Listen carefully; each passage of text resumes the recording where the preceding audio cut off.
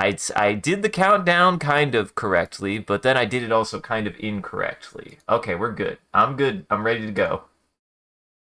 Nice. What the hell is Welcome to this? Windows 98, also Uh, known as I'll have you know 40 this is years clearly of my life. Windows. This is clearly Windows XP. You think that, yeah, I mean, it's got like a little fancy. If you like see the like little borders here, I could see this being XP. Like this looks like this would be contemporary with like Space Pinball or something like that. Exactly. What is this? What is? Oh, this is just gonna bug me. Click on your window in the background and hit F11. Oh, sure, sure. That works. I was just like, if you're gonna go there, just go all the way. There you go. How did it not hide your fucking Windows 11? You suck. Well, enjoy Yeah, that. I really thought that was gonna hide your fucking start bar, Let's see if but I can. Let's no, see you're if I good. can It's fine. do. It's Nope, funny. no, really, really won't. And It's why? I just want to know why. It's not your fault. It's definitely Windows' fault. That's very funny. Oh gosh, Well, it's just us tonight. it Welcome to the is. There's stream, no everyone. Sean. I'm your host, Isaac MCCanary. Introduce yourself, and you got the wheel. You get to talk about what we're doing. This is your idea. Hi, I'm Jackson. He, him. I've secretly been playing this game and have over 5,000 hours in this game. I've been playing this since like, I mean, this is an idle game. Think about like Cookie Clicker, think about stuff like that. The difference is this game has an ending to it, and I've been playing this game for 4 years. I've barely told Isaac or Sean anything about this until recently. I think I've told them like I've Oh, dropped little hints here or there. Where like, oh, I fiddle with this idle game, and I think it was like a couple weeks ago to a month ago that I was like, "Hey, Isaac, I beat that idle game." hey. So Also, Jackson. Unless yeah. you did clarify it at some point, I kept on mishearing you saying idol, and I kept on thinking that you meant idol, and I was like, "Are Oh you playing yeah. Umu Musume or fucking something?" I thought Dirty I thought this was like a goddamn the fucking gotcha idol game. game, gotcha game Yeah. where you're unlocking anime girls or some shit. Oh my god. Give me Anyways, some continue. Hatsume. Give me some Hatsume Michael Jackson. Uh, well, tell me more about Yeah. your anime idol game. Yeah. So this is basically complete, and tonight, the big thing for you, Silos, and for the entire internet is that we are trying to create a whole catalog. I have actually, funnily enough, I don't know if I've heard of Progress Quest. But Haven't tonight is going to either. be a whole like catalog of defeating all 301 bosses, reading their. This is like written in some sort of uh like cringy 2008 sort of like this guy had been working on this for a long time. Um, but he's a comedy writer mostly, but there is a story in there. But we'll be reading it tonight and showing the world the ending. For the hardcore players, I'm sure they've all seen this. But if somebody, who stumbled onto this game was like, yeah, this story is okay, but I'm not going to spend 4 years of my life, I was gonna this is for say, you. it sounds like it took you 4 years to beat this game. Yeah, so I went a little slow, so like maybe the hardcore NGU idol people will be like, whoa, if you like do the speedrun strat, you can beat it in like a year and a half A or year something and a like that. half? Yeah, like if you do the rebirths every half hour or something like that, like you can really you can get that speed time that clear.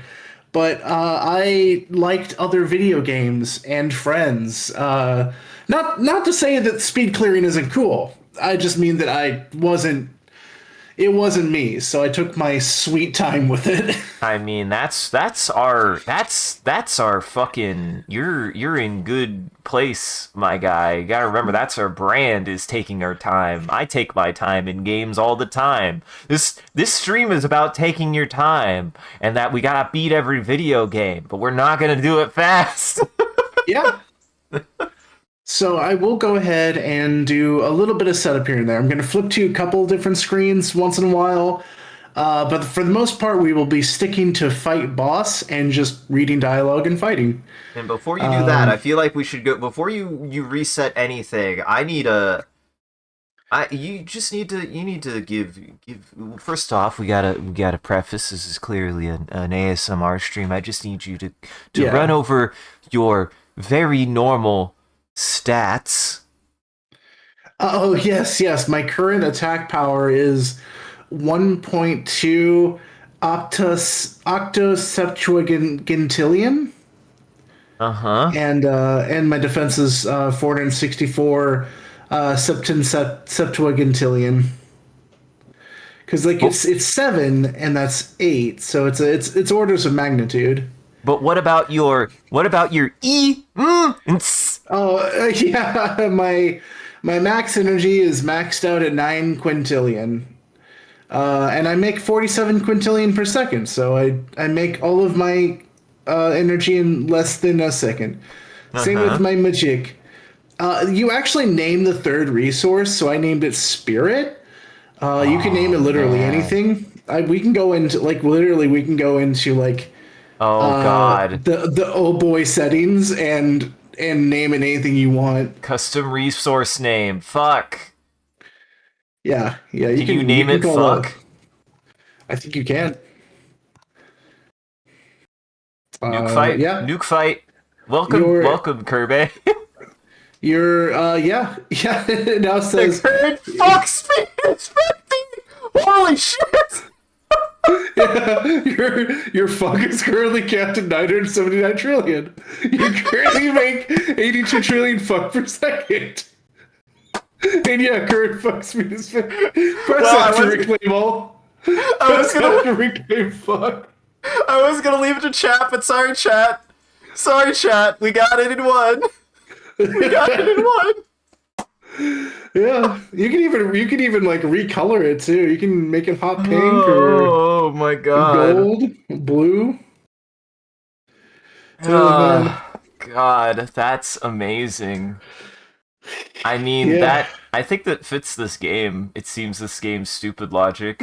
Why?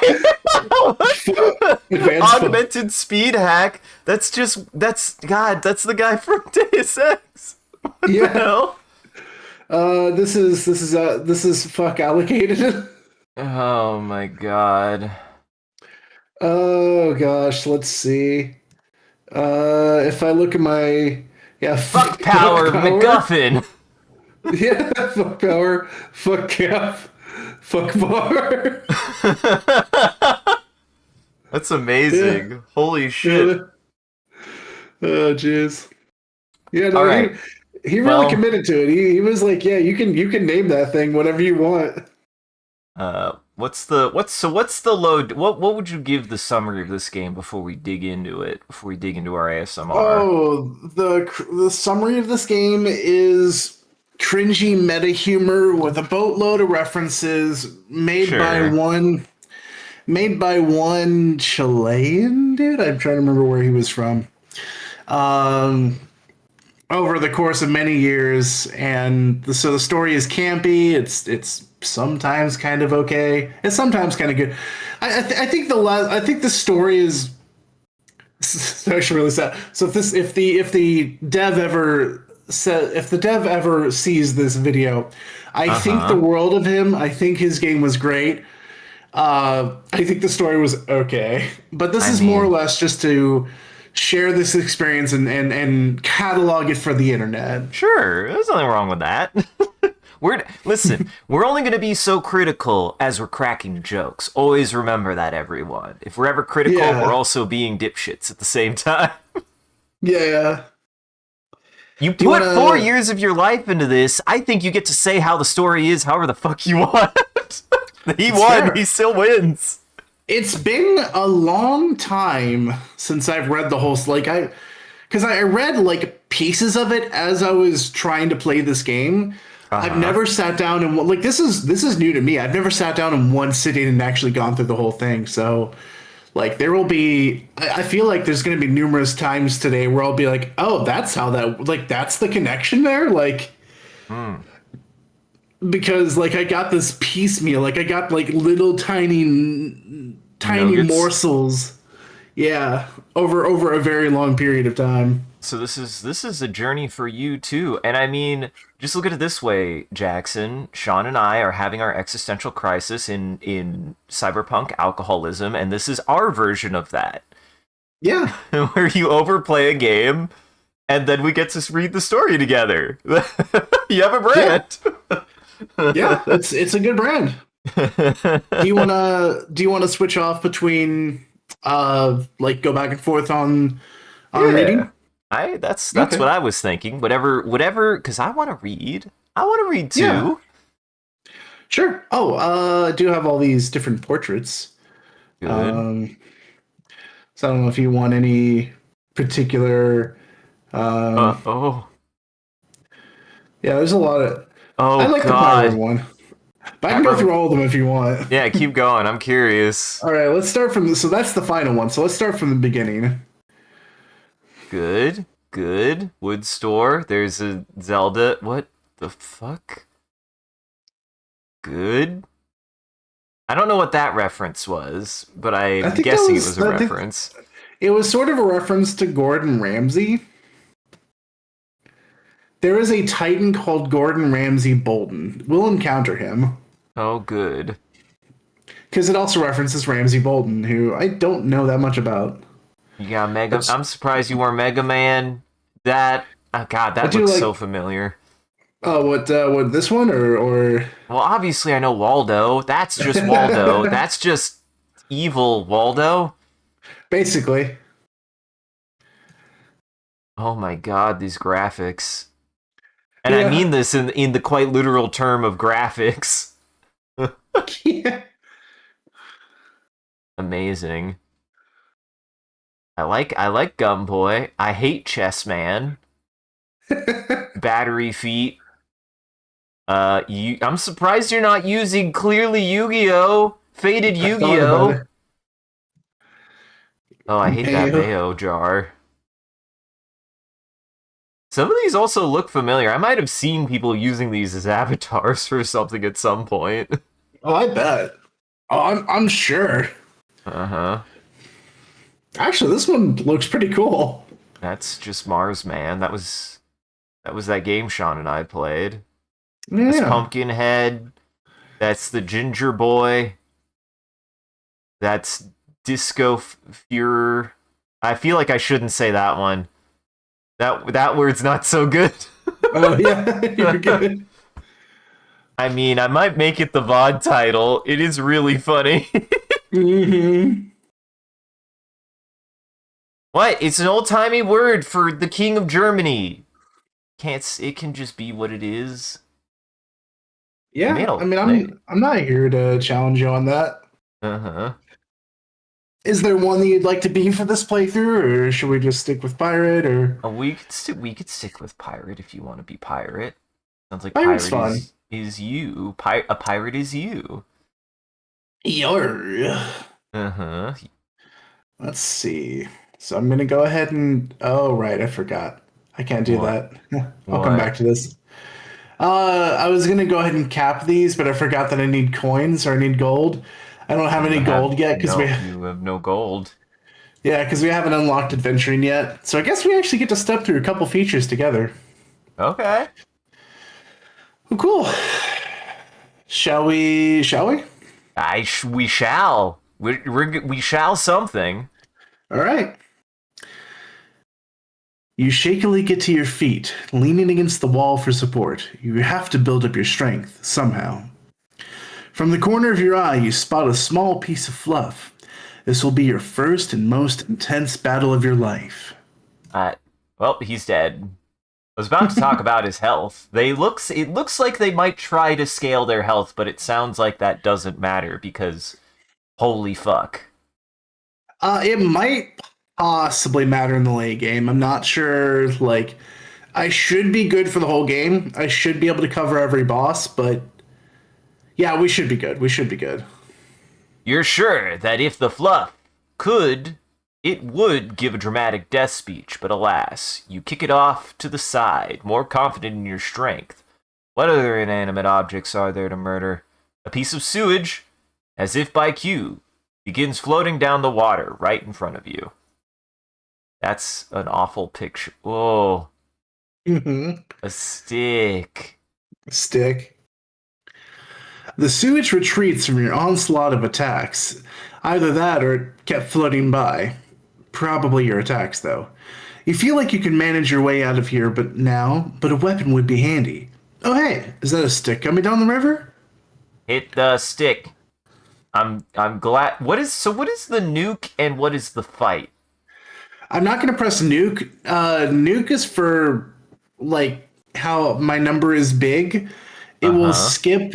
It will kill every boss that I have like more than 10 times their stats. Oh.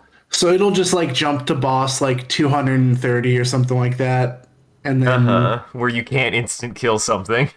yeah, and then that's when I have to start turning on other stuff. Ah. As you turn your head to this room's exit, you notice a brown little mouse. In a shrill voice, it squeaks, "Welcome, welcome, NGU Idol. I'm Tippy. If you're tuning out this annoying mouse's intro, you're hit with a jolt of memory. A need to defeat every foe in your path, no matter what. You could start with this mouse right here. A slightly bigger mouse. Okay. I'll go ahead and okay, so it's already got me doing that. So it went ahead and put me to into adventure. So we'll go and turn on this now. Wait, what? Do I not? You already have so much money. Yeah. You already have so Uh, much money. that's interesting that it's not. Am I crazy? Well, the mouse is dead, Kirby, so you can have the shirt if you'd like. Now, Hmm. what the fuck do I do? Sorry, I'm fiddling with this for a moment. I'm curious. What is fiddling here? Cool. Is this making you money or is this spending money? This is spending money but gives me stats. Oh. Oh wait, I realize. Oh, it's too low. Okay. Okay, so apparently I can't activate it yet. That's fine. And now I remember why. I remember why. It's been so long since I've played the beginning of the game. They legitimately forgot some of the early mechanics. Uh-huh. I'll come back to that. Wiping the mouse's guts from between your fingers, you head down. You head off down the sewers to make your escape. Barely rounding the second corner, you face your next major foe, a slightly bigger mouse. You know what to do. Kick the mouse. A black ratata. It is honestly. This is a large rat. You start Mm-hmm. feeling lost in the identical looking passageways, dripping with all sorts of goopy brown waste. You're worrying that you'll never escape these sewers, and that every boss you face is just going to be some variation of rat. Cutting off your nose is Cutting off your nose is starting to seem like a good idea too. The stink. I guess that is. I didn't think about that. They predicted it because when did this game come out? This is an old game, Oh, clearly. geez. This game, I mean, this was on Congregate. Oh yeah. Yeah, it's been a while. Finally, you begin to feel a cool breeze from one path, and heading down it, you see a light at the end. Just before the exit, a large, menacing brown blob seeps out from the nearby walls, ready to fight. Well, it's as menacing as a blob of poo can get. Awful. Oh, that's a pretty good skeleton. I remember the dude skeleton. Yeah. You've got a new adventure. We can go to Shitland. Yep. Yeah, that's the it went ahead and skipped ahead, but yeah. Yeah, we can go to the sewers and do that. Oh, so it just auto plays encounters. Interesting. Yeah, well, I've got the idle mode on because if I turn it off, then I like have to Uh, punch them. I oh. just leave it on. I mean, fair. There's so many buttons to push. Yeah. And this is for context as well for the hardcore idlers out there. This is on sadistic mode, the third difficulty. So you have to beat this entire game 3 times to actually see the true end. So that's why I have most of the adventure zones unlocked because they mostly came from normal and hard. Gotta remember, this is for all the idle heads out there. You It know is. them. All of you guys, all of you idle heads out there. So what's the NGU stand for? Is that a part of the story? Is that spoilers? Um, I can't remember if it's actually written in the story, but it stands for number go up. Oh my god, number go up. Yeah, that's pretty good, actually. Yeah. Man, to think that Cookie Clicker took the world by storm, and this probably preceded it by a literal decade. I think this came after Cookie Clicker. Cookie Clicker's old as sin. Is it? I didn't. I is Cookie Clicker that old? I didn't think. I I didn't even know about Cookie Clicker until like the late aughts. Like I was almost in college, and this looks like it came out before we were in college. I want to know when was. Now I'm just looking it up. Cookie Clicker released. Cookie 2013. Clicker 2013. Okay, so actually was in college because this thing I was like I didn't hear about Cookie Clicker until I was in college. Yeah, same. When was NGU Idol This released? looks old as sin. No, it's actually much newer. It was 2019. I thought it Oh was. damn. Fair enough. This Right. surely feels like some late aughts It really bullshit. does. Which nothing Yeah, wrong with that. I spent so much time on Flash game sites back in my day. yeah. The fact that this was released first on a Flash game site made me think that it was much older than it was. Uh-huh. You finally escaped, gasping, your first breaths of fresh air in who knows how long. You shield your eyes for a moment from the bright sun. Once your eyes adapt to the light, you see a gorgeous green field stretched out before you, leading up to a forest. You can feel the gloom seeping into every branch. As you approach the path leading into the forest, a spooky skeleton emerges from the ground, armed with Is that a trumpet? You try not to get distracted by its jazzy tunes when you smash it into dust. It's playing this right now. Yeah, it is. That's a good song. Mm-hmm. Just Seek a out the wizard further on. You hear sighing from the pulverized bone dust. Now swept away by the wind, or now swept away by the wind. You venture past, thankful for the advice, though unsure where to go, other than deeper into this rather sinister-looking forest. Before long, you sense something above you, and and dart out of the way just before a tiny, pockmarked. I haven't pockmarked. seen Yeah, I haven't heard that word in a fig, long time. yeah, figure falls into the ground where you were. Uh-oh, Drip's in trouble. The goblin shrieks in a gross, nasally voice. Apparently, Progress Quest came out in 2002, like was when it was Wow. made, and it probably was on a shitty old Flash website. You weren't kidding. That really is the father of all idle games. Uh-huh, the daddy of Cookie Clicker. Your brief fight with the goblins seems to have attracted all the generic fantasy beings of the forest upon you now. This one is just as slimy looking as the goblin, but a lot bigger. He's an orc. Ah ha ha, that's the funny plant zombie boy. Oh yeah. Pushing your way through, you encounter a small clearing in the forest. You try to dash through, but barely make it halfway before rotting corpses begin clawing their way out of the earth. One weak, shuffling zombie inches towards you. Might as well have some fun, right?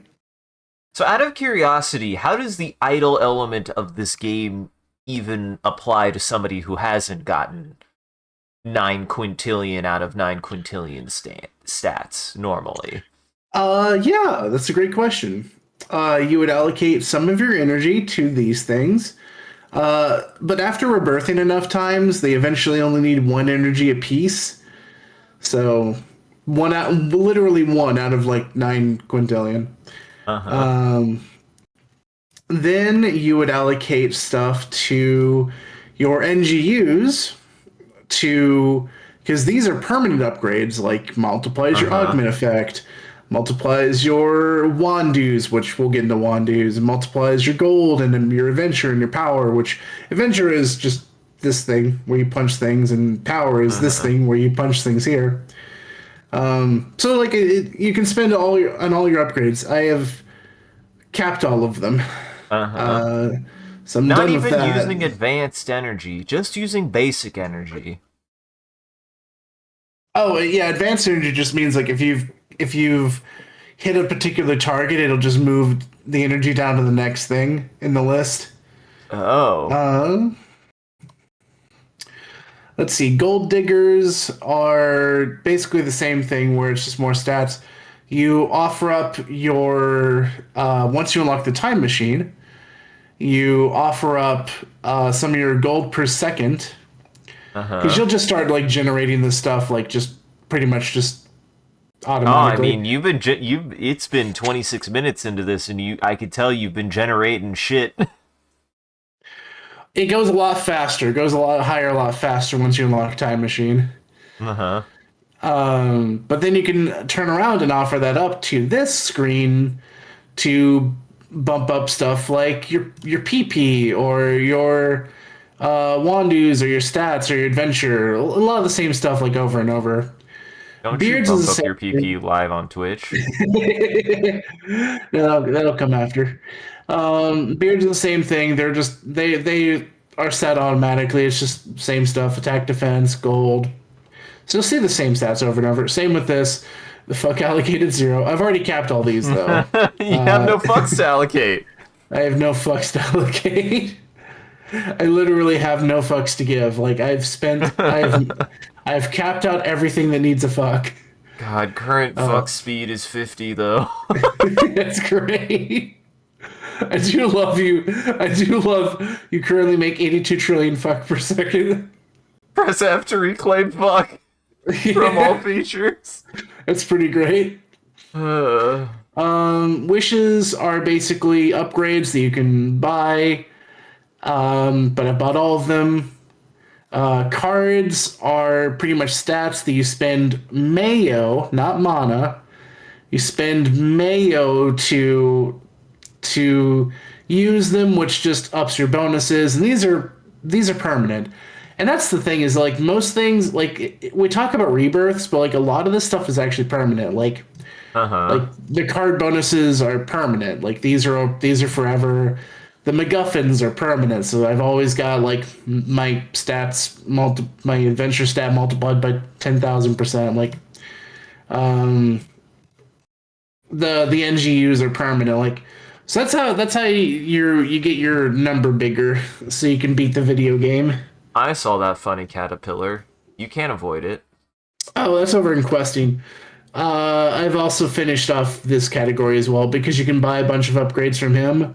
Uh-huh.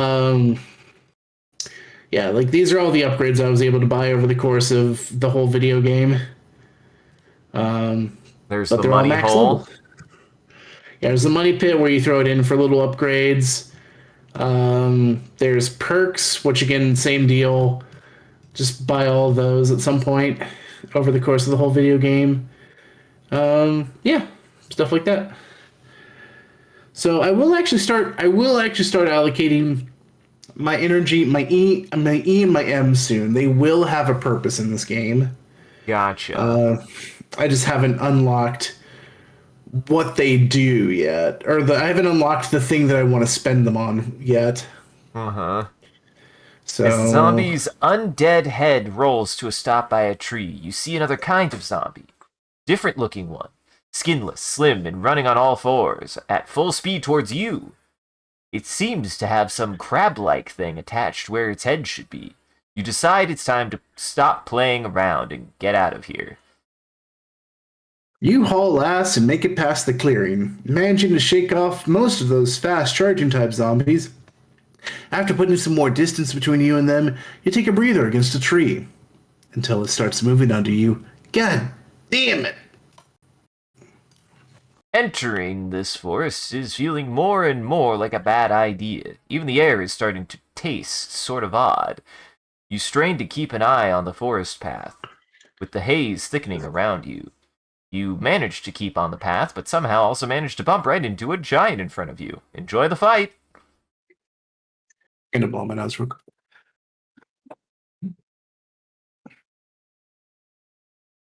Would you say? Oh god, I said I'm gonna blow my nose real quick. Oh. It was just you said Oh, something, and then you said nothing, so it was like, he said something. oops. You're good. Oh god, the rats again. This is an unusually large one though. It looks kind of familiar, but also really pissed off. If you believed the rats could look angry. They really. Oh, the subtleties. You spot a little village off in the distance, with wisps of blue and green smoke puffing from a prominent yet ramshackle hut. You suspect that it's the home of that wizard, or as stoners decided to take up residence in a haunted forest. Hoping for option A, you head towards the hut, but a bluish glow to your direction, a glow to your right distracts you. Hey, Liz, you've heard enough. It has to die. Man, everybody hates that fairy. I never minded. Yep. I never minded. Hey, listen, everybody hates her, but I don't. I think Navi's fine. Yeah, she's fine. Tattle's better. Title is better. The fairy falls limp and you step over its annoying little corpse. Luckily you didn't pause because a deafening boom rocks your ears and the shockwave makes you stumble. Looking back, you see a 6 foot wide crater where the fairy's remains once were. Turning around to view the fairy's carnage, then, it turns out to be a second stroke of fortune, because you hear the unmistakable hissing of a gorgon in front of you. The element of surprise lost, you prepare to fight the serpentine beast while avoiding its paralyzing gaze. Console. That's really stupid. I'll go ahead and take a moment to. Uh, For gore, I can only you do the first one. mhm. I'll come back to these. So as we kill more bosses, I can unlock more of these and put my energy in them. All It's just right. more. It's just more fight stats. More fight. Exhausted. Gotcha. Exhausted, bruised, and slightly deaf from the explosion, you hobble into this mysterious hut. And indeed, this seems to be the home of this wizard, whoever he is. You see the stereotypical bubbling cauldron, various gross magical ingredients, and oddly enough, dozens of empty cans of compressed air laying around on the floor. However, the bug-eyed wizard has caught your attention as he whoops maniacally, greeting you like an old friend. With your memory loss, you just take him at his word that you knew each other. He claims he can help you if you'd head through what he calls the Hazy Cave, just behind his home. Gather some of that good stuff, whatever that is, feeling unusually merciful, you agree to help and set off into the cave. Be prepared for anything in that cave, fella. The weird gases in there make you go a little loopy. And if you need a little something to get stronger, see Mr. Jensen just a couple houses down. He'll hook you up with some of what he calls augmentations. It's weird science mumbo jumbo, but I can't deny that it works. Now kill this soup. Mm-hmm. Yes, you're fighting sentient cheeses now. Yes, it's probably the gas. No, you should not let this cheese or anything else live in this cave, or anything else in this cave live. This one is armed with a massive crossbow. How's it even able to fire the damn thing? And it's cheese with a crossbow. Hey, Mm-hmm. this cheese is named after a city in Netherlands. Knowing that, this is gonna be a tough fight. Is that a? Should I understand that reference? No, I think What's think so it strong really is about the just. Netherlands other than everybody loves them? I think that's the problem. Emotionally, can you fight the Netherlands? No. Yeah. Did you know this stuff has mold in it? Gross. Blue cheese is delicious, I'll have you know. I'll trust. You're seriously debating taking this cheese's future corpse with you to grate over some pasta, as is Parmesan. Parmesan. What's your favorite cheese? I don't eat cheese, dude. I'm the dude that doesn't eat cheese. Hey Jackson, what's your favorite flavor of poison? uh, uh, God, that's Uh, really hard. yeah, I've never had someone straight up. I mean, I've had many people be like, "How could you not eat cheese?" I've never had someone like double down and be like, "No, but really, which one is your favorite?" just it really took me a second to be like, wow, I have once again forgotten that Jackson famously does not eat cheese even a little bit. Yeah, I'm the dude that doesn't. Uh-huh. Oh dear God, kill it now! You double over in nausea, managing to throw up only a little bit inside your mouth. You feel like you've been conned by that damn wizard, but you're too far to back out now. You know, like this clearly you just really resonated with this man's hate for cheese. Yeah, I did. I Wait, killed all the cheeses. wait. This isn't a cheese, but you wish it was. This rat is jacked. This is the kind of rat that eats other, smaller rats. You're not sure why it's here. In what was clearly meant to be a cheese-themed set of bosses. I mean, I guess rats eat cheese? Whatever. You've got a boss to kill. You hit a part of the cave that descends down some more, and down further still. The air feels even weirder down here. You know this won't bode well for these things you keep encountering. Oh, hey, look, a robot that looks straight out of the 1950s comics. Totally normal. F? F. F? F? F. So comfortable to sit on, though the design is so tacky. You've seen like 30, 40 million of these things. Otherwise known as the sofa, Chesterfield, lounge, love seat, daybed, divan, and oh my god, it's wielding a chainsaw. That's metal AF. I like that its chainsaw said stylin'. Mhm. Fresh from the swamps of Scornshellus Zeta, this one's name is Zem. It's so cute, you almost kinda don't want to destroy it. But no, you really do. It'll Murder. try to suck evil fridge murder. It'll try to suck you in and freeze you to death. It's got fridge magnets with the letters murder on it. Oh, it's and a flyer for a buy one get one free pizza deal. Oh, that's nice. This robot is not so clunky as the other one. It goes on about some Connor kid. You don't really know or care. Smash it to bits. Oh my All god. right. Oh, you got the broken time machine. Yep. Got the time machine. Um, Let me go ahead and put these in. Let me go ahead and 1, 2, 3, 4, 5, 6, 7, 8. So put that in there. Uh, Is that sex vigintillion because he couldn't put virgin in there? I don't know. He should actually have because I believe there is one where it says like sextillion, the sexiest number. That's pretty good. Hopefully, we didn't skip past it. We might have. I didn't notice it. We're on set.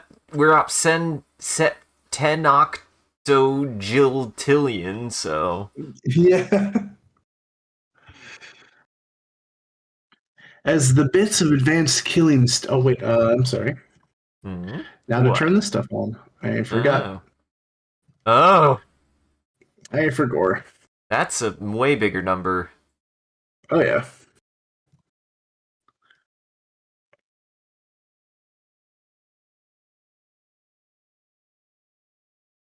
Just gotta put all numbers to max. Put all numbers to max.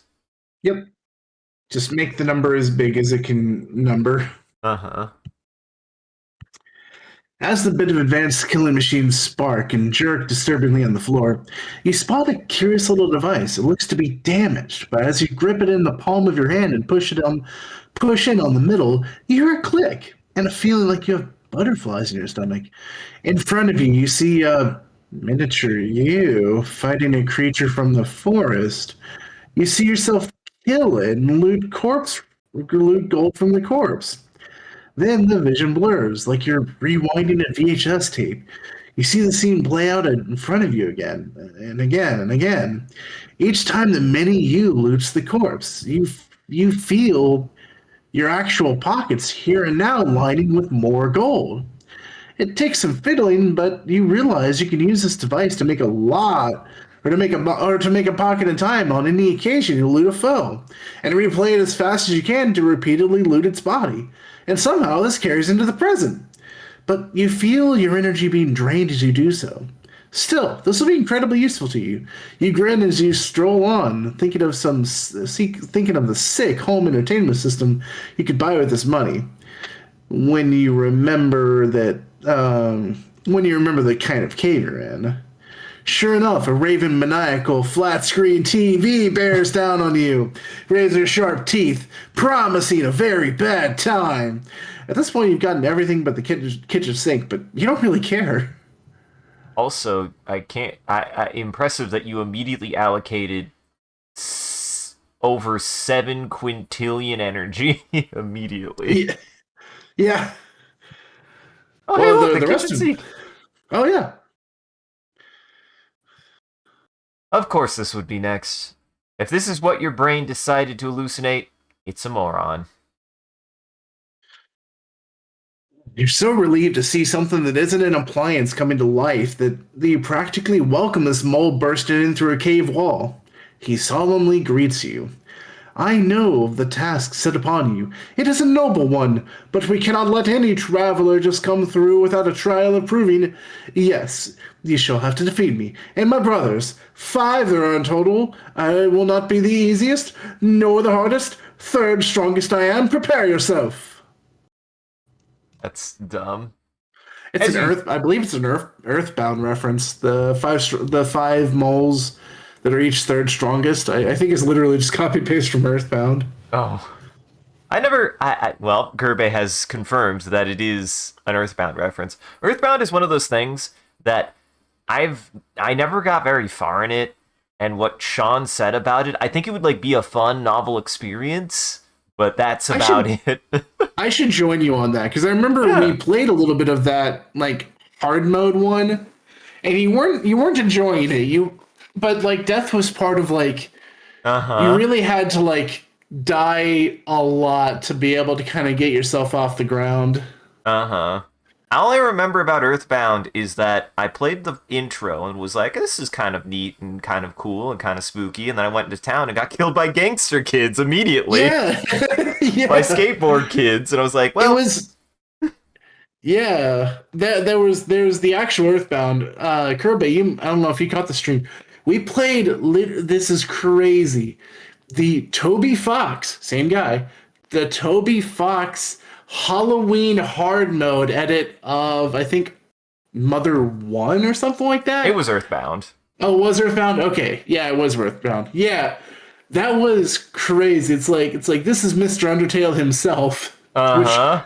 explains where Undertale really comes from. I mean, I know we all know it, but it's just kind of Apparently, if we would have played far enough into it, Megalovania is, or at least like the proto Megalovania is somewhere in that game. Really? I didn't know Uh-huh. that. Yep. Dang. As you throw down the first mole, his brother takes his place. He was hardly a challenge, but I am stronger. Only two of my brothers have bested me. Eh. As you throw down the second mole, another brother takes his place. Those two are weak. Now you will truly know pain, for I am the third strongest. As you throw down the third mole, yet another brother takes his place. You think you can take us all? Let's see, for I am the middle strength mole among my brothers. As you throw down the fourth mole, his brother takes his place. This one is wearing some funky shades and a polo, complete with a popped collar. Yeah, nah, my bros are chumps. I'm the best one of them all, you'll see. The other moles started grumbling. Chad, you're such a jerk. We agreed we'd all say we're third best. I actually really enjoyed that one. Uh-huh. I think that joke's very funny. It's pretty good. So I'm gonna spend almost all of my magic on blood magic, and then I'll spend the rest on the time machine, and then go back to this, and I can't spend anything more yet. Herbe does confirm that Megalovania is in fact in the game, and it's in a ridiculous spot, apparently. That's funny. The battered and bruised moles let you through, grumbling, "You're such a dick, Chad!" And you oh god, I'm choking. I'm dying. And you finally see your goal, a thick blue gas pooling at the very bottom of this cave. You hold up the little metal canister the wizard gave you, and with a whoomp, most of the gas seems to get sucked into it. As you make your way back to the wizard's hut, you fiddle with the time machine, watching yourself kill the Gorgon over and over, looting all that cash. Ah, the memories. Maybe you'll buy that village when you're done. Before long, you claw your way back to the surface, finally able to have a moment of clarity inside your head. The wizard claps his hands and cackles with glee when he sees you've come back. Perfect! Perfect! I was almost out of the stuff. Astonished, you see him turn over the canister into his cauldron and give it a tap. Some of the blue gas oozing into the mixture. He stirs once, twice, 3 times clockwise, and once counterclockwise. The motions for you to come over. Then motions for you to come over. Now I can solve your memory problems, but I think I know who maybe can. Oh, I can't. I said I could, but I meant I can't. The motion.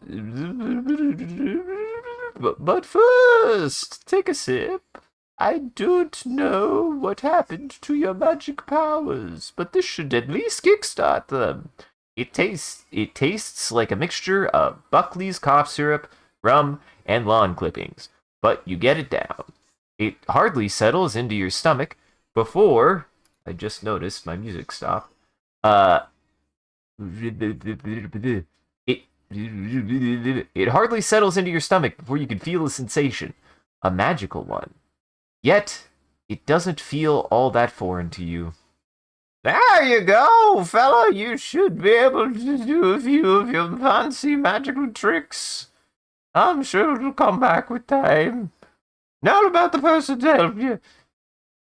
Last old Darby heard they were heading off the cross-dimensional party. You know that one. Flies through space, never stops, and free booze. You should still catch it if you're in a hurry. Ought to be flying up in the sky still. You head out the door and look up before remembering you can't fly. The wizard chuckles as you jump into the air uselessly. You've got magic now, remember? Sheesh, kids these days always getting their memories in the jumble, and the wizard grumbles incoherently as he heads back inside. Feeling a bit ashamed, you focus really hard. Start running, jump, and trip. You don't hit the ground. Instead, you manage to get yourself into the air and take off. Hell yeah! Now that you're up in the air, it feels second nature. swooping, doing loops, and slam headfirst into a yellow blur. You recover in time to see a weird kid with a tail zooming by looking as smug as can be. Time to teach him a lesson. Glad that he's wearing a red bathrobe. It's literally just Goku. Uh-huh. And he has power poles, Nimbus. Clearly it's Gohan. Mm, I'll take it. You toss the kid off this weird cloud and take it for yourself. As much fun as it is flying on your own, this cloud goes super fast and looks cool. And now you can focus more on where to find this interdimensional party or whatever it was. But that buzzing you hear is distracting you and growing louder. A massive 747 screeches by you, its jet engines blasting out your eardrums. You push your cloud to its limit to catch up to the plane and take it out of the sky. Yeah, this is reminding me of, I think was it Epic Fantasy Something like Epic Battle RPG? Fantasy 4, something like that. Yeah, Epic Battle Fantasy RPG. This for some reason to give me that vibes, but that was also Yeah, a it's all flash game classic. it's all Newgrounds humor. Uh-huh. Watching the busted plane fall out of the sky brings a smile to your face, but your victory is cut short. You notice the skies darken, lightning crackling, and some rocks below lifting up into the sky. Suddenly, a massive green dragon bursts into view before you. In one of his hands is that annoying little kid from before. That guy! For my wish, I want you to kick his ass! Ah, crud. Oh, good. It's Lester. The dragon howls in agony and dissolves into nothing, which clearly shocks and upsets the little kid. But you rush by him, eager to make up for lost time. You make some pretty decent progress in your cloud, but after a while you start to notice it blink, and then slowly, and then faster and faster. This can't be good. Just then a squat little creature riding a similar cloud pulls up beside you. His has a smiley face though, and is more white than yellow. Look, you can't afford a real cloud, loser! He shouts. It doesn't even last forever! You're not quite sure how the samurai is flying in the air, but you think his random jerky movements have a hand in it. He's twitching constantly, muttering phrases like, need faster energy, and coffee, coffee, coffee, coffee, coffee, coffee, coffee, coffee, coffee, coffee. Just put him out of his misery. A. Should we be writing those down? If you want to. Okay. Also, I realize he made the Kofifi reference. That's He funny. did make the Kavivi reference. I don't think he made the Kavivi reference. I think he made a Kavivi reference. Yeah. More and more, you feel like learning to fly was not in any way special at all. Here comes another person soaring through the air, propelled by oh god, no! I hate that he's proud bottom. It's pretty good. Oh, gigantic flock of seagulls! Icarus careens out of control and slams into the countryside, leaving you to dodge the last of his boom booms. You breathe a sigh of relief from having avoided a fecal catastrophe, when you realize you've run smack dab in the middle of a flock of 5,663 seagulls. You're gonna have to fight your way out. They are evil. Yeah. After that last battle, all I can say is, you've been defiled. You had to take a dive into the water out of desperation to get clean. So much bird poop. As you soar back up to the skies, the wind dry in your hair, you hear an eerie silence, like you're in the eye of a hurricane. That's when you realize you've flown into a flock of Canadian geese, the most vicious, murderous avian menaces to curse the sky. God have mercy on your soul. Still messes me up that geese kind of have teeth. I don't think they're actual teeth, but they're practically teeth. They're that kind of they're what happens when you lose your teeth and then you suddenly need teeth again for some reason. Mm-hmm. Hey, Jen Loss. Hey, it's been a while. It has My been long. balls. Welcome to us cataloging an idle game for the internet. Mm-hmm. No, Oh, well, don't. that's good, and then that's not so good. Yeah, Take that it one. The easy. first one's good. Is goodbye. The skies begin to darken by the time you recover from your last run-in, and you see a magnificent sunset off over the water. However, what really catches your attention is the faint multicolored lights off in the distance. That might be the interdimensional party. However, as you're about to take off, something very improbable happens. A spaceship winks into existence right on your toes. You yank your foot from beneath and hop around, cursing when you see a figure emerge from the ship with two heads. One seems crazy, the other crazier. Hey there, fella. Which way to the party? You've already got an answer prepared. A bird person. Let's see, are you still connected just fine? Yes. Did something happen? We do have ads in a minute, so Okay, I can take a break. we I just can saw wait a that. moment. Parsec came up with an error, so I was like, "Are we still I'm connected?" still I'm still here. Listen, if anything happens, at least look at the graphics on this. Look at the graphics on this video game. It's true. The graphics. Now we're gonna test something. Mm-hmm. And I'm going to have this open now more for ads, especially when I have people around. And the question box should probably be a little bit more organized than it is, but it's too late now. Originally it's supposed to have questions and then people make a thread, but that's too complicated. So I'm going to have to figure it. I'm just going to scroll whenever I see a question that we could ask and answer. We'll do the questions now for a bit if we don't have anything to talk about. So this is just mainly a tester. So let me see. The most recent question that we saw was given actually by Silos. Thank you, Silos. If one Lego block Hmm. is boring, how many Legos does it take to become fun? And now I dare say it depends on the Lego block, because there's a lot of Lego blocks that I have a lot of. What would you say is the most fun Lego block, Jackson? I would say those like custom Lego blocks that actually it's a Lego block, but it has like a wheel attached to it or something like that, so it actually has like motion. Mine is the frog.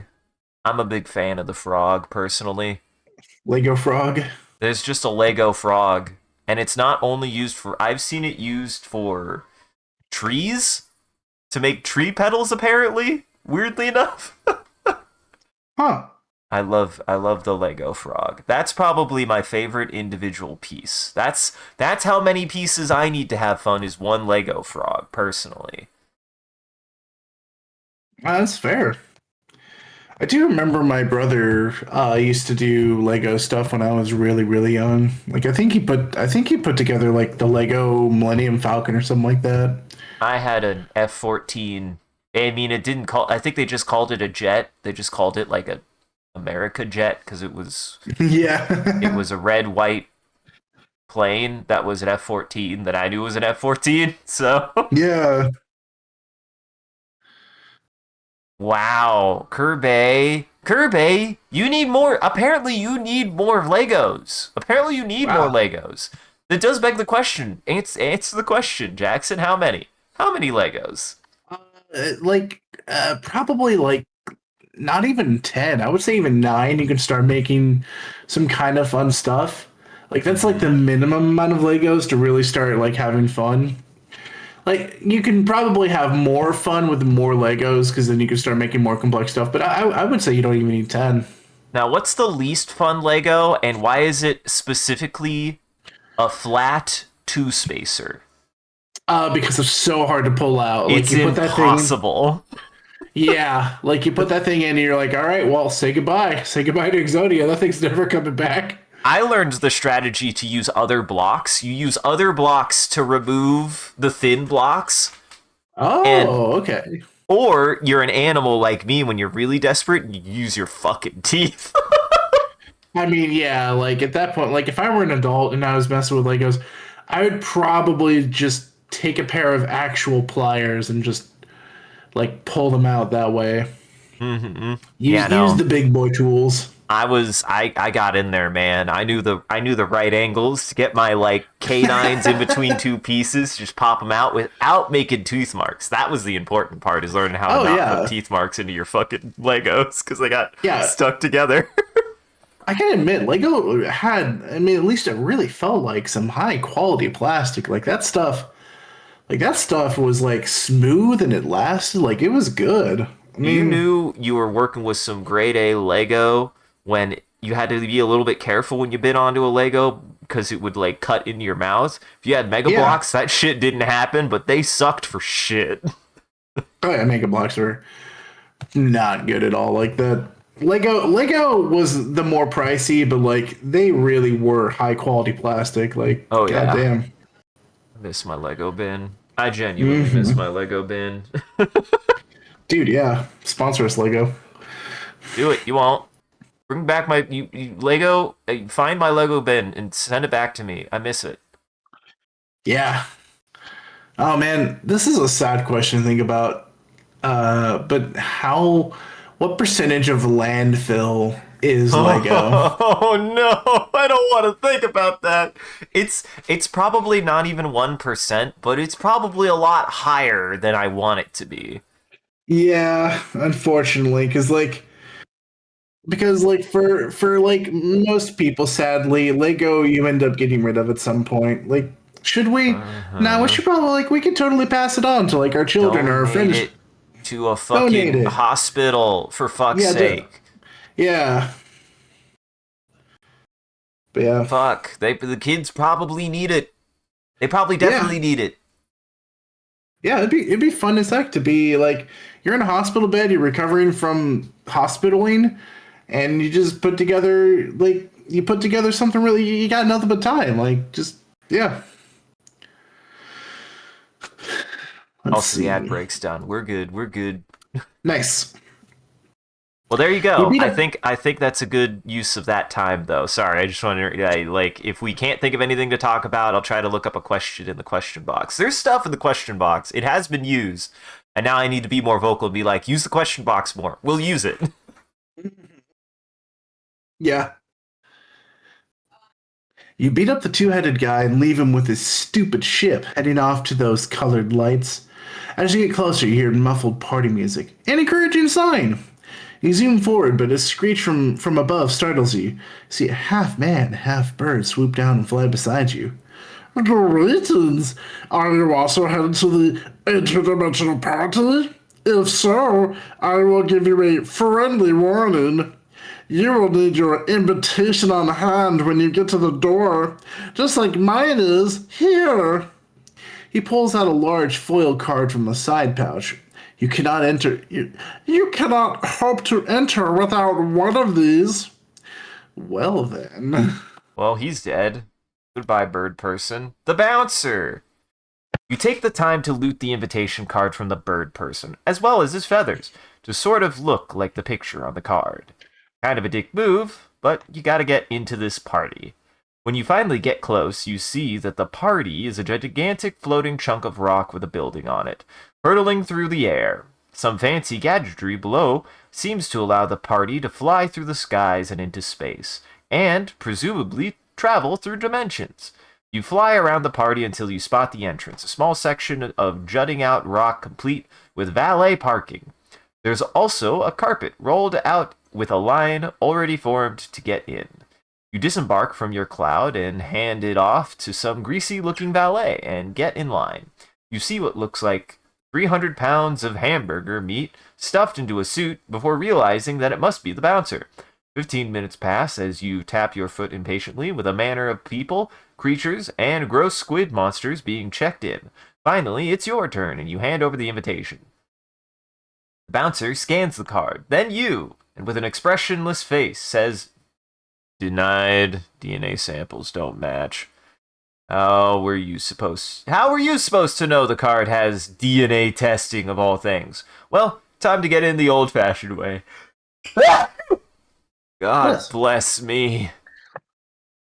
What? Finally. What's up? It's the color blue. You're fighting the color Yeah. blue. Yeah. Holovu. Finally, you're in. The music is deafening, and you see a huge variety of beans here.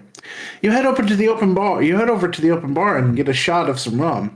It's been a long day, and you need a quick moment to relax. You strike up a chat with a man beside you in a gray suit, talking about some sort of playhouse he runs. You tell about the time you beat up a kid and stole his cloud. He seems not so impressed. The guy to the other side, though, seems to have overheard your tale and chuckles. Oh man, that's pretty freaking hilarious. So I hear you're looking for me.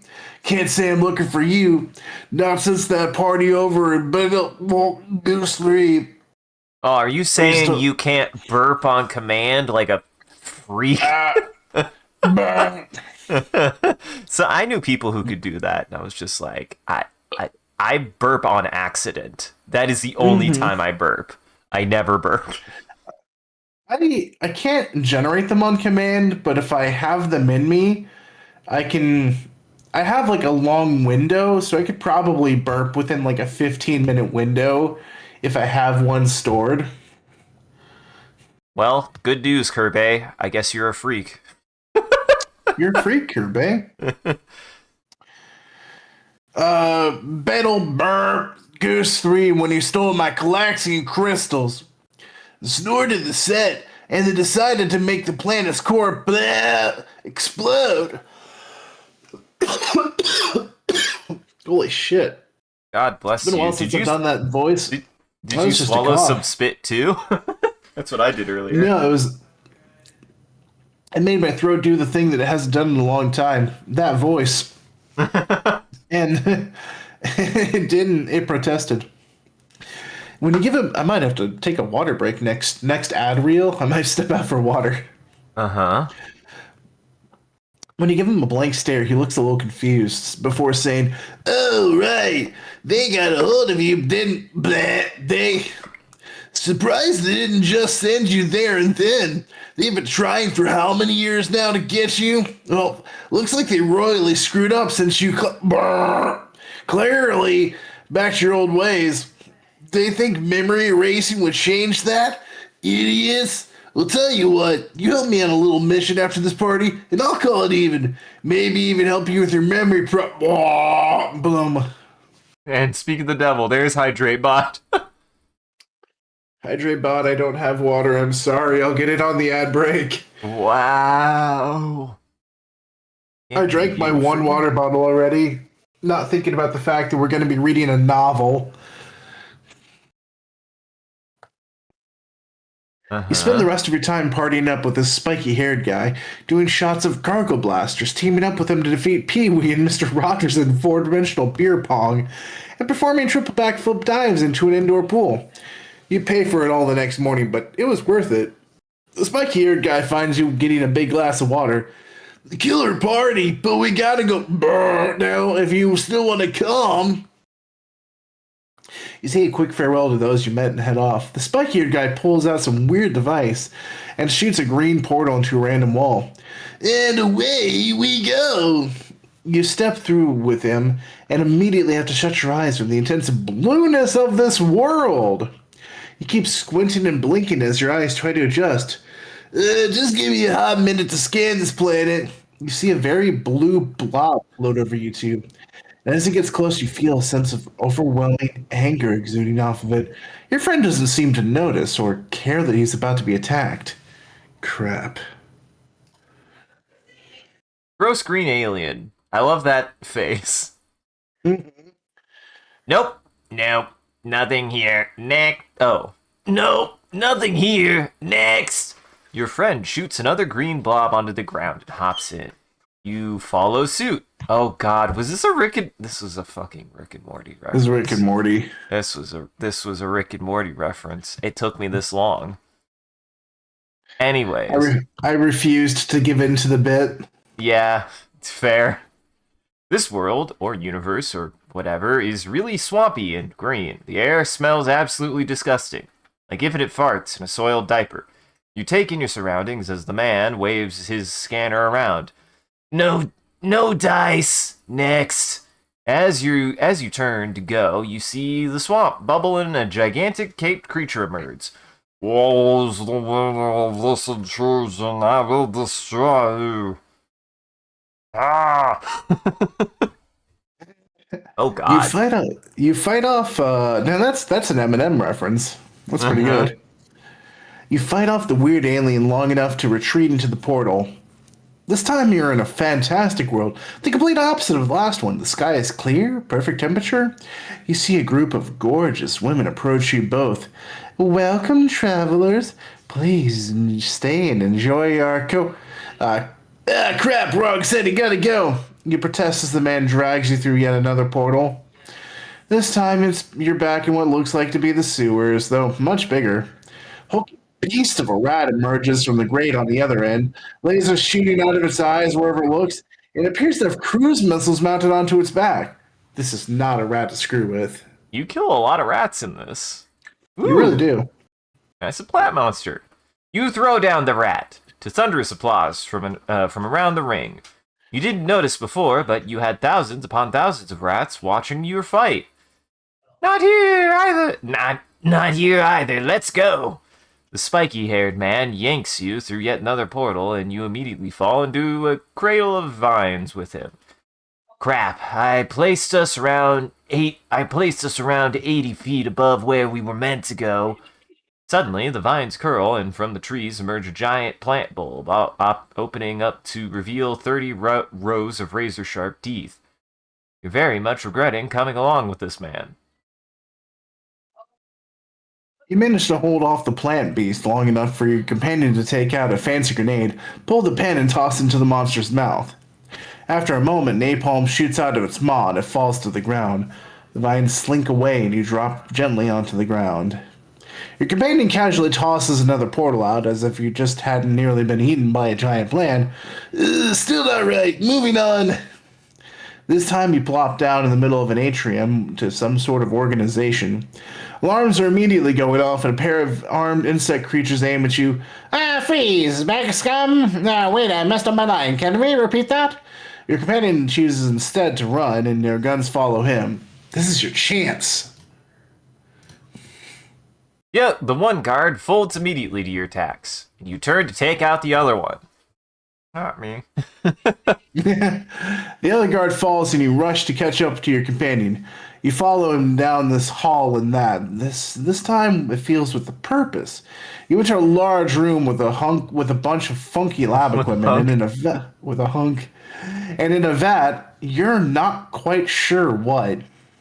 Your companion pulls out a laser gun and shoots the vat, releasing the creature. It immediately wakes up and wreaks havoc on all the insect scientists and guards, ripping them in two with its bare hands. No, it really looks like actual bare hands. Looking for more victims, it turns to you two. Uh-oh, you hear your companion say. I didn't notice the bare hands before. Yeah, that was actually a little funny. That one was pretty good. Yeah, totally didn't think that the crazy fat experiment guy would be on my side after freeing him. Nope. He pushes through the carnage, with you tagging along yet again. You two make two, you two make to a very secure section of the base, a vault or something. Your companion immediately sets to work on the door. You know what to do, man. You've taken a good number of the guards out, but the remaining ones look to be huddling together. That's when you realize they're actually merging their bodies into one super being. Disgusting. Yep, there he is. Totally original character. Do not steal. Do not steal. I'm glad you get to kill him. Mm-hmm. 60 seconds of frenzied battle, and most of the guards lay killed, or else running away. Gotcha! You hear your companion exclaim. The whir of a door opening, you follow him in where a small, nondescript item lays suspended in midair. He does some fiddling on a panel by the object, and he eventually snatches the item. All right, I'm all set. See you around. You are not letting this guy get away after all this crap. Not till you get what was owed.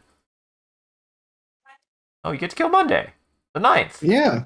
Monday the 9th. Unfortunately, we're on Friday the 5th. Uh-huh. The Let's worst see. day of the week. Yeah. The worst day of the year, Friday the 5th. It's true. Wait, remember the 5th of September? Is that Uh, actually? no, no, it's November. Fuck. It's God damn it. pretty good It's though. close. It's it's pretty good. Let's see. It should be clear for this, maybe. Nope. 68. Okay. I was close. I was really close. I was only Mm-hmm. 2 months off. Only 2 months off. Your ex-companion slams against the wall, his lips split and bleeding. All right, all right. God damn it, I'll help you out. Jesus. He pulls out his portal gun again. Right, we'll head back to my lab and I'll set you on your way where you want to be. You follow him through the portal once more and you see a busted looking garage filled with a bunch of weird gadgets. Hang on, I'll whip you up one of these. He pulls out a few drawers and a Phillips head screwdriver, and within minutes hands you look at what looks to be a copy of his portal device. This baby can bend time and space and can take you to any dimension, any world, whatever you want. My throat is God angry. bless you. He hands you a small manual to go with it. This should show you how to use it. You can come back here, but if you gotta crash, I've got two house rules. One, don't touch my beer, and two, don't touch my beer. Got it? You nod and he seems satisfied. Tell Where you are the what, where are the 200 cases of beer? 30 cases of tea. That'll be one of the most like I'll never forget that. Like I'll be on my It, deathbed and I'll be like, can someone bring me 200 cases of deer? Sean and I talked about it recently too. I think we talked about it in when we were playing Valhalla as well. No, it's really funny. Uh-huh. Infamy. That one and Hmm. Sorry and Not Sorry. That was a Sorry and friend sorry, I'm not group sorry. witticism for a while, yeah. Hmm.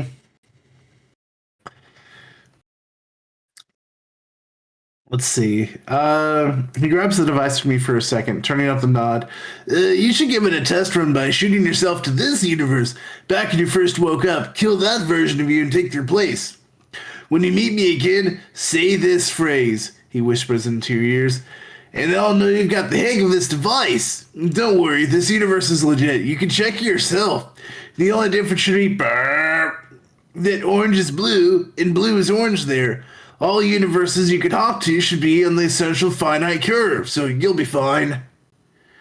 You retrace your adventure. You trace your adventure in this new universe. Kick the spiky haired man's ass and whisper the code phrase into his ear before he can launch that into the whole speech again. I see you've already been set up by another me. Makes my job easier. The man pulls out a syringe and injects you with a random fluid. You fall to the ground in the most intense pain of your life. Every muscle spasms out of control. Relax, this is just flushing every single neuron in your brain. Basically hard resetting your mind. Might bring back some of those memories. Might not, who cares? The pain eventually subsides and you feel your mind is a little clearer. You remember some sort of man. A man who controlled the multiverse, all realities and things that were and are and will be.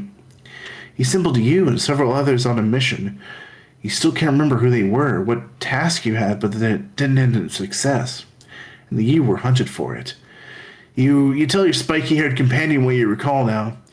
Oh crap! You ran a mission for him, and it went foobar. No wonder you're like this. Well, the man who runs the universe can be anywhere, any when, any what. Well, good thing you've got the device now. Better get to it. I'm gonna go watch interdimensional TV. The old man walks away, leaving you puzzled. Guess it's time to go world hopping on your own. You spin the dial randomly, fire the portal off, and step inside. When you emerge, you see clocks, calendars, sundials, hourglasses, all in a swarm around you. A dimension where time kicked space's ass to take on a physical form. You see a menacing looking Monday approach. It whooshes by, and before you know it, your portal gun has been swept away into a storm of clocks. You always hated Mondays. I don't mind Mondays. Uh-oh. You're still feeling the effects of Monday. Stagger towards the store, but Tuesday emerges. This weekday slog is so much worse when they're trying to kill you. Halfway to the twister of clocks, you can see the portal device getting banged up. You're worried it's gonna break. Thursday, 500 rows of razor sharp teeth, and breathes fire and acid. Sounds about right. Getting down on a Friday has a new horrifying meaning in this dimension. You have to reach your portal device. For an instant, the storm clears enough to see through, and you see a giant bunny in the distance jumping around trying to catch an alarm clock. R. Yeah, I got R. I have FAR, far. Far. The moment Saturday appears, you feel a million eons worth of hangovers and bad hookup choices. Normally the holiest of days, sure as hell isn't in this dimension. You're so close to your portal device. Why do these arbitrary constructs of time have to get in the way? Gotcha! You grasp the slightly dinged up portal device from the eye of the storm, which seems to fade away all at once. The days of the week crawling back into some weird oozing pools of time goop. You're just about ready to leave when you feel a subtle rumbling. Before long, the vibrations get intense, and a massive 500-mile wide ice cream sundae appears over the crest of some hourglass sand mountains. It roars in fury, probably because it's a sentient ice cream sundae stuck in a dimension it's completely unrelated to. You'd be upset too. Admit it. Get it? Because it's Sunday. It's Sunday. This guy really likes his puns. He Oh, hey, really look. does. Another It's room. another. Yep. The Sunday opens its jaws to swallow you whole. Right as you jam your finger on the portal button, a portal opens up at the back of escaping mom. Lava gushes out. Flash melting the foul beast. You let out a sigh of relief and get the hell out of this place. You spin the dial, shoot at the ground, and swoop, back to Spiky-eared Guy's place. He walks in as you drag your battered and bruised body through the portal, covered in sticky vanilla ice creamish goo. Without looking at you or even acknowledging your existence, he grabs a beer from his mini fridge and heads back inside. Cursing inwardly, you take a few minutes to collect yourself and head off to another dimension. Swoop! You take you to a place that feels very two-dimensional, probably because this universe has exactly two dimensions. The mere concept of your extra dimensionality is causing some fantastic tearing fabric of space-time in this reality. You see a very flat city in the distance, complete with a glorious and also flat castle. You head off towards the palace to see if you can get some sort of solid intel on where to find this man who runs the universe. It's not long until your intrusion on this reality is noted. A flat little mouse scurries up to you. Welcome to Flatland. Wait, what is you? I remember it all now. Die! This two-dimensional mouse goes absolutely berserk, and you have no idea why. Time to find out how to destroy a two-dimensional being, I guess. Well, a tiny triangle. Turns out stomping works pretty well. Moving on, you see little geometric creatures hopping along this angular forest path. A cute little triangular creature descends from a tree and stares up at you. Suddenly, thousands of even tinier triangles fly out of its mouth in a horrific swarm. Oh god, kill it. Not to be confused with a Care Bear, this thing does not care for you at all. Oh, a square bear, also lol. Also, lol, because it's Boss 69. Uh-huh. Oh, god damn it. Nice. Uh-huh. You'll see that now and then. If the number 69 comes up, he'll usually throw in an also lol or something like that. Uh-huh. The Pentagon. In a fit of extreme confusion, the US Pentagon has ended up in this two-dimensional universe. They've mistaken you for a North Korean missile and are preparing to fire back with everything they've got. Whoa. This isn't your ordinary hexagon. This one has a crisp yet and firm female voice. When it approaches you, it merely says, "Begin." Oh, wow. This is when we divert into our Super Hexagon stream. This was a trap, wasn't it? It is not. Let's put it on record. Our next one off is probably going to be Adventure Quest. This is probably... yeah.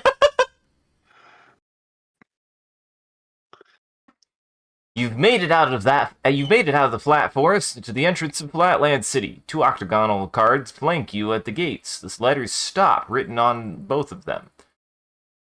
What's with the guards always coming at you in pairs, even in this weird universe? Let's just get this over with. Stop, please. Oh God, he's awful. I like him. You stampede your way through the city, cause two-dimensional walls don't exactly hold you back. You march on the palace and rip through the front doors, where you see the king, president, prime minister, god, whoever. You, he shrieks. The demon returns, men assemble. A flood of armed little shapes scurry around, forming a perimeter around you. The King Circle himself steps off his throne, revealing 4 arms, each holding a really impractical but badass-looking weapon. We have prepared for your return for over 4,000 years. Today you die. You'd think they'd have better guards to their city than those useless stop signs if they had 4,000 years to prepare. But there's no time to dwell on that. And you go to hell. Inorganic possum? Oh yeah. Nope.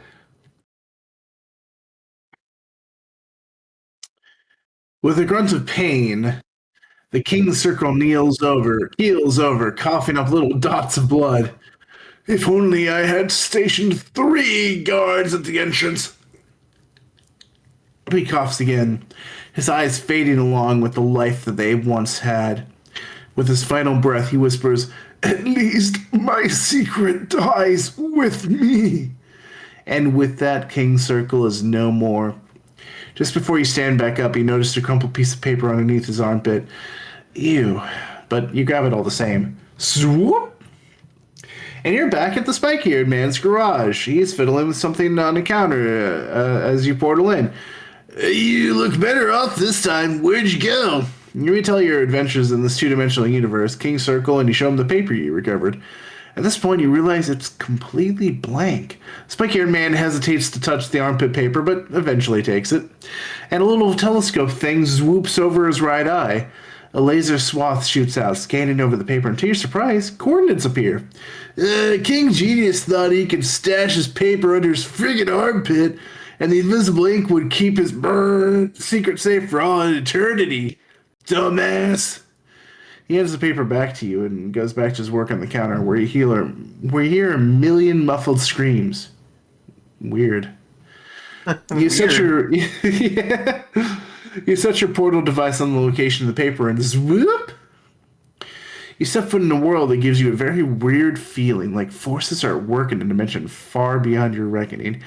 You swear you hear voices around you, like wisps of an infinite number of conversation. Long story short, this is real spooky, man. You step forward when you see some incorporeal wisps of smoke in front of you. It thickens until you see the smoke form dozens of various mice. Some huge, some tiny, some cyborg mice, and even a 3-headed mouse breathing fire. All at once, they charge you, screaming various battle cries and wails of terror. The last mousy spirit vanishes with a wail of pure, unadulterated rage as you continue on. You're used to this kind of welcome by now. After all, you've defeated what, 75 bosses? Yep. Looks like this boss is labeled 76, so the math checks out. Where were we? Right, spooky ancient world. As you follow the path forward, you notice things floating mysteriously around you. Suddenly, a stick gets pelted at your back, which kinda hurts, but not really. A few feet off the path, a ghost materializes, and it looks pissed. Time to kick some ghost ass. Gonna go over here and do this thing. Oh, the classic. I recognize that face anywhere. I recognize this man. Who has thought of Rage comics ever in a while? Mm-hmm. I think Trollface has finally died. I just don't see it anymore. Yeah, it's It finally really went like, extinct. it's incredible. I did not expect that. The medic pool is getting shallow. It needs to breed. Mm-hmm. The ghost flies away, sobbing and shouting, just you wait, I'm gonna tell my dad on you. Turns out this ghost was just a cowardly bully after all. Before long, he returns with a massive, burly ghost with bulging eyes and muttering about pudding pops. This can only be Ghost Dad. Your own armor, to be exact. An old armor set you'd been holding on to, and your inventory begins floating up and away, as if it's possessed. Probably because it is. It forms into a roughly human shape and begins to attack. Uh, what? Huh? Living on war. God damn it. We have to fight Your the equip color and then color and then the color gray and the color gray. I'm gonna kill this Yeah. game. And it's GRAY for America and Uh-huh. GREY for England. Exactly. Your equipment crumples to the ground, with the spirit possessing it seemingly banished. Before you can pick it up, an ethereal you floats by and disappears into the pile of armor, becoming armor. For once in your life, you feel seized in terror that can only be caused by the British English. I was gonna say, that's that stuff. That shit always bugged the fuck out of me. What the hell? The joke here is the name itself is ghostly. Effort. Effort sound. Appreciate the little tiny ghost in the corner. It's good. Oh. Oh, yeah. Before long, you spot a massive crumbling structure in the distance. With a sense of foreboding, you step inside. It's clear once you're inside that this was a massive gladiator arena, with row upon row of stands circling the upper levels. As you look up at the stands, you notice a variety of shimmering figures. Most look human, but there's also a lot of these little penguin-looking things. They all project an aura of immense power. Something suddenly clicks. These are ghostly gods. They grab their ancient weapons and float down to the center of the arena where you stand. One thing is clear: they all want to see you dead. Mysterious figure. You fall. You fall to a knee, exhausted. Even at just a small fraction of their original power, these beings have tested your strength and endurance to the absolute limit. You hear laughter from above. Ha! You're so much weaker than you were before. How could you be exhausted from fighting their lingering spirit when you were the one to destroy them at their peak strength? But enough talk. You'll never be allowed to reach the man who runs the universe. You're so confused by this story at this point. It's like The Hangover, but instead of a tiger and a funny Asian man, you have to deal with beings who want to kill you. T. Fart. What's up? Fart. Fart. Fart. T. With the final blow, the mysterious figure vanishes in a fart of smoke. Holding your nose, you approach where he was and see a green glow in the ground. You touch it. You go to touch it and get pulled inside. You reappear at a cottage by a lake. The sun is just about setting and casting some lovely shades of orange and red throughout the clouds. Something about this place reawakens your memories. You realize who lives here. Hello, hello, you've come back after all this time. An old man comes up to you by the dock. Sit down, we have so much to catch up on, friend. He lazily waves his hand to the side, and two comfy lounge chairs materialize. Surprising yourself, you sit down and accept the ice-cold glass of lemonade that he puffs into existence. I've seen what happens to you, child. Terrible business, all of that. I know you're thinking the mission was a horrible failure. But you forget that even that betrayal was expected. Everything in this existence has already happened and will continue to happen over and over. I imagine that you're more concerned with finding the traitor in your group, the one who stole the artifact and falsely made you an interdimensional pariah. I'm afraid that no matter where you go, you'll continue to face the same resistance you've had up until now. However, there's still allies out there, if you know where to look. Another of your team has been hunting for any sign of the real traitor's whereabouts since your fall. It's about time you seek them out. As you finish your lemonade, the man who rules the universe, with a grunt, stands up from his chair and motions for you to come to him. He presses a small pocket watch into your hand. Well, this should lead you right to him. Now, it's time for you to leave. Without any warning and with unexpected strength, the man pushes you off the dock into the water. You sputter and swim back up to the surface, but you're no longer at the cottage by the lake. In fact, you're no longer in water at all, but laying on hard ground. You examine the pocket watch, but see nothing that could help you seek out this former companion of yours. However, you feel an urge to pick yourself up off the ground. and start heading down the path. You're not sure where you're going, but something feels like you were meant to go this way. Before long, you see a lone coconut tree swaying in the breeze. You stop for a moment to admire it when you see a swarm of letters descending from the coconuts. A whispers something to B, B whispers something to C, and the entire alphabet charges at you. What a bizarre reference. I think I got that reference. I have not thought of that in a billion years. Yeah, right? As expected, the letter Q is the last letter to be slain, putting up a ferocious fight amongst its fallen brethren. You look up at the tree and decide to claim your prize, a nice juicy coconut. You shimmy up the tree, grab a hold of a sizable coconut when you hear it. Thud, thud, crash. A hulking behemoth of a man appears under the tree, wearing a double XL shirt 3 times too small and sporting an impressive array of body odors. His bald, greasy head gleams in the midday sun as he grips the tree and begins shaking it violently. You fall out of the tree along with the rest of the coconuts. To use. Right onto him. You realize now that this is the elusive Lummox, a highly endangered creature. As you get to your feet, you see the beast quiver in fury, sucking in the air to launch an all-out burp attack. Oh god.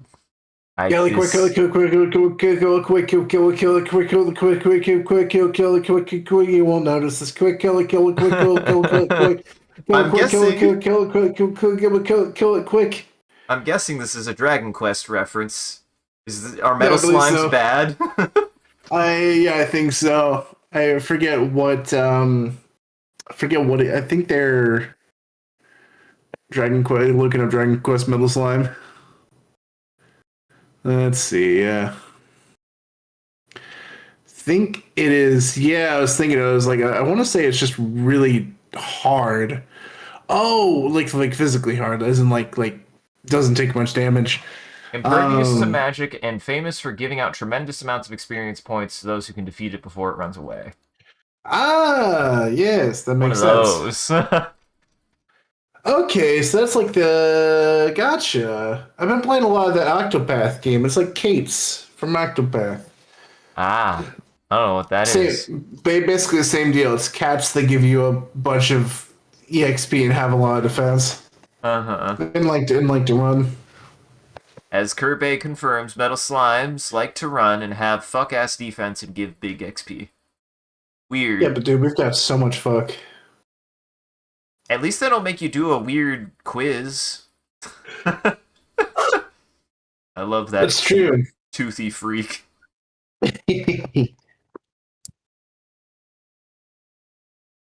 With quick reflexes, you chase down and take out the metal slime before it can escape. As you bask in your glory, a shadow forms above you, and before you can react, you feel something slam into you with the force of 1,000 suns. Your vision fades for a moment, but you manage to resist blacking out. That's when you notice the ridiculously huge sword hovering above you, about to strike again. Kenny. Chesney? I think this I can't remember what the reference to this one is. Might be MXC, like the old like game show obstacle course thing I that mean, was that was local. the localized Takeshi's Castle. That was Yeah, extreme, the extreme challenges that they dubbed over. yeah. That's a fever dream, but I loved it. I remembered really enjoying it, but unfortunately, it turns out I should ever actually watch the original because it was actually meant to be like something much more wholesome. Because it was Takeshi. I think it's called Takeshi's Castle, and the idea is like, yeah, they did a bunch of like impossible things, but actually it was like him going out and finding like just local people who lived out in like the countryside and was like more of like a like it was like much more philanthropic. It wasn't supposed to be embarrassing. It was just supposed to be like fun and like was like a big charity and everything. Yeah, that is fun. I think it might be TA Take. Yeah, Takeshi's Castle. There we go. Uh, Aired from 1986 to 1990. Show became popular cult television hit around the world. Is highly influential global culture. I forget, is this the same guy that made Takeshi's Challenge, the NES game? Yes, that's the one. The very awful one. Jeez. Whom General Tani forced into a series of elimination-style physical challenges, which were similar to those found in It's a Knockout. Series featured extensive landscapes. There's so many. Boy, I just want to like get a idea of what the fuck the show was like about. I thought there was more to it. Boy, it aired everywhere. Comedy Central Yeah. revival. Yeah, I knew about that. A new series aired on Comedy Central. Except it's not called. Why can't I remember what it was called? Fucking hell.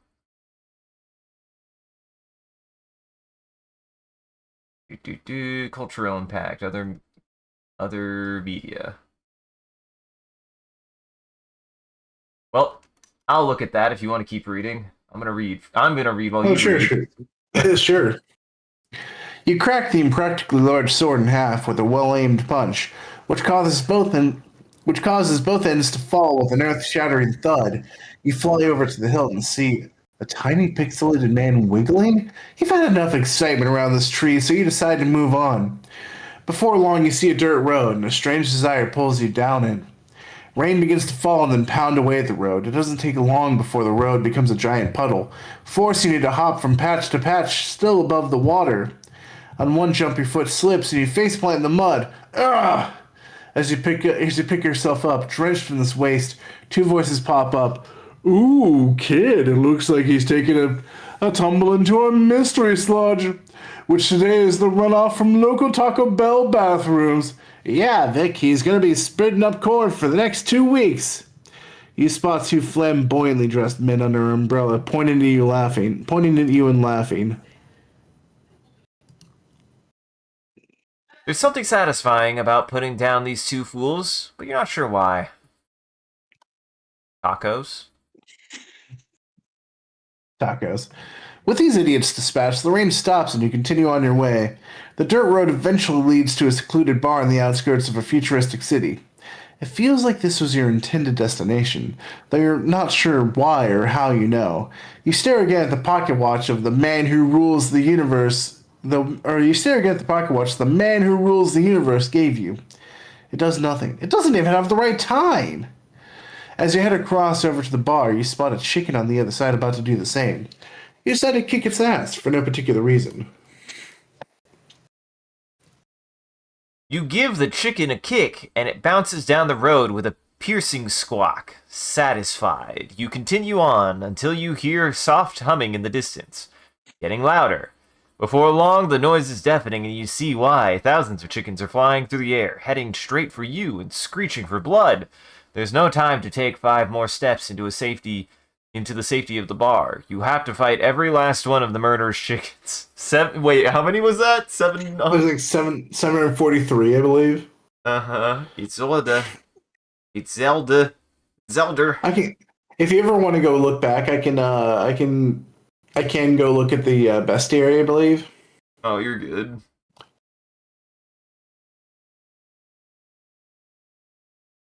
You manage to take down the last of the chickens and dash through the door to safety. You calmly walk up a stool and sit down as if a chicken army didn't try to disembowel you, and you order a drink. You can take a long sip and relax. And that's when you hear your name shouted across the bar. You look around and see some sort of funny looking robot guy with the hipster length blonde hair. What a dork! The dorky robot then runs up to you with a hearty slap in the back, crushing the stool you're sitting on and leaving you in a heap. I thought you were dead! No, sorry, he exclaims, lifting you back out of the rubbish. What follows is some more boring exposition about the trader, which I'm sure you would have loved to hear. But I've been going for non-stop for 90 bosses, so I'm going to skip through that part. Anyway, the plot now says you'll team up with the blonde-haired robo-dork and fight a series of evil robotic overlords or hide in location of their leaders, been working up with the trader you seek. You got all that? Sweet. The first guy was hiding in an e-waste dump. He commands the power of obsolete recording technology. He is Broken VCR Man. Fight! Broken VCR Man explodes into little shreds of magnetic tape, leaving you and Robo-Dork to move on to the next robot overlord. Hidden in the yarn jungles of planet X-34, some say she isn't a robot master at all, but actually a hyper-intelligent kitten piloting a mech. But that's just ridiculous in this story of sentient cheeses and interdimensional aliens. Fight! You smirk while watching the mech smutter and vibrate, all with the guns powering down. Something catches the corner of your eyes. You see the little kitten scamper away. Then you realize the mech is powered up again and is starting to glow white. Oh shit! You and Robo-Dork dive out of the way in the nick of time as the mech explodes in a glorious mini supernova. You side-eye each other with one of these "did we almost just die" looks before beaming off into the next robot master, teleporting into the tundras of Kilimanjaro, the planet, not the mountain. You make the grueling you make the grueling hike upwards. As you reach the peak, you realize you could have just teleported here instead. Too late now. A loud diesel engine rumble alerts you that Mr. Plowman is approaching. He lowers his 30-ton plow blade as he sings an upbeat yet horrifying tune. "Mr. Plow, that's my name. That name again is Go to Hell." Awful. I hate it. You arrive on the methane supergiant known as Anno 5, diving deep into a hidden lab. Fighting a near-infinite horde of raving butt bots, you finally reach the Butt Dome and confront Robot, the only robot master made entirely of butt. Aware of his homing shart attack, fight. Awful. Robo-Dork teleports you now to a similarly chilly planet as Mr. Plow, the brutally What the inhospitable, fuck? the brutally inhospitable Canada C4N4 duh. You expect a fight, but the Canadians on this planet politely direct you to the robot master with their well wishes and a "sorry." And you arrive at the PM's office, former Canadian PM Stephen Harper, and Uh-huh.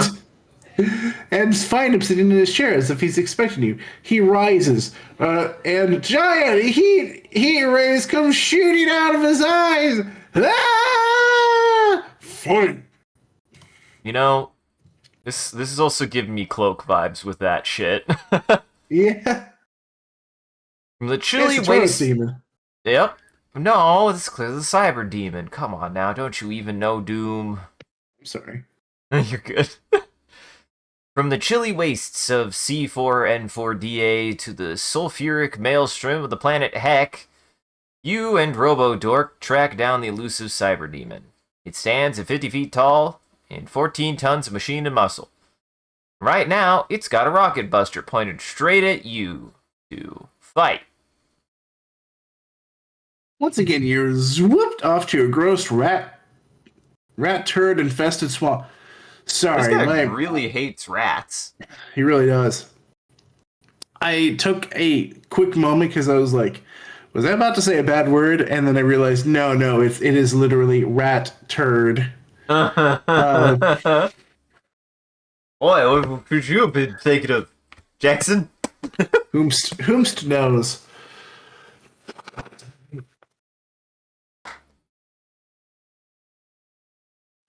Talk Oh about your goodness, rat turd. my rat turd. Infested swamp planet. You gleefully crush as many rats as you can, hearkening to about those days at the sewers until you and Robo-Dork find your target.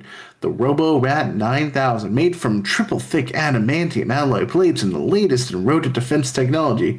Again, you notice this rat seems to be harboring an intense, soul-searing hatred to you, and you alone. Yeah, well, fight! Butter passing robot. Oh boy. With the robot rat laying in ruin at your feet, Robo-Dork decides it's time to suddenly know where the robot master's leader is hiding, despite getting zero information from any robot master. And so, you head off to the big baddie's secret volcano lair. You're just about ready to storm the entrance when you see a small robot with a pat of butter and a small knife in its hands. Please end my meaningless existence. It begs in a monotone voice. I? Question mark? Are you kidding me with this bull crap? That's a pretty dumb bit.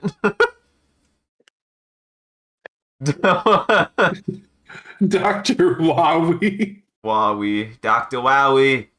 And it's Wiley though, which actually no, yeah, no, that makes sense. You gotta stop, Dr. Wowie. Yeah. Uh-huh.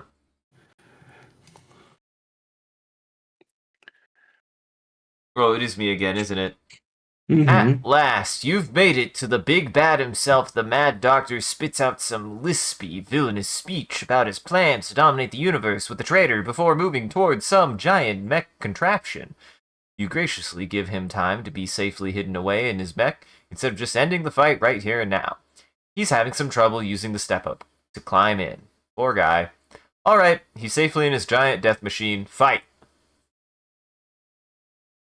With the mech turned into a screaming heap of metal, Dr. Wily gets on his hands and knees and begs for mercy. He claims he'll tell you all you wish to know about the traitor and their plans. You let down your guard for a moment, thinking you'll find some closure to this frankly ridiculous story. But Dr. Wahi pulls out a remote pulls out a remote control from his lab coat and presses a button.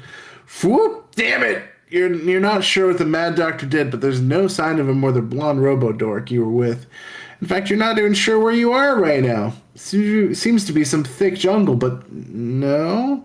You examine a nearby vine and discover it's made of beard hair. The fuck? Now that the theme of the next 8 bosses or so has been set, a bearded lady comes out of the brush nearby. Her name is Tina, and she has a long, pointed goatee. Boy, I sure do feel 20 again.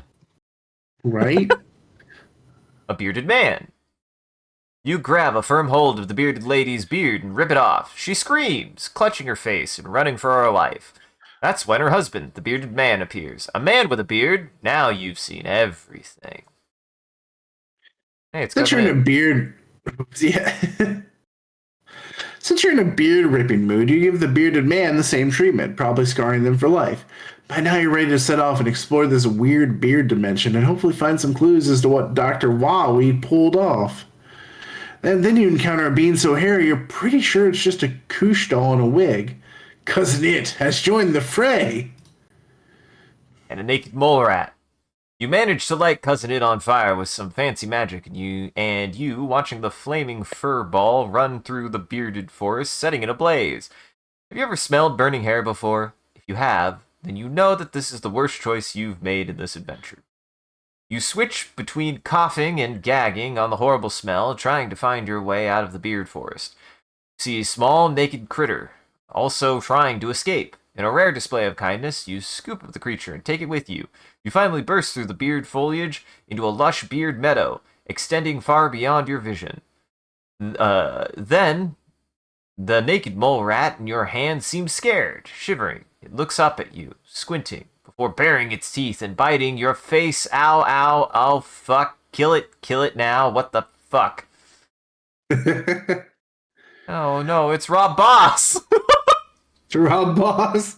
It's pretty You good. fling the. That's really good. You fling the naked you fling the naked mole rat to the ground and stomp on himself 7 or 8 times for good measure. What the hell was that for? You're not sure what your next steps are, so you decide to skip through the meadow. Before long, you come across a man with a lovely afro and beard, talking in a silky smooth voice to no one in particular. Something about our happy little secret.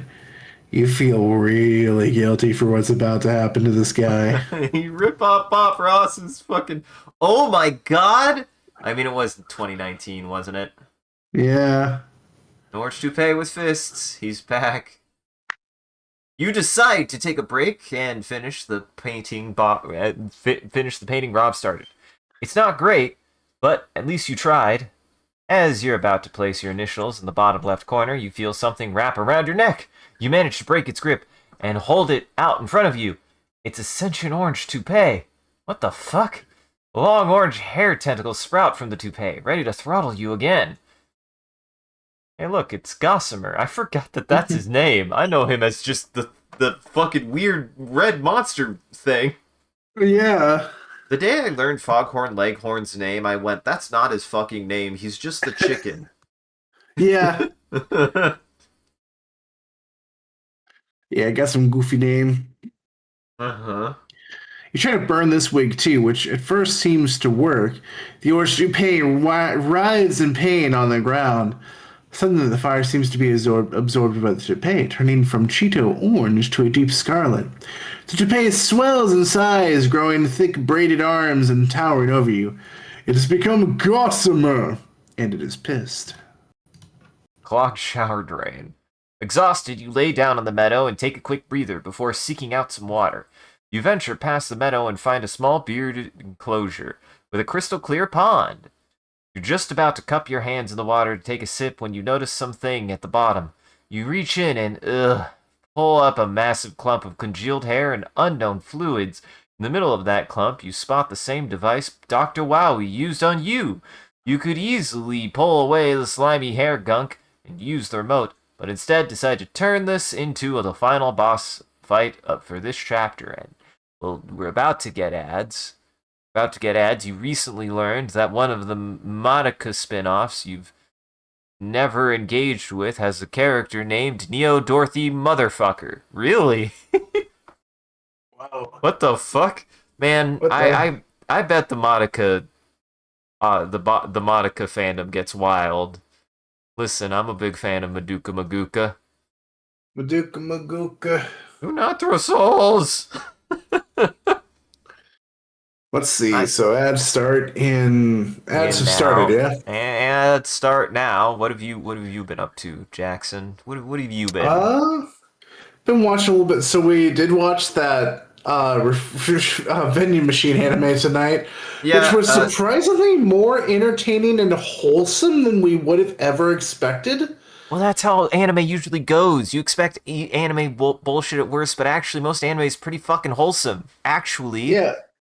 Yeah, it was surprisingly like charming and endearing. I wasn't ready to become emotionally attached to a goddamn vending machine. joke's on you, Jackson. Even the show that's literally a spy drama that has actual spy drama shit in it is still pretty fucking wholesome. If you guys, when you guys finish Spike's Family, you specifically, you Isaac, Yeah? should really watch more Sakamoto Days because I think you would love it. I mean, I love Yeah. Spike's Family. Spike's Family is great, but yeah, no, I also really love Sakamoto Days, and it's very different. It does unfortunately give up on being it mostly gives up on being grocery store man or convenience store man and just eventually leans into the action, but it never truly sheds its roots, and I appreciate that. That's But good. there are a couple fight scenes though that I'm just like, holy shit, this is good. Now, Like, Kirby, Monster is not a wholesome show. I've seen the first episode. I am not. I'm not. I don't know It's good. anything about this. It's a thriller. It's a psychological thriller mystery where detective has to figure out murder. Murder. It's not a noir though. It's a psychological thriller. It's quite good. I found the first episode to be pretty interesting, and I definitely want to watch more of it. Uh, Nice. but but yeah, like you're usually you're the more benign something is, it ends up turning wholesome, and then the more cutesy it is, the actually more not wholesome it usually becomes because now anime is contrarian. Anime's always Yeah, it been really contrarian. is. Yeah. Oh, yeah, I think I will go ahead and grab some water at the minute 30 we have left. Get your water. I'll be here. Ask us Get a cup. questions while you can, chat. I'm gonna get a cup of water honestly because I really need some water. You do it. Yeah, for anyone in chat who isn't in the middle of an ad, whether you are subbing or found a way to block ads on Twitch, which I can't. I can only say you're not a good person for doing that. Who on you? This is your time. You have our full undivided attention in the 3 minutes between every stream ad break, and that's about to end here, so better be quick, motherfuckers. Better be quick. You ain't got much time left. We're also a third. We're also a third of the way through, and it's been 2 hours. I'm gonna say we're gonna have to start fucking beating the gas. I mean, we did have a bit of a slow start. So I'm gonna try to cut down on the interruptions because we still got a little under. We have 190 more of these to do. 111, I can count. 191 more of these to do. I can count. Oh, pumpkin. Hear him. You see that the monster in the quick? I hear him. I heard him in the background. Heard him.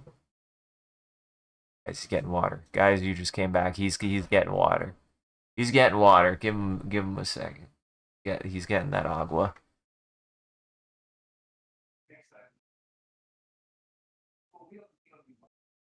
Man, I think if we really buckle down, I think we can get this done in the next 2 hours, based on how it's going so far. I was not expecting this much writing. I really wasn't. This is a lot. I love you. He's almost back, guys. Here? Is it he? I realized I didn't mute, and I probably should have. Well, I just heard you talking to your wife. Whoops. We didn't hear specifics. I heard you say pumpkin. You weirdo. Talking about your cute wife. I just told her we got some monsters actually, because she said that one of her so this is taking a break from NGU Idol for a second to talk about cute stuff. She said that one of her love languages, one of her favorite things, is being surprised with stuff. So I had to stop and get gas today because I drive too much, way too much. You really do, and I worry about it. Yeah. I burn through an entire tank of gas in about 4 days. I have to get gas at least twice a week. Fuck, that makes me want to puke. Yeah, it's really bad. But I was like, well, I know she loves sour stuff. And I know she loves monsters because she's a monster. So I got her a nice, I got her some like good sour candies and a monster. And you got her Sour Patch Kids and Monster. Wow, she runs on Zoomer Fuel. Your wife runs on Zoomer Fuel. It's unfortunate, but she does. You should tell her that. She'll embrace it. Well, so I grabbed a monster myself because I realized we have 200 more bosses to go, and I'm gonna need some fuel. I was gonna say, I could see us doing this in 2 hours. We gotta buckle up. Son. All right. Enjoy your break until probably the next ad. Until the next ad. This was easily the grossest battle you've been involved in. That being said, you turned Huawei's device onto yourself and activated without hesitation, figuring you'll be able to catch up to the Mad Doctor. Swoop! Instead, you're bewildered to find yourself back in the spiky hair guy's garage. You see him puttering around with something as usual. He stepped forward, intending to interrogate him on what happened to Dr. Huawei, when you realize you've got this green goop all over your boots. Yuck! Oh, hey there, champ. If you're looking for that Huawei guy, you're stepping in him. Tricking my home defense system, idiot. Looking down, you spot a strange object floating in the Huawei goop. Yuck. You pluck it out of the goop and wipe it off on his shirt. This looks like a pointless MacGuffin. Spiky hair guy's eyes widen in shock when he sees what you're doing. Whoa, holy crap! What are you doing touching that thing directly? He frantically rummages in a drawer until he finds a small glass case and a cloth. Before you can react, he grabs the MacGuffin with the cloth and shoves it into the case. now suspended in midair. You owe me big time, pal. That thing was a few seconds away from destroying the very fabric of your being. Oh crap, this is what that traitor's looking for? He has some other lackeys searching for these MacGuffins. He has other lackeys searching for these MacGuffins. We're really screwed. He's gonna... Realizing he's talking to an idiot missing his memories, spiky-haired guy stops himself. Oh yeah, I guess you don't remember the Lord... he didn't start his quote. I guess you don't remember the legend of the Infinity MacGuffins. Each one is said to control an aspect of the universe. And if you control enough of them, shit would go down. Yep, all this. He waves a finger around in a circle. Poof, gone. He suddenly shoots a portal from his gun and pushes you towards it. I already know who else must be hunting up for another MacGuffin to give to that jackass. He's an old nemesis of mine. You'll know who he is when you see him. Trust me. He plants a foot in your ass and kicks you into the portal without offering any more explanation on what to do. Great. Swoop. Luckily, you land on a soft pile of crumpled up paper. Actually, look around. It looks like this universe is made of nothing but paper. Badly drawn creatures of all sorts can be found in doing whatever badly drawn sentient beings do. Once you have no idea where to go, you decide to close your eyes, spin around in a circle, and head off in a random direction. Unfortunately, this has led you right into a giant, badly drawn green dragon. Good start. The dragon has been slain. You step away from your foe and for the heck of it, perform some victory flexes. As you're about to move on, the dragon's corpse lets out a small poot. That badly drawn fire. Ah! You run around wildly, patting out flames threatening to destroy your pants. With that crisis resolved, you look around to make sure no one saw that embarrassing incident. That's when you spot a really badly drawn creature. One large blue blob for its body, connected to two tiny pink rectangles for you think are feet. You could have drawn better when you were 3 years old. The creature croaks out in a pained voice, "You're too slow," and moves in to attack. Ugh. The crudely drawn hedgehog runs away and inexplicably towards the sky. Yep, okay then.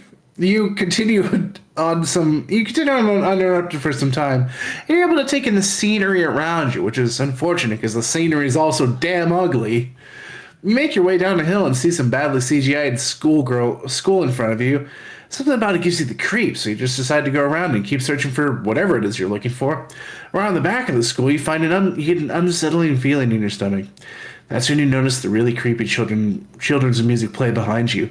A badly drawn little girl approaches you asking you to play. The music grows louder with every step she takes. You see several books on advanced quantum physics in her arms. A little girl reading about quantum physics? Something's very wrong here. These books are way too advanced for her. You crouch into a fighting stance.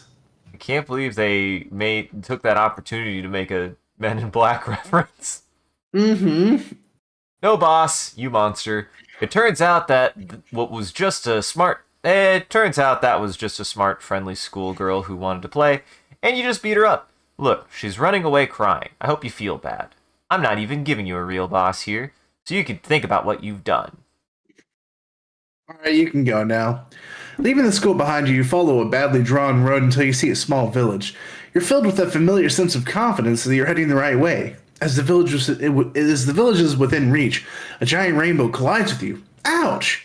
You pick yourself up and stare into the face of evil itself. A mangled drawing of MLP. Uh-huh. Man, I don't even think anybody cares anymore. I haven't heard about a brony in forever. Honestly, though. You take a moment to wipe your hands off in the nearby grass. Just fighting that thing was disgusting. You head down the main road, leading directly to a badly drawn mansion. By instinct, you head around back towards the cellar. In place of the cellar door, you instead see a 4-panel comic blocking your path. Good. I'm glad that Lost was in this. Oh yeah. You sweep aside the comic and enter the cellar. Badly drawn torches line the walls. Yet as you head deeper, the darkness threatens to engulf you. The stairs eventually lead down to a plain wooden door. After rolling an 18 to check for traps, you feel safe enough to go inside. At the far end of this dusty room, you spot a small wooden chest. Cautiously, you crack open the lock and look inside. Woo! It's the badly drawn Infinity MacGuffin. You snatch it and shove it in your pockets. Great job, dumbass. Now hand it over. It's spiky-haired man. Betraying you again? Or is it? He has a goatee and somehow looks even grumpier. In a stroke of brilliance, you clue that this must be the spiky-haired guy's evil twin. Everyone has one of those after all. Okay. You throw the eviler version of the spiky-haired guy down, and he struggles to get back to his feet. His body gives out, and he drops back to the ground, defeated. You raise your arms to deliver the final blow when zoop, zoop. A portal briefly appears, but underneath him, and he's whisked away somewhere else. Damn it! You turn around and stomp your foot in frustration when you see your old friend, the badly drawn kitty. Why is she here? But, oh no! Something's different about this kitty. This one has a badly drawn mustache and 2 frowning eyebrows. It's evil, badly drawn kitty. The As much as it. Tower. The Eiffel Tower. Uh-huh. As much as it pains your soul, you dispatch the evil, badly drawn kitty and get the hell out of there. Swoop! And toss the MacGuffin at the spiky-haired guy. Sweet! 2 down, many more to go. He uses some fancy tools of his to examine the MacGuffin for a while, completely ignoring you. You go inside the house and watch some TV. After a few hours of restless boredom, you decide to go back and check up on his work. You see this spiky-haired guy slumped over on the counter, snoozing in a really awkward position. You punch him. Ow! Oh, shit. I guess I had too many shots of vodka mixed with rhino tranquilizers. Right, I did a lot of that science stuff, and the MacGuffin you fetched is pointing me to the location of the next one. It's this boring-ass planet called Earth. Ugh, you better use it me, kid. He sets the position in your portal device, and whoop, you're in a weird place. Huge crowd of people that are constantly walking around you, speaking some horrific screeching language you can't comprehend. The regions in your portal device point to this tall metal structure in front of you, so you just start climbing up the side. You make it to the landing, wheezing, where you see some people step out of an elevator. Oh. You head to where your device starts beeping, but find nothing. That's weird. A soft scrunch beneath your feet alerts you to a note stuck in your boots. This note outlines a plot to smuggle the MacGuffin out of the hands of a Mr. X, which you presume is a crappy code name for the traitor you've been seeking. It also mentions the next dead drop location in a place called Egypt, and simply signs off with a CS at the end. Curious? You're about ready to plop a portal to the other side of the planet when the ground shakes violently beneath you. Ah! You're thrown off the tower entirely. I fall a good 60 feet to your death. Luckily, your plot immunity kicks in and revives you in time to face off against the now living Eiffel Tower. A mummy. You feebly attempt to scramble away from the massive tower as it slowly teeters and crashes right on top of you. At the last second, you remember your portal device and whoop, the tower collapses where you were just seconds after you managed to escape. Now you're in a really dry and hot as hell spot. It hasn't even been a minute and you're sweating. Fortunately, you're about to reach the shade of a 300-foot tall pyramid. 2 weird-looking guys with bandages all over their bodies are holding a neon sign near the entrance which says, "This way to Infinity MacGuffin." How convenient! You thank the fellows as you step inside. One nods his head and grins as you enter. Its gauze wrappings flapping behind in the breeze. It takes a moment for your eyes to adjust, but then you see this hallway quickly reaches a dead end where another sign stands. When you get closer, you realize it reads "Sucker." Oh crap! You turn around to head back out to the exit, but the one guy holding the sign is there, arms outstretched. It's a mummy! How on earth did these geniuses manage to trick you? Be very careful fighting these guys. I am legally obligated to make these stupid puns at this point. After dispatching those bandaged jerks, you decide, against common sense, to head back into the pyramid to check for any clues. Sure enough, you find another scrumpled paper behind the sign at the end. You take it back outside to decipher it, leading you to zoop, some low-budget TV set? You have no idea where you are right now. It's pretty damn colorful, and the walls have some stylish, funky purple wallpaper. Cool.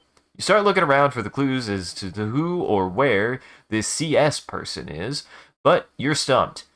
You're about to give up when 2 6-foot-tall bananas wearing pajamas march in front of the front door.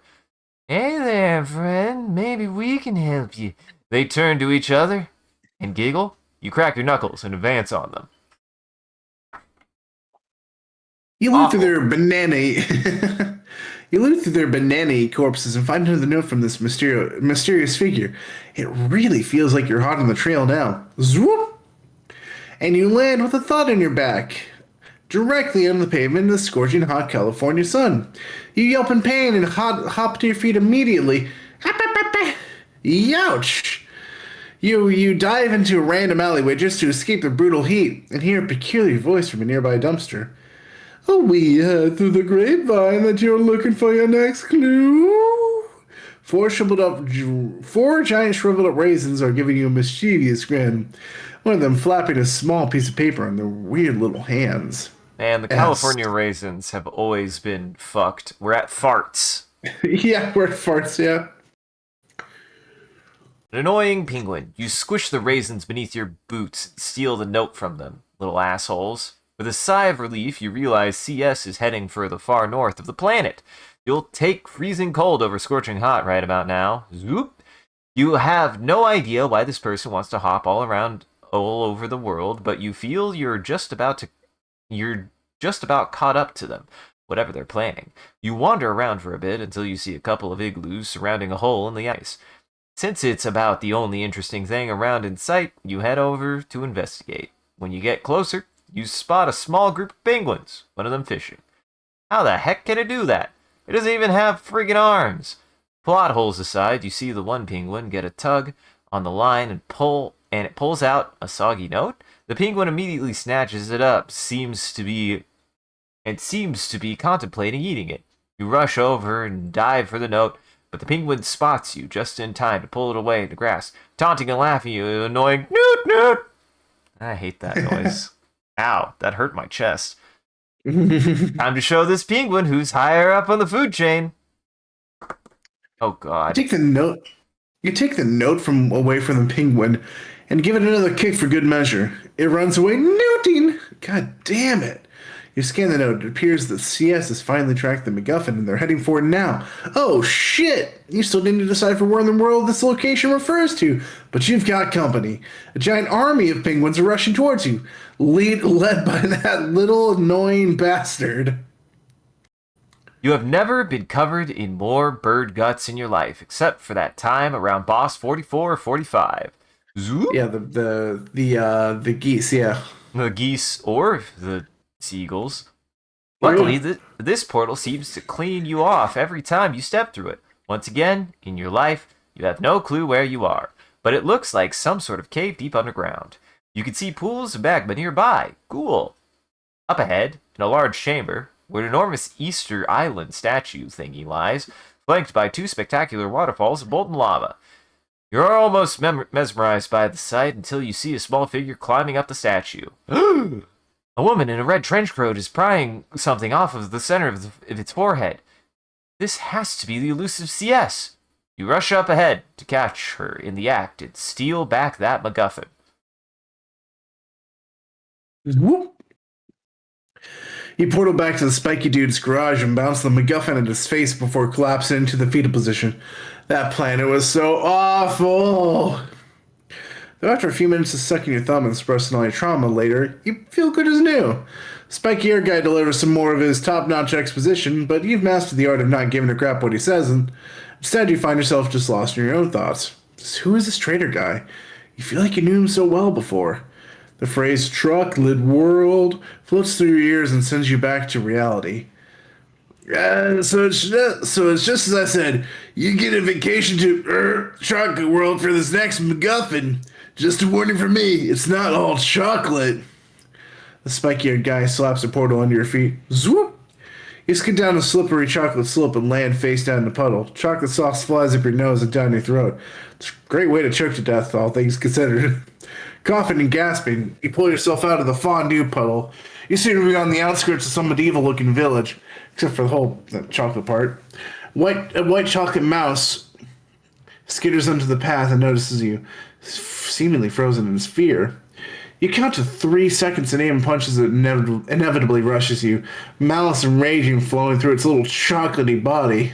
Man, I have to give this game credit. They sure did get 300 text boxes. Yeah, they sure did. There are a couple that are just blank, so we will at least get to power through a few. That's good. You wander down the road towards the main street of the village, munching on the mouse's corpse. White chocolate is your favorite. Before long, you see a line of buildings. Perhaps someone here can direct you towards the MacGuffin. As you pass by some buildings, you notice the sign on a quaint little shop, Freeman's Curiosities, and inside you see a chest filled with probably chocolate coins. You rush to the door, ignoring the shop's owner, stuff your grubby little hands into the chest's opening. Before you can pull your ill-gotten gains into your mouth, though, the chest puts its ill-gotten gains into its mouth, as in your arms. Sharp chocolate teeth jab into you as the mimic tries to separate your arms from the rest of you. Ah! You headbutt the mimic chest until it opens its jaws for a split second in pain. Seizing the opportunity, you grab a random object and reach and smash the chest about 50 or 60 times until it becomes a mushy mass of chocolate. Gold tin foil and teeth. You collapse to the ground in exhaustion. You have no idea what you came over you have no idea what you came over you to care so much about these chocolate coins in a universe, an entire universe made of the stuff. That's when you realize your hand is suspiciously lacking the heavy stick thing you used to bludgeon the chest. You look up and see a floating chocolate crowbar rush towards your face. I can't believe they mentioned white chocolate earlier. White chocolate isn't chocolate. Mm-hmm. It's not. It's just sugar. It's just sugar made to look like did, chocolate. he did say that some things in this universe weren't actually chocolate. That's true. Kiss the PhD. you Chocolate use a Freeman. you use a bold maneuver that was passed down through the generations in your family, just in case you were attacked by a possessed chocolate bar. You wait for its next strike, latch onto it, onto the middle with your teeth, and bite clean through. This breaks the spell, or whatever. The two pieces fall to the floor lifeless. You mutter a quiet thanks to your ancestors for passing down some admittedly situational knowledge. As you pick yourself up off the floor, off of the shop, you see the owner holding a metal crowbar, and he does not look happy. Your ancestors, unfortunately, did not know how to handle a real crowbar. The spectacled store owner gets slammed to the wall and he almost lets out a grunt of pain. You stand over him and ask, "Where can I find the chocolate MacGuffin?" MacGuffin. His eyes widen in terror as at the mention of MacGuffin, and he gets up. Grabbing a chocolate map hanging on the wall, it looks like it highlights popular location for tourists. You ask for specifics, but he shakes his head and shrugs. Damn, you consider helping tidy up the shop before leaving, but you realize you've done enough damage. You take the map and head off. Your first guess is the never-ending fountain of chocolate, which is also the closest. Couple-hour hike, and you're already basking in the glory that is the never-ending fountain of chocolate. An all-natural fondue structure fueled by a seemingly endless chocolate spring deep beneath the ground. You come to the logical conclusion that you must dive in and beat up the fondue itself to find the MacGuffin. And I've had the pleasure of using a chocolate fountain once, and I understand it is the most disgusting structure on the planet, and it's amazing, and I love it. It is extremely disgusting but delicious, yes. It's so good. It's so good. Though I am obsessed with the picture of the bird just sticking its entire torso into the chocolate fountain. I don't know who got those pictures, but holy fuck, that bird. Oh, yeah. Oh, it's so funny. It's so goddamn funny. Chocolate slime. Surprisingly, that did absolutely nothing except destroy a treasured natural feature of this world. You really are an arsehole in this story, you know? You know that? You feel a rumble while you're in the fondue, and a giant chocolate slime emerges, like the brown slime's bigger, more pissed off cousin. And they've got a good reason to be pissed since you ruined their home. Uh-oh. Oh, you're good. My cat clicked the button. My cat nudged my finger and clicked off. You scamp. He wants attention very badly. He wants to play the video game. He wants to play the video game. God, he's also messing with my he's messing with my everything. Buddy. My boy is just in my lap right now. I'm putting my boy in my lap. There we go. All right, he knows what's up. He's getting in my lap. With both the fondue and slime beaten into submission, you can now take a moment to explore the bottom of this chocolate pond. You hold your breath and dive down, feeling around for anything that might be the chocolate MacGuffin. Excuse me. God bless. That was a burp. Yep, you needed those earlier. You needed those earlier. Your hand grasps onto something like a chain, and you yank hard. Suddenly, you feel suction pulling you even deeper, almost like you're in the contents of a toilet. Eventually, you're spit out in a dark cavern of chocolate. A small chocolate creature stands in front of you with a chocolate torch. You look just about as shocked as you over these recent events. It gets over its surprise quickly, however, and attacks.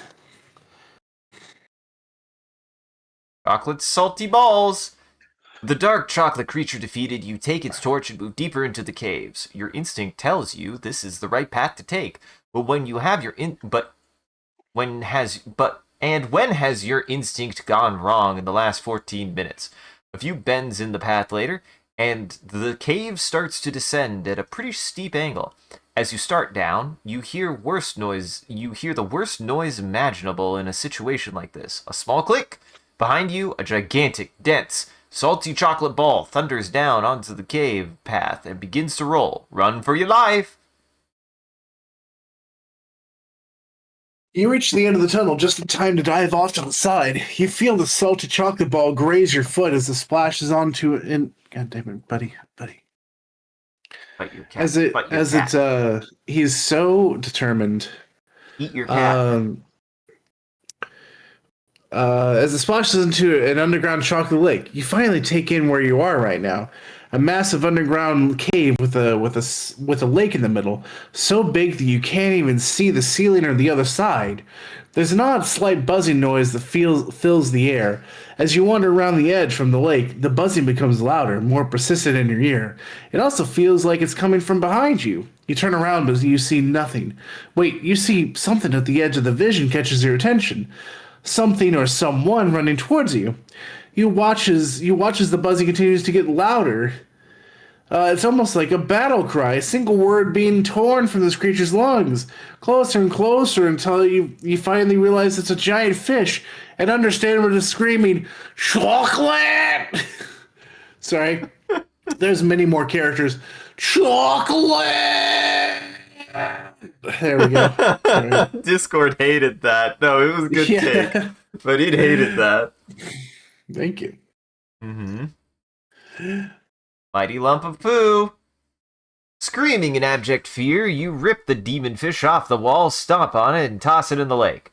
This causes the lake to bubble violently, of course, because I have to chain these silly bosses together somehow. Give me a break.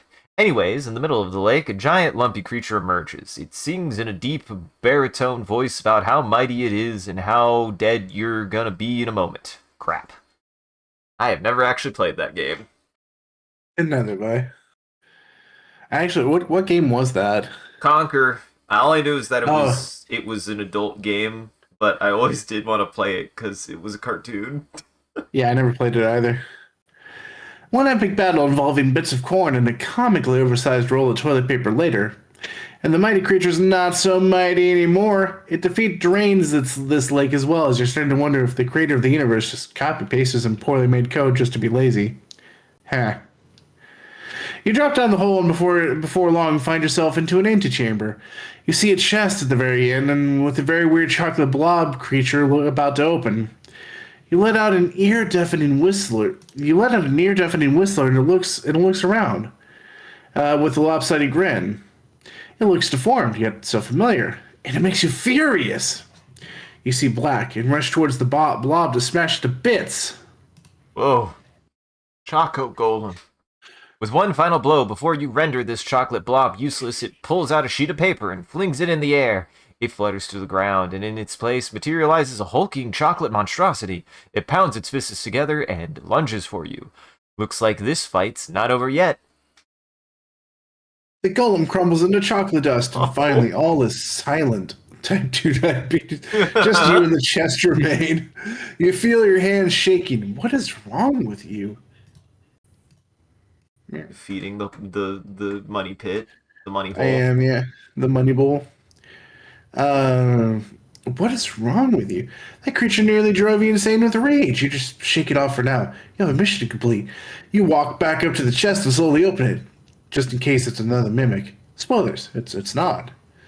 You reach inside and pull out the chocolate MacGuffin. You feel a tremendous surge of power inside of you, another step closer to reaching your full fighting potential. However, a cloud of brown chocolate dust rises from the chest as well. It speaks in a booming voice that sends a jolt of memory through you. You were responsible for sealing this being many years ago. Sealing this being away many years ago. For this is the spirit of type 2 diabetes. You who will seal the boy away. I will foolishly released me.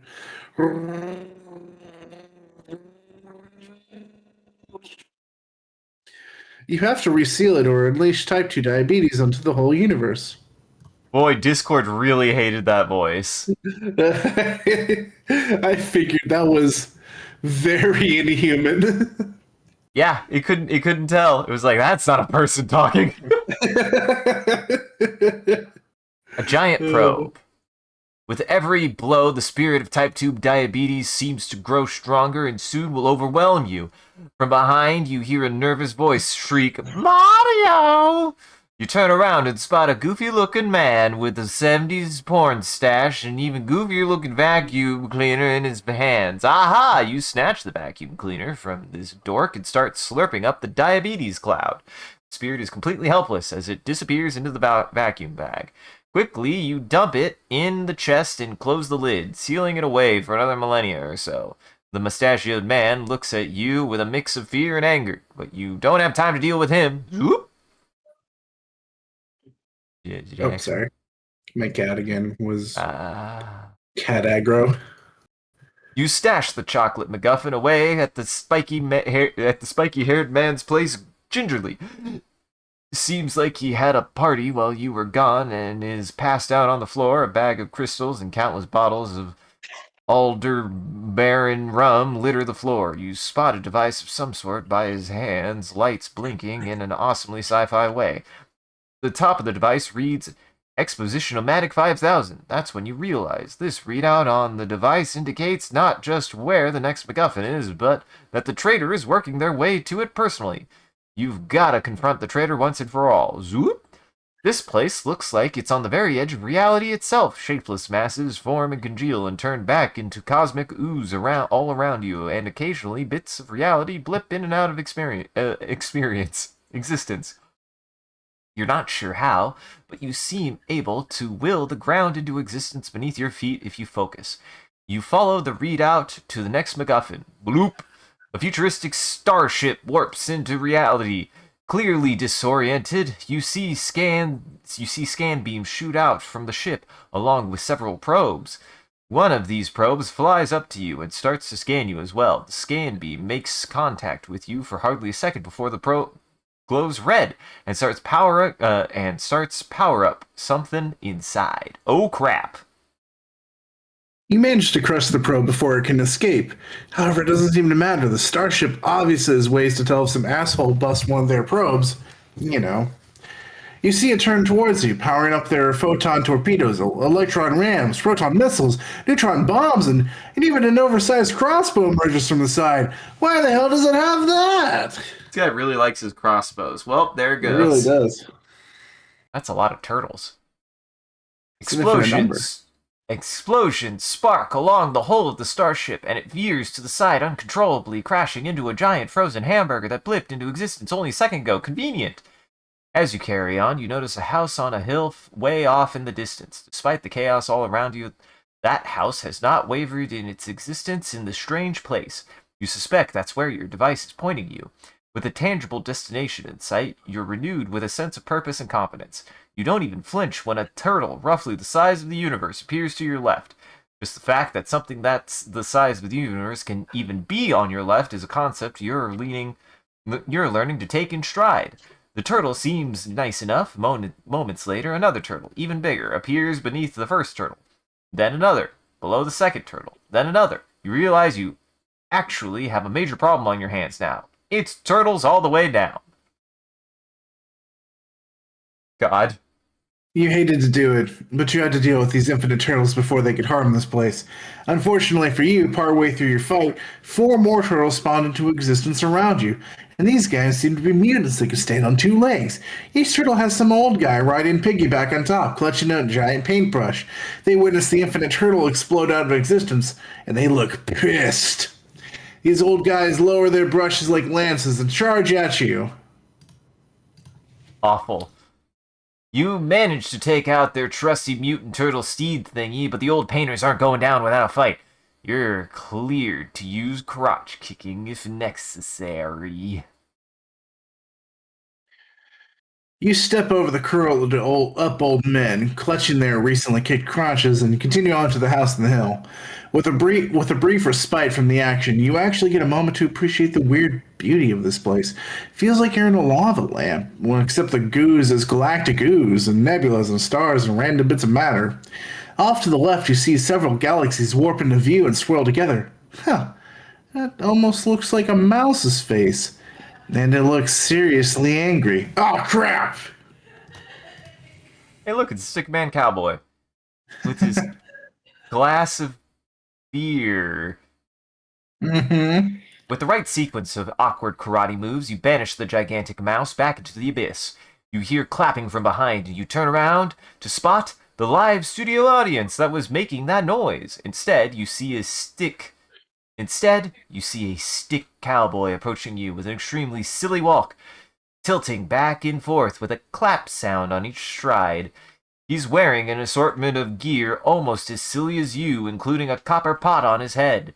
You have a feeling you'd get along just fine with this dashing fellow if it weren't legally obligated to beat him up with the other 143 or so bosses before him. Rules are rules! You wish the Oh stick man no. fellow good luck. And wave goodbye as you kick his body off the galactic soup. He drifts for a bit before blinking back out of existence, waving back to you. How friendly. What's not so friendly is what comes roaring back into view a few moments later, it turns out. It turns out when you delete your entire browsing history, it isn't truly destroyed. It just gets sent here.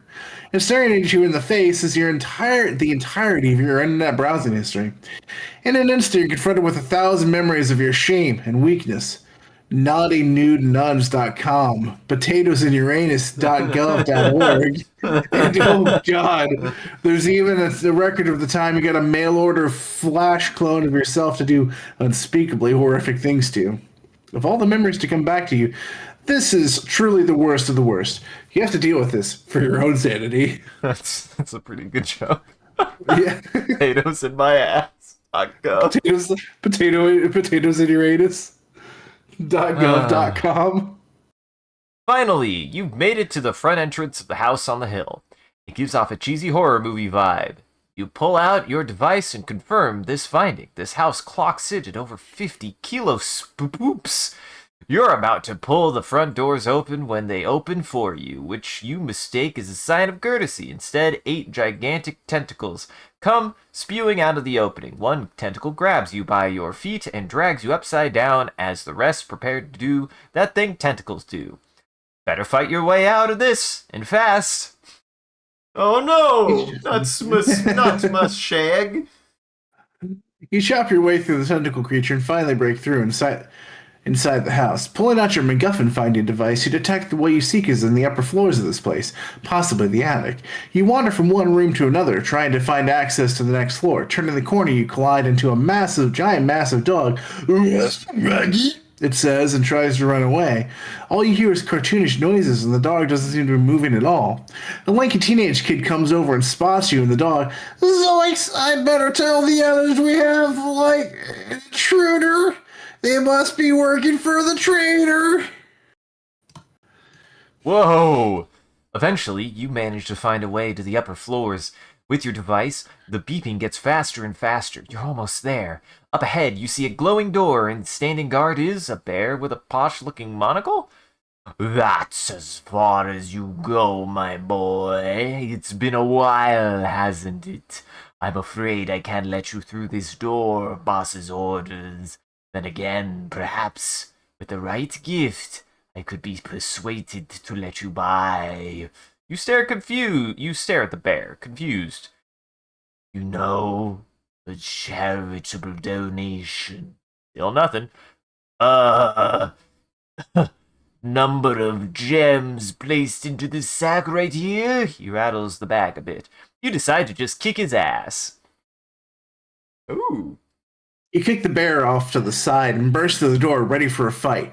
But instead, you find a hooded figure crouched in front of something you can't quite see, emitting a powerful glow.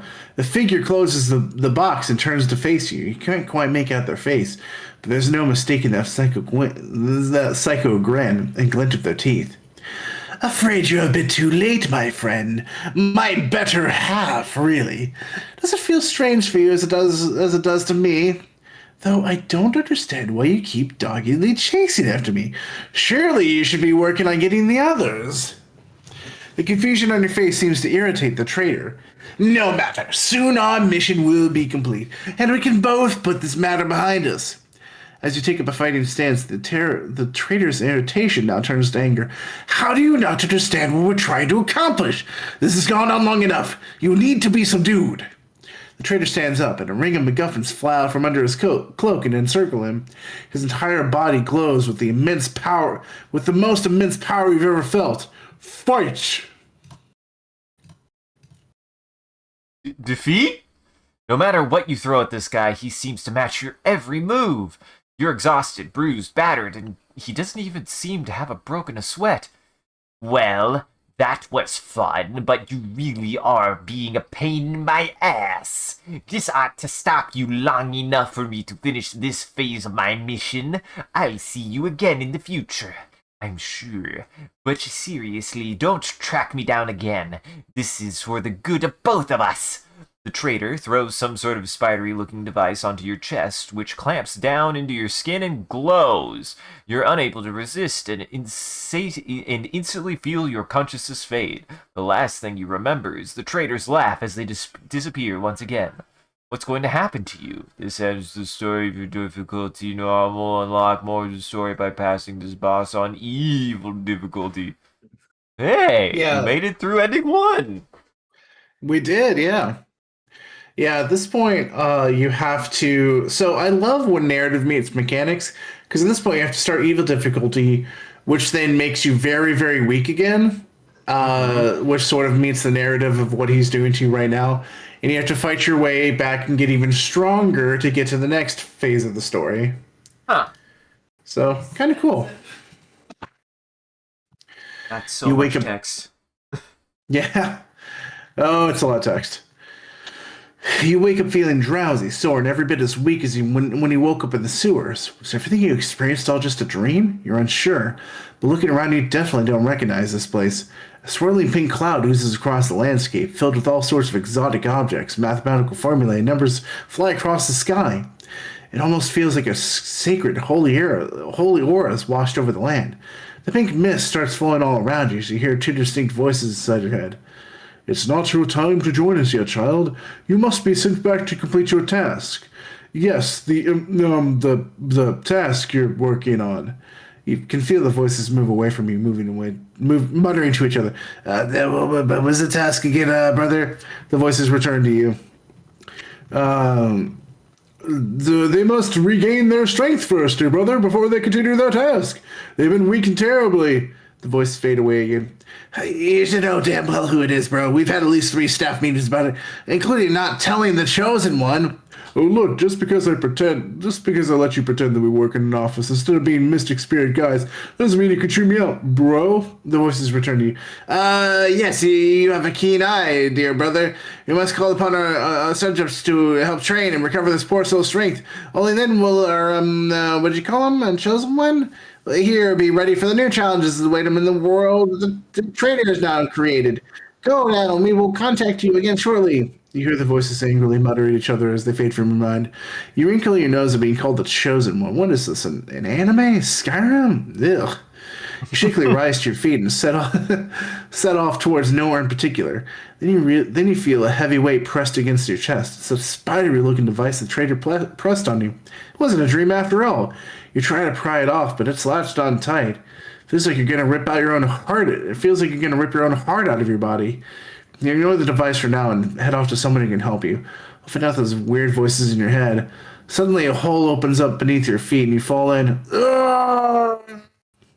And you fall into a massive room, landing on an oversized table. The giant plate is laid out with some cookies and a glass of milk 3 times your height. It looks like a giant creature was having a snack and left halfway. You move over to one half-eaten cookie and examine it. When you hear a click sound, the pink mist rises up and flows into the half-eaten cookie, possessing it. It's coming right for you. I really thought the cookie was just gonna pull out a gun. Yeah. As the cookie crumbles, the pink mist whooshes through you and transports you away to another strange place. Or are these visions? This time, it's almost entirely pitch black, with a lone jack-in-the-box under a spotlight. On the side is a worn-out, rusty crank. You approach it warily, and since there's nothing else to do here, start winding the crank. As you do, more pink mist gets sucked into the middle of the box. Suddenly, the rusty crank pops off the side, scraping your hand. Ouch! You make a mental note to get a tetanus shot after this before squaring off against the phantom crank. Right as the crank shatters, you hear the voices return. Crap, they went too fast, bro. Crap, they went too fast, bro. I told you they'd beat up like 3 bosses before your annual performance review was over. Shut up, bro. It was only 2. The voices get louder. You have done well, Chosen One. Each of these foes are a product of the traitor's device trying to suppress your power. Each foe here represents an aspect of incremental power, and each one you cast aside damages the device. It is our hope to help you destroy it here and now before we send you back. You're getting sick of these voices already. The pink mist surrounds you until it transports you to the middle of an ocean. You're taken by surprise and sucked in a lung full of water. As you sputter and wheeze, you spot a fin gliding towards you, which can only mean one of 2 things. Well, since there's no NATO accompanying it, this must be a regular old shark. Oh, man. The number 1.8 times 10 to the 308? Mm-hmm. As the shark falls to the bottom of the ocean, the pink mist once again swirls around, transporting you to a void. You float around helplessly at first, but you get your bearings. But as you get your bearings, you realize you're not alone. A massive, hulking behemoth of a number floats by. You've never seen anything so big in your life. You have to kill it. I want to say that this is the absolute numerical limit of this, of like how big your attack and defense can get. Uh-huh. Yeah, it's funny. It's kind of it's yet one more meta joke. With the fall of the number, you feel reinvigorated. The chest of your device looks more damaged too. Once again, the pink mist surrounds you and transports you to the most pleasant place you've probably been so far. There's like actual ground to walk on here. That already makes it like a 9 out of 10. You see a weird looking goblin thing waddle up and raise its arms menacingly like a discount stuffed pigman. You hate to end this critter's life, but them's the rules. Wasn't expecting a Pikmin reference. Uh-huh. Another cute kitten. The imp goblin thing falls to the side, with little X's where its eyes were, a clear sign the thing's dead. The pink mist seems to agree, and once again whisks you away. This time, you're plopped in a bunch of comfy pillows, with a cute kitty on your lap. You play and cuddle with the cute kitty for an hour or 10. No, you're not going to kill an innocent kitty, you monster, but you do. The pink mist eventually gets impatient and whisks you away once more. This time you're in a large marble gate guarded by 2 strange dragons. One with a variety of horns adorned in his head, and the other, oh dear God, it's hideous. You try not to vomit as the dragons lift their head and address you, using the same voices you've heard in your head. You've done very well to make it this far, Chosen One. Yes, very well. We are the Guardian Dragons, very powerful and ancient beings. I am the Dragon of Wisdom, and my brother here is the Dragon of, we see that you have managed to destroy the device under your chest planted by the traitor. Yes, very well done indeed. Surprised, you look down and notice the device is gone. It must have fallen off as you pet that kitty earlier. We have just one more trial. We will allow you to pass. We have just one more trial before we allow you to pass through these gates and into the evil verse. It's really just the same universe you've existed in. Only the traitor has made it a lot more evil and menacing. They're also pretty bad with names, as you can tell. Oh, just tell them the trial, but I was about to, bro. God, you always interrupt me in front of guests. You're the one too embarrassed to even say my name. Such a jerk. And another. They start to bigger, and you decide to just kick their annoying asses instead. Starting with Righty over here. And now you focus attack on the dragon to the left. Don't even look at this boss's name. You better not. You're better off not thinking about it. You stupid. You step through the gate into your utter astonishment. You're standing right outside the interdimensional party. This world feels very different, though. Despite being immensely more powerful than your last visit, you feel weak, or rather, everything else feels much stronger, too. There must have been a reason you'd be transported here by the dragons, so you take a moment to sit down and recall your last visit here. You partied with a lot of random folks and met the spiky haired guy, and you got yanked around on a quest to find those MacGuffins the trader was collecting for power, and that's about all you remember. But wait a minute, the punch bowl! You remember seeing something in there when you spiked it for the 36th time, but didn't recognize what it was. Another MacGuffin! You gotta get back inside! Unfortunately for you, the same bouncer's guarding the lineup from way back at Boss 48, and he remembers you too. John B. You force your way inside and find every bit as crowded as before. You beeline it to the punch bowl, but crap, the MacGuffin isn't there anymore. You wish you knew where it went to. A weird genie floating nearby seems to have read your mind and offers to help if you beat him up in return. What a weirdo. The genie seems satisfied with that, actually. That's a really cool art. Yeah, that's actually really Genie- cool. I like the negative space. Yeah. Yeah, absolutely. The genie seems satisfied with your ass kicking ability and points out someone in the crowd who scooped up the MacGuffin into their drink a little while ago. You thank the genie and push your way through to all the party goers. You manage to make it to a guy you manage to make it to the guy the genie pointed out, someone who looks a lot bigger up close. They're wearing a powerful set of armor with a winged helm and a menacing looking hammer at their side. You ask about the MacGuffin they had in the drink, and they narrow their eyes and look at you. You! I said I'd kill you if you ever showed your face in here! Suddenly the party goes pitch black, all except for this angry Thunder God's face. What did you do to piss him off? Aw, not the entire state of South Dakota. The god explodes in a huge burst of lightning, blasting you away at Mach speed. Fortunately, the first being you could glide with happens to be the entire state of South Dakota. However, it doesn't seem pleased to have someone colliding into it at over 5,000 kilometers an hour. On the plus side, North Dakota. Yeah. On the plus side, North Dakota is now indebted to you, since it can now just be known as Dakota. The bad news is that your trails run cold to find this MacGuffin. With no other leads, you simply ask the other attendees if they've seen a small, hand-sized glowing object anywhere. Eventually, a huge stack of pogs waves you over. Hey kid, hey friend, I'm from the Fadlands. Ever been there? I've seen a couple of these MacGuffins you're describing. One in my homeland. I swear I just saw one handed over to the life of the party somewhere around these parts. Hope that helps. I'm just a stack of old pogs here. Yes, sirree, being all poggish and stuff. Despite the friendly advice, you can't help but smash the stack of pogs. No! What? Oh, God. You guys shouting out Ed. While everyone else deals with the exposition of 1,000 little cardboard discs, you venture toward the life of the party. He's not exactly hard to find, seeing as he embodies the spirit of this everlasting party, chatting up with the rest of the partygoers, cracking some well-thought jokes, and all around being a classy-as-hell guy. As you try to jostle through the crowd, 3 lumpy-looking guys block your path. All they do is shout "Ed" at each other, to people and around them, and at you, and they won't budge. Ugh. I appreciate the shirt says MF. He's a motherfucker. Mm-hmm. Mr. Chow. I haven't seen Mr. Chow in a long time. Uh-huh. Or Peter Chow, yeah.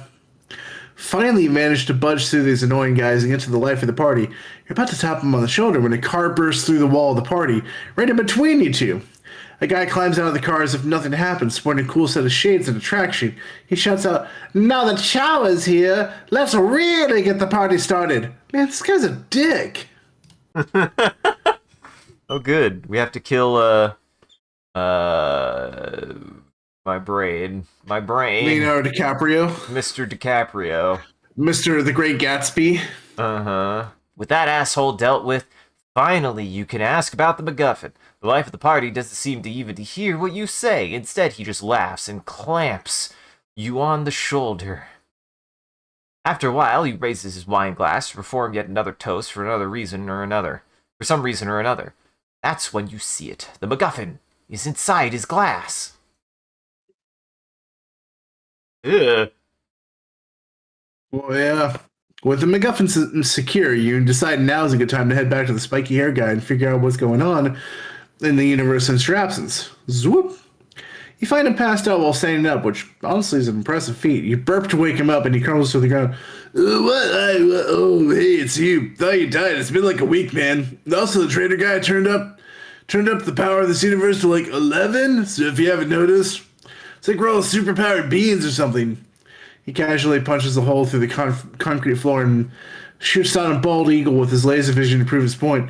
Cool trick, huh? I'm not exactly sure the point of it all, but it's definitely going to hinder your search for more MacGuffins. Before you head into that quest, though, I accidentally summoned some Eldritch gods through a series of unfortunate typos, and I'm forcing you to help me banish them. Bye! Before you can even process what he said, he zaps a blood-red portal beneath you. Ah! Yeah, these are fucking awful. And boy, this is gonna be the first break. I might actually I'm at least gonna go grab a snack, cause God, I think we're in for a long haul. I think you severely underestimated. I feel like we're definitely blitzing, but I think we're in for a while. Yeah. But this is a nice test. This is a nice test. This is a reading endurance test is what we have. It really is. And hey, I mean, thank you for this dumb gift, I guess. This very strange dumb gift. Yeah, absolutely. It is woof. It is a lot. It's wild to me how much content is just in this, as far as like you keep on clicking on things, and I'm like, I don't even know what you fucking clicked on. Oh yeah. You could go to Yggdrasil? Yeah, it's your tree, so that's a pretty good joke, actually. Skill tree. Yeah. Well, yeah, because you harvest the fruits, and one gives you gold, one gives you temporary power, one gives you adventure stats that are permanent. Like, at this point, it's like a pretty small amount, but it's a little bit. One gives you EXP, one gives you drop chance, and so on and so forth. So they'll just give you various stuff that's pretty good. Use poop. Yeah, it's fertilizer. It makes the tree grow better. Or makes the fruit grow better. I understand. Alright. There it goes. I'm gonna step away for a second. I'll be right back. I should need like something to snack on.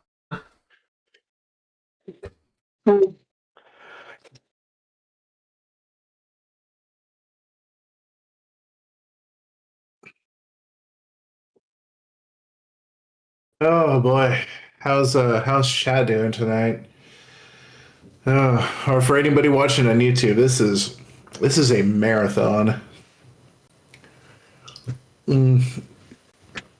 I've almost entirely powered through my water already.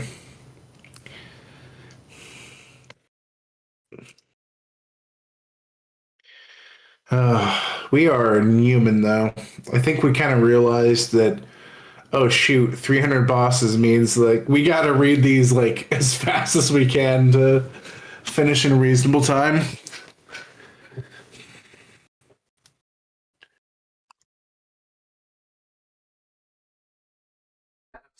One. Or are you just espousing? I heard you for a second, but I. Oh yeah, I was just talking to Chad. I was just talking about like, I was like, hey, how's Chad holding up? Because we're going through like a marathon at this point. Like, it is like we're going fast. We've picked up the speed, but it's just like, holy smokes! Like this is. I did not realize. I really didn't realize like how much of like an endurance test this was going to be. Like this is. It's good. I like. This is fun, but it's like. Holy shit, this is like actually like pretty intense. You're lucky that that you can talk me into anything ambitious. Yeah, I did not think this was going to be closer to like 5 hours. Well, here we are. I think we can Yep. do it. I think the next hour, I think we've got a goal. I definitely have a goal in mind. I think the next hour we're gonna get through at least 100 in the next hour. Thankfully, like 25 of them are literally just blank. That's So good. there is a point, like it seems daunting, but there is a point where like we're just gonna like reach an entire segment of like blank entries and just like straight up power through them. Mm-hmm. It is pretty close to the end, though. That's fair. I just am impressed. Honestly, the fact that he also made this many pictures, I can't tell if he got like any artists or if he made them all himself. That's pretty impressive. He made a huge amount of them himself. He did start to commission one dude towards the end as he was kind of running out of steam himself. I mean, After making this game for years, you know, at some point he was just like, "Hey, this other dude who's really cool is now making art for me." uh-huh. Makes sense. All right, we're back. We're back. We're back. I've got pot stickers and crackers. Honestly, these are really nice. Thank you to my roommate for giving me some of his pot stickers. It was like, those actually smell really good. I wasn't sure how. I was like, "Dang, you made pot stickers really quick." Uh-huh. One demon banished, 7 to go. Every minute you spend in this place, you can feel more of your sanity slipping away. If you had any to begin with, that is. You need to finish this task, and quickly. You spot a fort made entirely of flesh on the horizon and decide to check it out. As you near the entrance, a ghastly being blocks your path. It is Kuddle, whose very existence offends the natural order of things, and whose only purpose is to consume everything. As you slay the fell demon, the skies boom out with thunder, and blood begins raining from the sky. Ah! You dash inside the fort of flesh, become face to face with yet another monster. Lick. You can almost imagine a face amid the flesh. Eyeballs and tape that make up its physical form. Its face contorts into a tortured grimace and lunges towards you, a blob of flesh at its side morphing into a giant fist. Yeah, these are fucking awful. Oh, not Blodo. Blodo. As another eldritch typo god falls, its flesh burns black and turns to dust before your eyes. Horrified, you back away into another room in this fort. It's an open dome of sorts, and you see the torrential downpour of blood fill its chamber in the middle. Suspended above, a still-beating heart is impaled on a wheel, and in the growing pool of blood, winged eyeballs spawn and fly up and out of the open roof. The blood rain has indeed awoken Blodo. The heart beats faster and faster, and the winged eyeballs charge at you. Brian. You defeat as you defeat the winged creatures, the heart beats faster and faster and faster until it explodes in an excessively gory pace. Is this idle game even PG-13 anymore? Who knows? Traumatized, you sit by the edge of the blood pool and try to shake off the horrors you've witnessed. After a moment of hesitation, you swear you spot an old high school buddy of yours. Hey, wait, it is your old high school buddy from high school. Brian, you haven't seen him in years. Despite existing in a world of literal nightmares, you two take a moment to catch up on your lives. Turns out he's married and has 2 kids now and a successful business installing carpets and also does volunteer work on the side at a local animal shelter. It finally occurs to you to ask Brian how he got here. I was just ready to close up shop when Red Portal transported me here. Some guy at Intercom said he screwed up, said he was actually looking for a brain or something, but made a typo. A classic mistake. The fellow seems nice enough, though. I just hope the missus isn't too worried about my absence. He pauses for a moment. Are you here to banish me back to my normal universe? Or our normal universe? Because that'd be great. You clap your old buddy in the back and get ready to transport him out of the heck out of this realm via good old-fashioned ass-kicking. The battered body of Brian compressed into a tiny cube and winks out of existence, but not before he gives a friendly wave goodbye. You smile and wave back. That sure helped raise your spirits. As you move into the heart of the fort, you spot two more of the beings guarding a doorway. As you near them, they move to block your path. It's Adign and Horus, and it's clear you aren't getting in without a fight. You decide to take out Adign, but first, since you can see that that's the name of the current boss on this page, it just makes sense. It's just actually Horus. Yeah. The slugs from its eyes crawling away as a jet black beam of light burns the rest of its body to ash. At the sight of this, Horus lets out a piercing wail, and your movements slow down to a crawl. Your foe seems unaffected, though. That's going to cause a problem. Ugh. Elixir. At last, Horus is slain, its body shattering into 1,000 pieces. You're now able to step through the door and confront the final Eldritch typo god, Elxu. Just staring into the gaping mass of this beast is enough to make your skin crawl and your souls quiver. A shimmering shield is raised around it, with an ancient evil symbols glowing along the edges. You hear the low rumble of mocking laughter erupt from within, and it attacks. Aww. The beast... very sad, Slinky. He's very the sad. Beast's mouth... He's very sad. The beast's mouth opens wider and wider, bending backwards, and begins devouring itself. It's as if a Pac-Man lost a life, but it is happening for real. All that's left is a giant eye which rolls towards your feet. You decide you should take it with you as a gross trophy. As you pick up the eye, the intercom clicks back. Yep, that should do it. Thanks for the solid. Now let's get back to hunting those MacGuffins. Another red portal. That was Spiky-Eared guy, right? Another red portal appears beneath your feet, and you land in a crumpled... Well, actually, maybe... I don't know. Who knows anymore? Keep going. I think it was. You land in a crumpled heap on the concrete floor of Spiky-Eared guy's garage. Great. Hey, so about the MacGuffin, I've actually got no leads right now. Nothing. The whole Eldritch typo god was supposed to buy me some time, but it wasn't enough. So if you have any ideas, now's the time. Well, you rack your head thinking of anything, and then it comes to you. The paw creature from the interdimensional party mentioned seeing other MacGuffins, including one from their homeland. The Fadlands, huh? It's a stupid place. It's like it's permanently stuck in the year 1998 or something. Boring. The spiky-haired guy fiddles with your device for a moment and sends you on your way. Swoop! You land with a crunch into something hard. Ugh.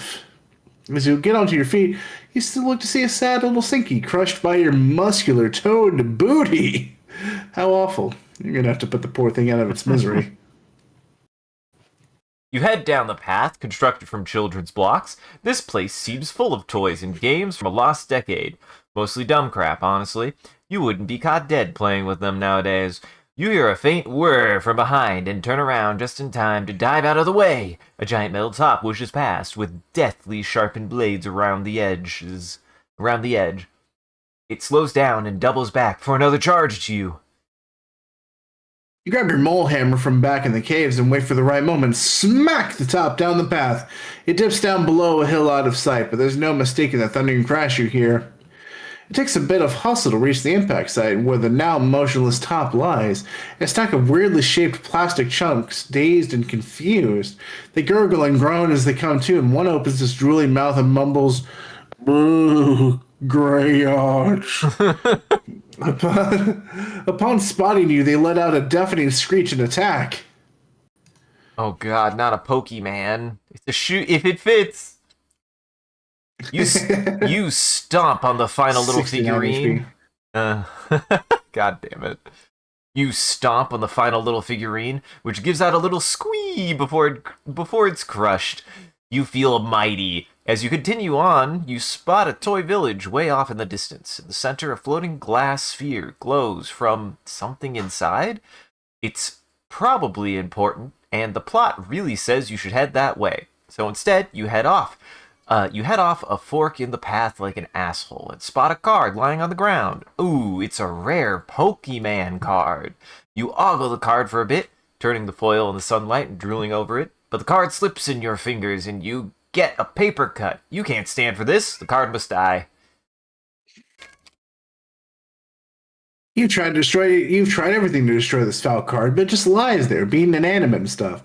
You've tried smashing it, shooting it, cutting it, snorting it, trading it, insulting it, burning it, and folding it in half 8 times, nailing it to a wall, eating it, scribbling on it, running it over with the train, rolling it into a joint, feeding it into a cat, launching it into the sun, shoving it into your armpit, disintegrating it, even tapping it for mana. But it's virtually untouched. There's only one thing left to do. You whip out your radio and call in a nuclear airstrike. Despite not having a radio at any point during the story, you just shut up and accept it. A moment later, you can see the nuke hurtling towards you, Mach 17 or so. You whip out your protective goggles in time to be unaffected by the 50 megaton blast. Apparently, they can do something. This card, however, has finally met its match. Or so you thought. It crawled inside a bulky Game Boy and used it like a protective fridge just as the nuke hit. Clever bastard! You have to take them both out. Turns out the weakness to both of them was just fighting them as bosses. Their mangled bits lay on the ground as you head on to the toy village. At the gate leading in stands, or rather sits, a lone guard, a lumpy beanie baby. Part of the ears and the tag seems to be missing. That's gonna put a dent in its value. Just kidding. It had nothing, and it had none in the first place. You brush off the lint from your What's up? Man, I forgot that Beanie Babies were like a collector's item at one point. Yeah. I forgot about that. Yeah. That was, I think my mom had some. You brush the lint off from your clothes and check out the source of the glow in the center of town. You couldn't see it before, but the glow was a definite tinge of red. Totally not ominous or anything. Holy shit. You saw that too, huh? What? But do any of these actually sell? Do people buy these? You don't want to go to Poshmark to find the most valuable Beanie Baby at $500,000? I think I had some of these. Oh my god, what the hell? They still are worth something. They're still worth something. Oh my gosh. My mom wasn't kidding. She was basically treating them like, she's like, oh, one day they'll be like the stocks. Should have trusted her. Jeez. Totally not ominous or anything. You debate breaking the glass and fetching what's inside, and before you decide to do something, before you decide something else decides for you. A giant black puck slams into the center of town, crushing you. Glass dome in every building. Through the mayhem and destruction, you see just one thing: a giant furry face stamped to the side of the monolith, with a label mouth. What the fuck? Mouth. Oh god. You manage to outslam the slammer, and it goes flying off into the distance with a thunderous crash, causing a 3-foot wide crack to open up in the ground from the sheer violence. You let out a sigh of relief and go back to searching for the source of the red glow. Deep in the cracks, you spot the source of the red glow in the glass sphere, and sincerely wish you hadn't.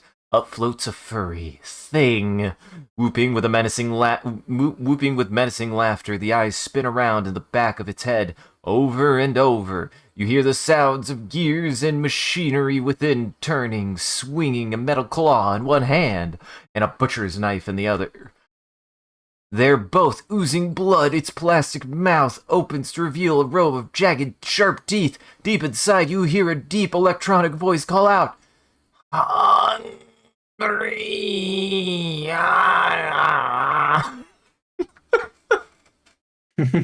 Whoa. Biblically accurate belts. Yeah, that's pretty cool. The creature sustains an unnatural amount of damage before it slows down, and even still, it never seems to quite stop moving, no matter how much you pulverize it. Its little robotic arms keep twitching and its mouth opens and closes. You'll never get these images out of your head. Smashing into a pulp has accomplished something, though. The red glow turns out to be a MacGuffin. Yanking the MacGuffin from within its housing seems to have stopped the demonic toy. Finally. You set your portal device to GTFO, and swoop! You don't want to go there. That's a bad place. Yeah, no kidding. Toss the MacGuffin onto the rest of the pile of spiky hair guy's garage. There's quite a collection now, and an alarming number of empty beer cans and used needles. You see no sign of spiky haired guy, but you spot a note on the floor. Hey, nerd. If you get back before I do, I'm experimenting with stuff in the quantum realm. That means I'm tiny as hell. Don't touch my stuff. The portal device on the counter is set to your next egg MacGuffin or whatever the crap is you're doing. You owe me. Don't touch my stuff. You shrug and follow his instructions. It's just easier that way. Swoop. You flop down onto a huge pile of leathery belts, which was not in your first three guesses of what you land on. It really is a struggle to entangle yourself from them. You can't make out much, but it seems like you're in some sort of lame generic dungeon or basement. You're still struggling to escape these damn belts, but the more you struggle, the tighter they seem to constrict. You've come to the shocking realization that, in fact, that's exactly what's happening. You're kind of into bondage, but not this much. Also, was that a leather belt reference? I don't know, but I leaned into it. I made it a leather belt reference. Leather belt, leather belt. Four strength, four stamina. With enough hacking and slashing, you finally escape the web of belts. Now that you're on your feet, you can confirm that this is indeed a dusty old basement of some kind. There's a hatch leading up, which you take without hesitation. Now that you're in the main part of this building, it sure is a fancy-looking place. Lots of ornate decorations everywhere you look, though it's oddly deserted. This feels more like a castle now. Wandering through a few hallways, you spot a mimic chest sitting out in the open. They're like an actual chest full of loot, but instead they bite your hand off. You've always wanted one as a pet. You approach the mimic chest, but before you're able to reach down to pet it, something inside leaps out and bites you. It was a mimic chest, mimicking a mimic chest. Talk about top 10 anime betrayals. You rip the damn mimic off you, and you fill it with a few dozen rounds from your from your Tommy gun. Thank you. What a little bastard. You decided this ends your adventure in this weird castle and head straight for the nearest exit. A bit of directionist wandering later, and you spot a set of fire exit doors. Why would a castle have a fire exit? Strong building codes, I guess. I love that we were actually talking about that during our tabletop session the other day about how Sean has apparently lived in bad apartments because they don't have fire exits. Yeah, I think I lived in one too that didn't have a fire exit, and I lived on the third floor. Yeah. The door leads out to the castle gardens. As you head down the stone path, your foot lands on a weird rock that sinks down an inch with an ominous click noise. Uh-oh. Turning back, you spot a secret hatch in the ground opening up, and a giant steam locomotive appears, and it seems to be locked in a never-ending suplex to some poor sap, and it begins rolling towards you. I believe that is a Final Fantasy VI reference, the suplexing train. Oh. You suplex the train in Final Fantasy VI. Oh. I'll show you the clip after this if I remember. It's quite funny. You brace yourself, anticipating the suplexing train's movements towards you, and at the right moment, you latch onto the train and begin suplexing it back. The power exerted by the infinite loop of suplexes accelerate your spinning to insane speeds before you suddenly let go of the train, blasting it into the sky at Mach 5. You congratulate yourself on the clever bit of physics you pulled off when you spot a weird little elf kid in front of you. His jaw drops in total awe of what he witnessed. Then he cheers and runs up to you. Golly, you're the best. I'm going to follow you and watch you and worship the ground you walk on. Oh God, what an annoying little jerk. You just have to kick his ass. I do love this. Mm-hmm. Push him harder, push him even harder. Mm-hmm. Despite your solid face punching, the Adorn fan just won't take no for an answer. For now, you ignore them and move on with finding the MacGuffin. But you'll have to find a more creative way to eliminate them. As you move on, you spot an enormous metal sword sculpture in the gardens, which gives you a genius idea.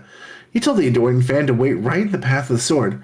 Wait, right here? What about, say, over there? No, right here? Alright then, whatever you say. You scurry around to the other side of the giant sword and give it a gentle nudge. What happens next, needless to say, doesn't end well for the adoring fan.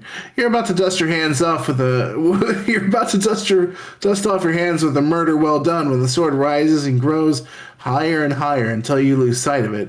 It seems unhappy with what you've done. Oh boy, not the damage cap. Not the cheese. Not the cheese. You, God. Using your years of experience with JRPGs, you perform an obscure set of moves to infinitely power up your attack and one-shot the sword. Shiny gold text pops up. You did 9,999 damage. Wow. The sword cracks and splinters into pieces, but your damage text doesn't seem to be going away. It keeps growing. 99,999, 999,000. Wait, no, 9,999,999. I don't know what number that is. It's a glitch. You've got to stop it. I don't know that number. I think that's 9 trillion. I think it's 9 trillion, 900. Yeah. Is it just 900 trillion? I think it's 9 trillion because it's 3, 6, 9, 12, 15, 16. Oh, yeah, yeah. I think that's 9. Yeah, 9 trillion. I'm not going to say that. That's fair. Honestly. You managed to stop the glitchy damage cap, but you still aren't sure of where you need to be going. You step past all the broken nines and circle around the castle until you reach the front entrance. Instead of a set of doors, you see a shimmering mist. It's creepy, and so it's probably the right way to go. You step through the mist and enter a giant courtyard. At the far end, you see the MacGuffin glowing a dim orange. Glowing a dim orange. Flowing a dim orange. Flowing a dim orange. However, between you and the MacGuffin are 2 giant sentinels standing guard, donning some intimidating metal armor. They look like they were expecting you. One lifts up their massive hammer while the other readies a jagged spear sparking electricity, and they advance. True final boss. Your target, the spear-wielding sentinel first, and several minutes of spamming roll dodge later, they fall. All that's left now is their hammer-wielding partner. That face, though. Yeesh. Small Bart. 500,000 dodge rolls later, and you've taken down the other fella. Now to snag the MacGuffin they were clearly guarding to get back. Zwoop! Oh no. Oh no. The spiky-eared guy's place is absolutely trashed, and not because of one of his usual drunken rampages. No, this place has been ransacked and looted. Oh god, the MacGuffins, they're all gone! You see smears of blood and other random fluids and goop strewn across the debris. Following them like some cursed version of Blue's Clues, you find the spiky-eared guy eviscerating and lying in a pool of his own blood. There's a note clutched in his hand, trembling. You extract the man's final words. Dear dumbass, if you're reading this, you were too slow in your mission to come back and hear my death monologue, so thanks a lot, asshole. It was my one dream to perform a 5-minute speech to someone at my deathbed, but I guess I'll have to write this in my own blood instead. The traitor came by and asked for all the MacGuffins, and because I don't actually care about helping you that much, I just handed them all over. But then he trashed my place looking for something. I don't know. Oh, and he stabbed me 73 times to be an asshole. So I regret my decision to betray you a hell of a lot. As my dying wish, I want you to stop this douchebag, so here's my code to access my secret basement lair. I guess he was looking for it, but I have no idea why. Wish I could be of more help, but dying takes a lot of concentration. I did hear him mention grabbing one last MacGuffin and then breaking the 12 seals or something in order to unleash a god or become a god or have sex with a god. You never know with these villains. Okay, I'm done now, bye. SHG, Slupo Hannity Gargamesh. You think about shedding... Yeah, spiky ear guy, or Slupo Hannity Gargamesh. Oh. Yeah, spiky ear guy. You think about shedding a tear for your fallen comrade, but he did say he literally betrayed you, so your feelings are rather complicated right now. You begin clearing the debris and eventually spotted a small hatch on the keypad. You enter the code 1111 and head inside. As far as you know, it's more the same gadgets and gizmos like above, and a small terminal. On this location, you see the location for the last MacGuffin. This is your last chance to stop the traitor before getting around 12 more chances to stop the traitor. You have to act now, Ish. Ish. This has been a pretty good one. Yeah, he's really kicked up his he's gotten better. Uh-huh. It looks like you're in an underground city or bunker. In the distance, you spot green glowing buildings and other oddities surrounding an essential lab. Well, off you go. What feels like a final chapter of Act 2 of a story. Walking down the deserted roads feels rather spooky, but you get used to it after a while.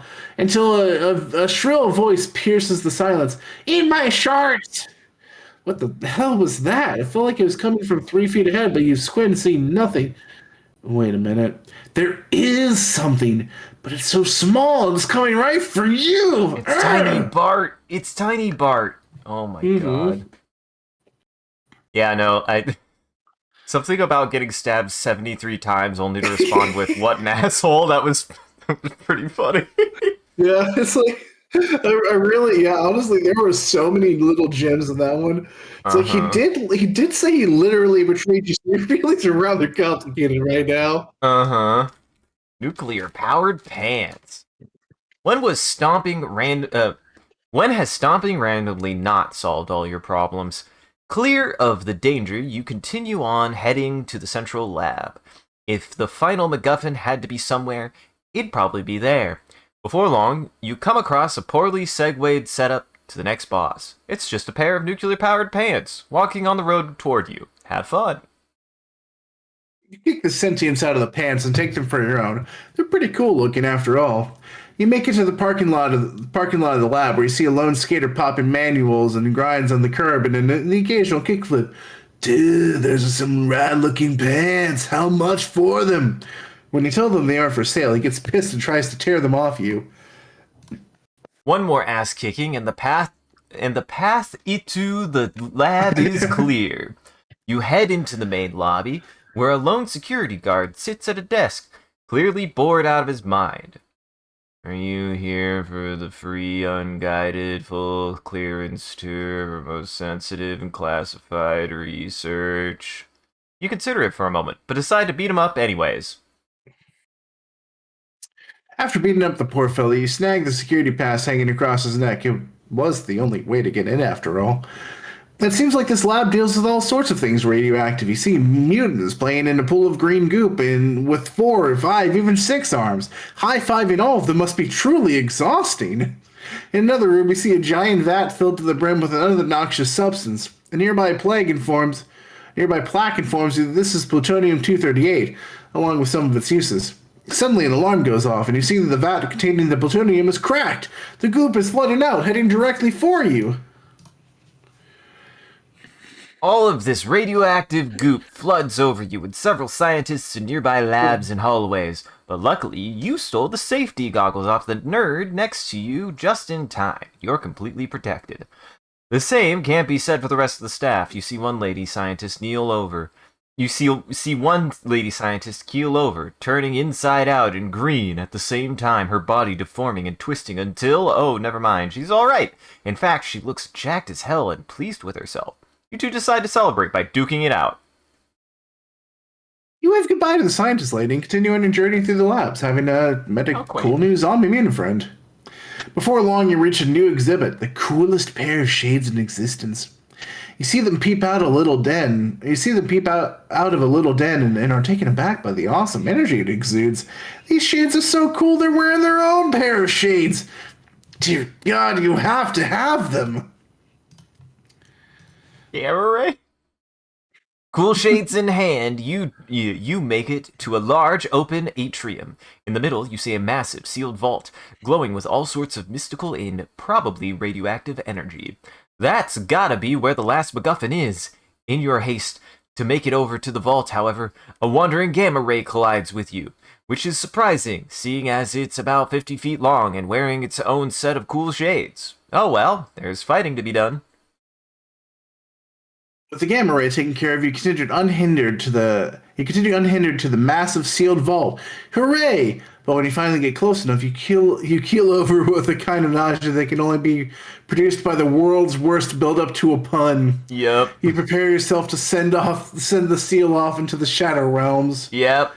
You know, that's pretty good. That's a pretty good pun joke when even they're like, this was a pretty fucking bad pun. Yeah.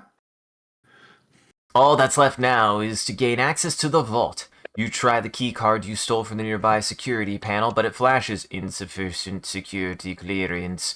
You think about it for a second and manually enter 1111 as the security passcode. The door whooshes open instantly, and you head inside, feeling rather smug.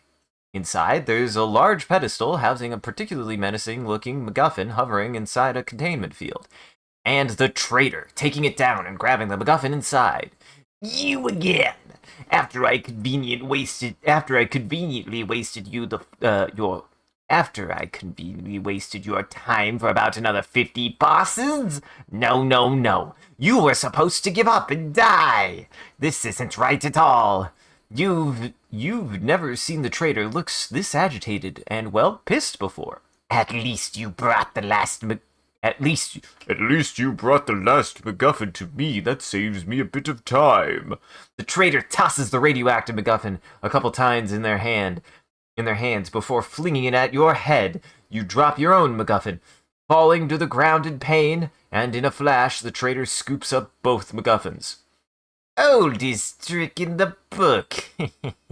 Guess I'll destroy you now. With a snap of their fingers, the radioactive MacGuffin unleashes a wave of plot energy at you. The traitor scoops up their ill-gotten goods and vanishes in a flash as you fall to the ground, about to pass out once again. But before grasping your portal device, turning the dial randomly and zoop, barely escaping before the last of your strength fades. Well, I think we're in the home run, honestly. Yeah, we're in the final act. Here we go. Boss 201, sadistic difficulty, the third difficulty. You've come to yet again. You're just really starting to get annoyed with the traitor knocking you out and weakening you over and over. But this time, the smell of home-baked makes is a lot more pleasant. It doesn't hurt you that you're absolutely starving, too. But you're in the way. Opening your eyes, you see you're on a comfy bed, and in the distance you hear the humming of an old lady. Struggling to your feet, you head to the source of the noise. You see a sweet old grandma busying herself in the kitchen, and baking a lot of yummy treats. She spots you across the kitchen and beams at you. Thank heaven you're alive, dearie. I saw you appear just outside my house and pass out, and you're in my way again, kitty. Oh, that damn cat again keeps on getting in the way of my lines. You know I can't read. And I was way sick of you. Do you need a glass of water, honey? You nod, more than a little confused, and she shuffles over to the cupboards to fill a glass. You accept the water with a thanks. Well, whatever happened to you or how you got here, everything's okay now. You can watch here and heal. This world has seen nothing but peace for sin. A thunderous boom of utterly non-peaceful intent interrupts her speech. She peeks out a nearby window. Ah, crap! There goes the neighborhood! She exclaims. In another neighborhood! In another! She bolts up and get ready to rush out the door. You to confront what has to be the traitor again. Well, sweetie, take one of these with you. She hands you a small box of freshly baked brownies, which seems like the most delicious pieces of baked good in the entire universe to you right now. I made these extra special for you. You take about 3 steps outside before you eye the box again with ravenous desire. Can you resist scarfing down these brownies right here and now? The answer is no. Ah, I love that he keeps on giving him angry eyebrows with stupid things. Mm-hmm. 6 heavenly brownies later, along with the rest of your dignity, you hit the road again, towards the commotion in the center of this very bready town. It seems that this world is entirely made out of baked goods and bread. Yum. However, the traitor sure hasn't wasted time causing utter chaos to this place. Before long, you see a piece of raw cookie dough infused with evil, villainous energy. A great foe to start gaining back your full strength and more. You beat the evil out of that cookie dough, leaving him merely angry, and continue on. You've just about I don't know why that one got me. That was actually just kind of funny to me. You've just about arrived at the town proper, where all you can see is sort of torched and burned buildings. Normally, this would be awful, but since everything is made out of bread, it just smells like a bunch of toast, which is pretty good. You pass a barber shop on fire, and you see something hop out, able to twist the tongue of any mortal being. Yeah, it is. Yeah, a bearded. I had to read this a couple times in my head too. Yeah, a bearded breaded braid. You're not sure that's a real thing, and it's about to kick your ass. So I think you just have to accept it. Ah! Butcher and candlestick maker. Oh, there we go. There we go. There we go. What? Sexing gentillion, the sexiest Seats number. number. Winky face. Oh, the winky face is what I love about it. Holy shit. After the fight, you spend a hot minute untangling the knot in your tongue before you head on. Of all the things, you spot a bakery, which seems like a poor business to set up in a world whose very existence already revolves around baked goods. You're not going to question it, though. Theo! Instead, Yo. you're questioning why two fat naked men, soaking wet, are trying to loot the bakery wearing nothing but a towel around their naughty bits. Actually, you decide to beat them up instead. You throw down the weird naked dude and head inside to see if anyone inside needs rescuing. And indeed, you see a baker cowering in the corner while something tries to do a murder. You throw it off. You throw off the poor man, or you throw it off the poor man and get a proper look at it. You see now why it's in a murderous rage. It's the last greatest thing until sliced bread came along. You'd be pissed too. You give a smile and a nod and take your leave as the baker thanks you for saving him. A great deed to be sure, but you have to hurry to stop the traitor from completing the last stages of his evil plan. Something about 12 seals to be broken? Sure, we'll continue with that idea. As you approach the center of town, you see the toxic, evil aura ramping up in effect. A lone piece of bread has gone moldy, and with it, it has lost its mind. It charges at you in rage and confusion. Couple bread suplexes later, and you toss your vanquished foe to the side. Finally, you can see where the traitor has crashed into. In the center of the bread town, you see a giant crater and a small structure still standing. You also spot the traitor, surrounded by all those stupid MacGuffins.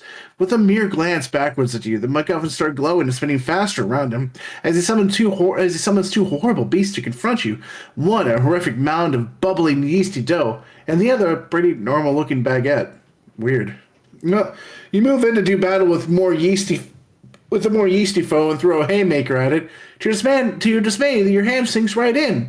You yank your hand out in a panic to find it swallowed that special ring you looted from Ugg.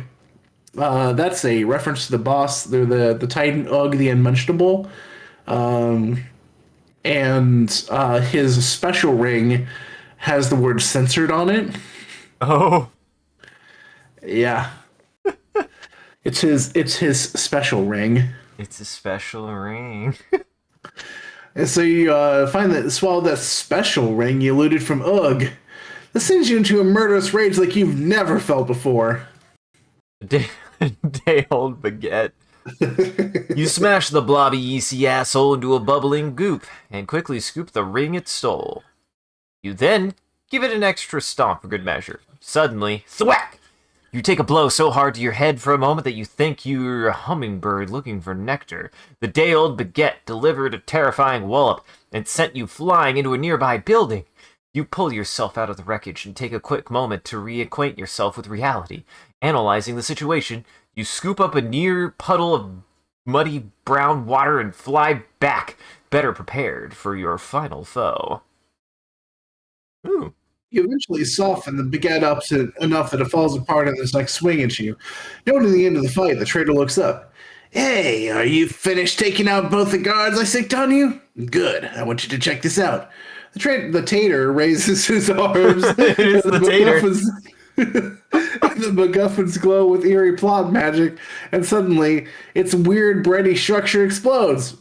You feel a low rumble shortly after, like a small earthquake, except it feels deeper, like it's affecting something core to existence itself. 1 down, 11 to go. And with that, the traitor vanishes out of thin air. Damn it! Well, you can only think of one lead left now, and so you head back to that stupid secret lab. Anticipating you come back to this location, it seems like the traitor placed an instant death kill field around the garage. Luckily, one of his goons set the field in reverse, so it just murderized everything except for the inside of the garage. You see the severely dead moron just on the other side of the garage door, slumped over a control panel for the field. Moving into the lab, you start scouring the computer for any clues of the locations of the seals the traitor is hell-bent on breaking. Luckily, you find a folder pretty quickly labeled Horrible Awful Fetish Porn. It contains some pretty useful data relating to those seals. Bad news, the first checked the super boring lab notes folder, which held Yeah, therapy won't help you now. But you know where to look now, so it's okay. Swoop! Damn, this place is partying just as hard as the interdimensional party. Funky music is blasting in the background, along with a roller rink and a lit up dance floor.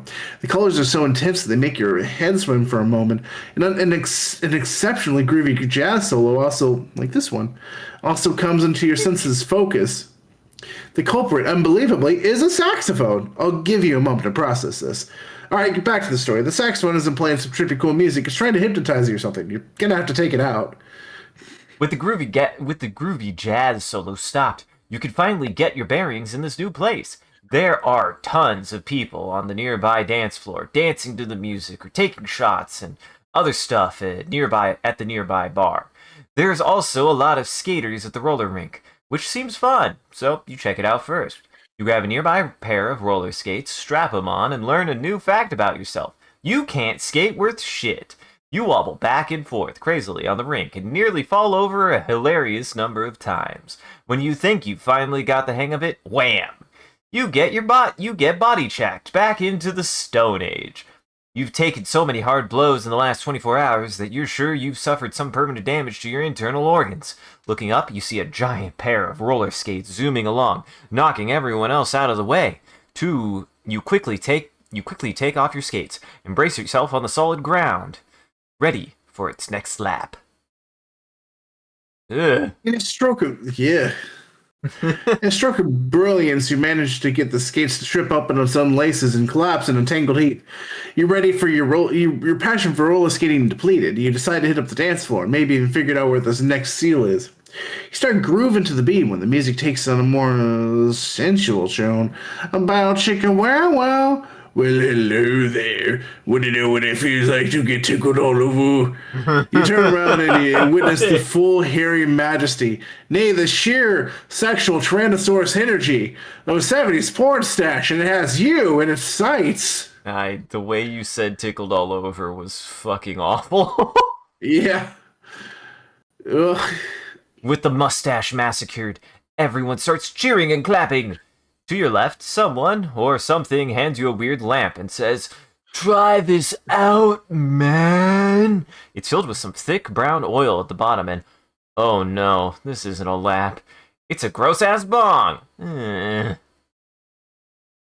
You dump out all the nasty bog water, nasty ass bog water, and give the kid a proper bong maintenance and cleaning tips.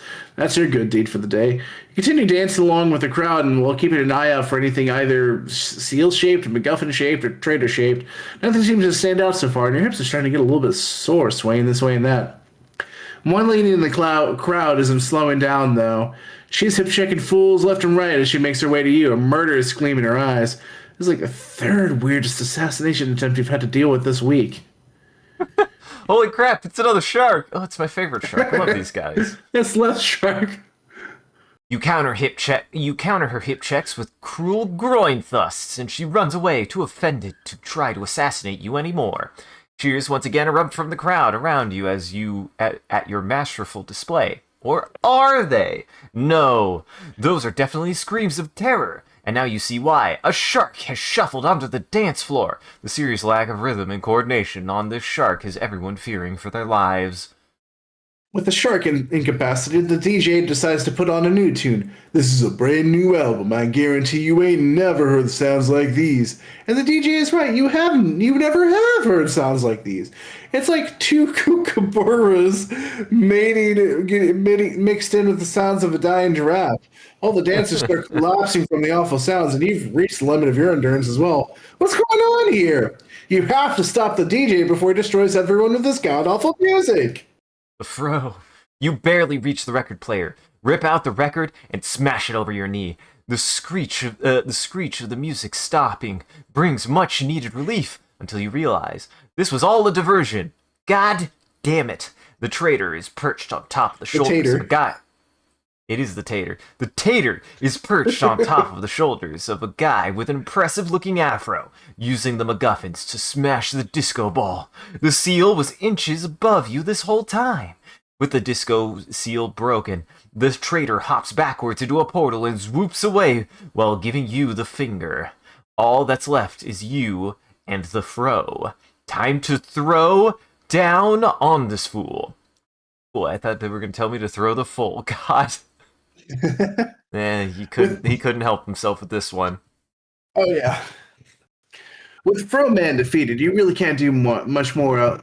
You can't really do much more other than try to take the L and other than take the L and try to stop the traitor at the next seal. You feel kind of bummed out. Zoop.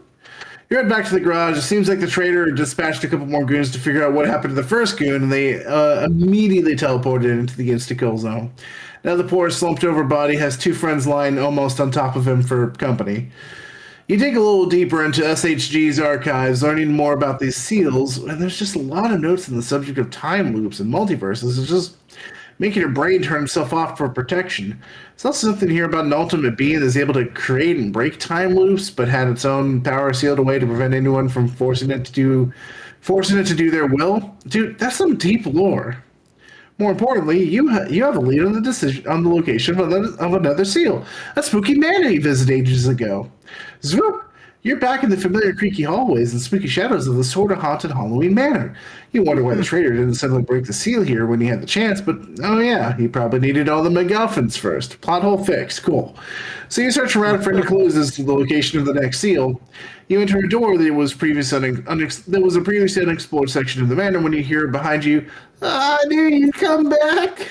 Links oinks, I knew you'd come back. Jeez, I did not do a good Shaggy. You turn around to spot the stoner kid. Better than mine. Spot the stoner kid you beat up a few dozen bosses ago. He looks a lot more powerful than you remember. He's smirking too. Not a good sign. I dig my new looks. Let's just say I'm like leveled up a lot since we last fought. You're about to go down for good this time. It's almost like the dolphin from Xenogears. A little bit. The stoner erupts in a blue aura of raw power and flies at you. You throw the stoner across the room, and a section of the house collapses on top. The glow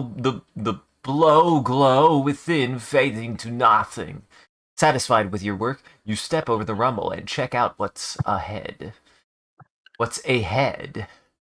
Opening a closet door, you're spooked by not just a skeleton, but a skeleton inside a body. That's like 50% more spooky. You shove the skeleton back into the closet and slam the door shut. Good riddance. Up ahead, at the end of the hallway, you see an elevator, which is an encouraging sign. In your haste to reach it, you get spooked and crash into a lumpy shape emerging from a side door. Is that meant to be a Halloween costume? Looks like two duct tape mattresses. This proves your eyes work fine, because that's basically what it is. Maximum blood. 14. Hell froze over. Truly incredible.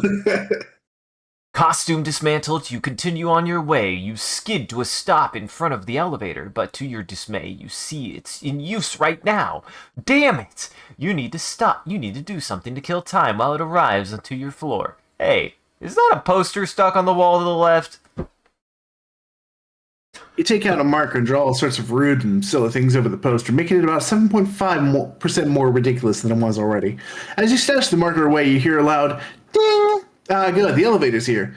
As the elevator screeches open, 450 gallons of blood decide to step off of this floor, taking you with it. Wow, dude, I love candy corn. You frantically try to swim. I still like candy corn. I don't know what it is. It's maybe even a text. It's like eating candles, and I kind of like that. It's like the texture of eating candles, and I like that. Okay, it's actually really funny. Yeah, no, I get it. You frantically try to swim backwards through the blood, like some sort of gory feature on National Geographic about the migration rituals of salmon. You eventually overcome the tidal wave of blood, scramble back into the elevator, and pound to the floor marked B2. The doors creak shut, the elevator shudders, moving downwards. Phew! Ding! Ding! The elevator doors grind open again at floor B1, where a handful of disgusting, awful, no good candy corn hops on beside you. Ugh! You have a phobia for horrible Halloween candy. Aw, You Chainsaw Massacre Chan. Chainsaw Mascara, yeah. You crushed the subpar Halloween treats and kicked him over into a corner of the elevator. Ding! You finally arrived on floor B2. Stepping off, you hear the whir of some machinery mixed with a soft pulsing noise. I'll leave it up to your imagination to create those sounds in your head. I haven't added sound to the game, and I'm not about to now. As you step into another generic hallway, you figure out the source of the noises at least. What might be your most anime yet terrifying foe yet. It's the Texas Chainsaw Mascara. Jigsaw. I'm not going to describe how you defeated the Chainsaw Anime Girl, but it was pretty awful, you monster. At the end of the hallway, you see it opens up to a massive yet grungy, equal-looking room. In the middle rests a giant brain in a jar. Every second or so it throbs. You hear that pulsing noise reverberating through the entire manor. Your thoughts feel clouded, too.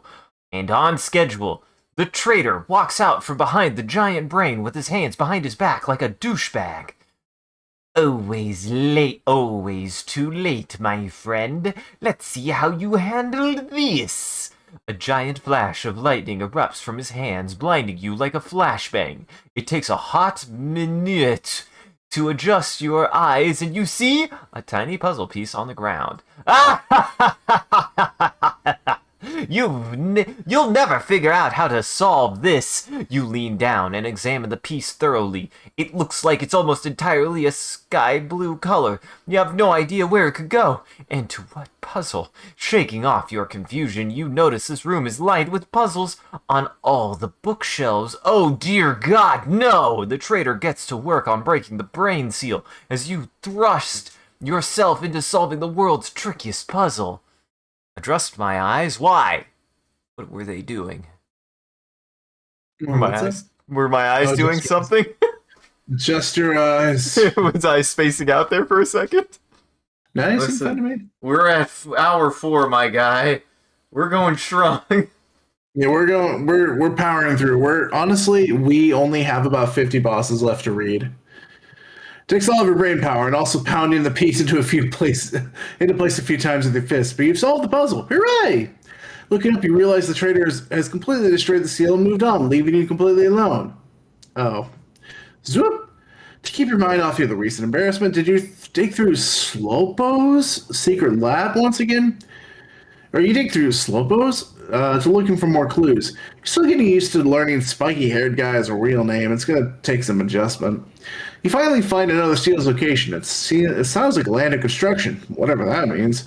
Suddenly you hear a sudden noise outside makes you jump. Dashing back to the main garage, you find that, the traitor just sent 4 more goons to check up on the other missing guys. And of course, they teleported right to the insta-kill field. A few of the bodies are still twitching from the 500 gigavolt shock. No good. You grab your gear and swoop! You land in the middle of a half-constructed apartment building. Cranes overhead swinging random girders through the air, which is abuzz with noise of burly construction guys doing a construction-y stuff. One of the guys on the ground nearby notices you zooping in and runs towards you. Hey, what the hell's you doing here? Here you go again. You and the construction worker sit down and work out your differences with your words, and by that I mean you beat the snot out of him and move on. This construction site is an absolute flurry of activity. You're really unsure where the seal could be amidst all the work being done. You take a moment to walk around the site to get your bearings when you walk right on top of a pit of wet cement conveniently placed in your path. But this isn't ordinary cement. This is quicksand cement. Yeah, I definitely didn't make that up, and look, it's quickly engulfing you. You well-placed judo chops and the quick cement is defeated. The pit quickly spits you out, leaving you smothered in heavy cement. You even have a bit up your nostrils. Sufficiently pissed off, you search for who created this pit. It becomes very, very obvious when you spot a cement trunk some 50 feet away, filling up another pit. Revenge will be had at your hands!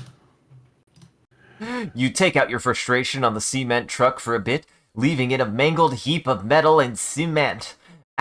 Almost immediately, a bulldozer rolls by and starts to clean up the mess. For some reason, you take even more offense to that. and vow to end this bulldozer too. You tussle with the bulldozer until it makes an ill-fated charge, and you grasp the front of the bulldozer firmly, lift it off the ground, spin it a few times, and hurl the sucker straight into the sun. With that finally settled, you can take a moment to look for this damn seal. After a while, your movements feel somehow slower, and you feel exhausted. Ah, crap! You forgot about the cement. Now it's almost completely dry. Takes some work, but you manage to bang your arms against a half-built wall until it's free, allowing you to chip away at the rest of the cement. When you're just about finished, three guys hefted in an inconveniently long wooden beam walk by and laugh at your misfortune. Hey, fellas, look, another victim of the quicksand cement. What a dummy. Dang. Big mistake. Dang. You managed to beat up and tie each guy's arms into a knot around the beam with some difficulty. Apparently, bones weren't meant to form a knot around themselves. Oh well.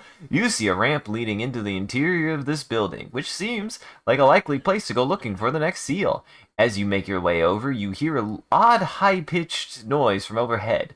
Looking up, you see some weird black smudge growing bigger. Wham! Before you can react, you're hit with an astoundingly painful force and buried 3 feet into the ground. Ugh. Once you get back to grips with reality, you see what hit you. A giant piano duct taped to a metal safe. They lie in a half-broken heap to the side. Time to fully break them instead. How are you feeling? We're in our I think we're in our last stretch. I think we can get this in the next hour. I think we can get this in the next half hour. Yeah. Because we're about to start an ad break, okay? I'm sorry. I guess I should have led with that. Oh, yes, we are. This is our Well, last that's a good time to pee. Go piss your britches. Go piss your britches. I'll see you guys in 3 minutes. I'll be here. I could talk to them. Chad, how you hanging up? How you all hanging up, guys, fellas? Chat, YouTube, Twitch. Chat, if you're here, you type in chat. If you're watching this in the VOD, you can type in the comments.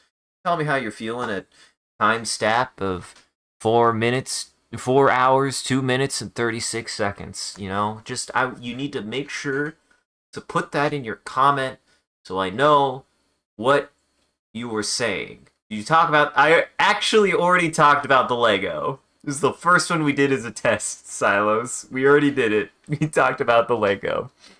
And I said 1, and it's specifically the frog Lego. And Jackson said 9. So, you're playing Wildgate. What the hell is Wildgate? I don't know what Wildgate is.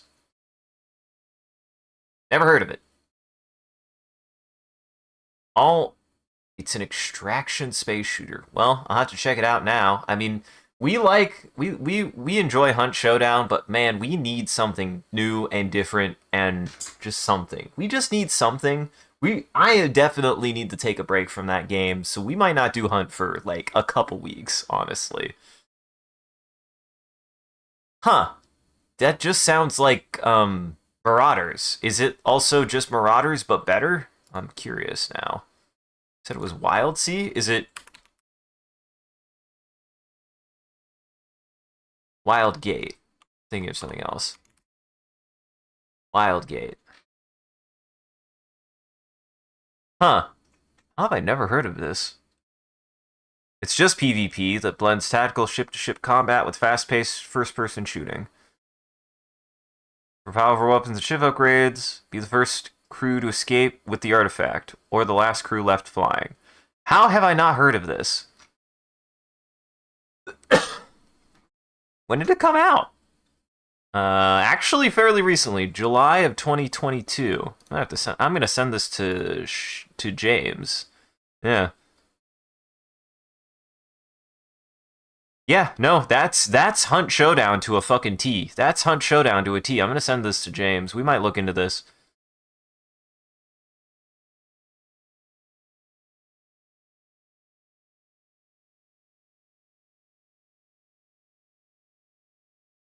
I mean, we've been wanting something. We've been wanting something different for a while now. Like, I'm so burnt out on Hunt. I would come back to Hunt, but I need to be doing something else. It's just getting on my nerves now. Recently, Hunt has been frustrating. I love that game to death, and it might be time to die. You lose nothing if you die. Interesting. It's just about earning? You know, that's kind of interesting. I kind of like that, actually. I kind of like that. I mean, I like the idea of being able to, like, take people's stuff, too, but it's just a different game. I could see it being fun for just going in with a kit and trying to survive combat and then leave. It looks cool. I love its aesthetic. Looks nice. Yeah, we're gonna have to check that out. I mean, we loved Marauders, but we also needed something else. So, like, this looks like it could be really fun to replace Marauders. How have I not heard of this game? But the loot is only for the match. Gotcha. Interesting. Huh. Sounds fun. Might have to check it out.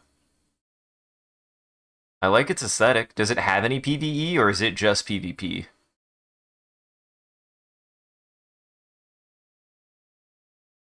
There's PvE? Okay, so it's a PvEVP. This said PvP, and I was like, oh. Yeah. I'm gonna have to check that out.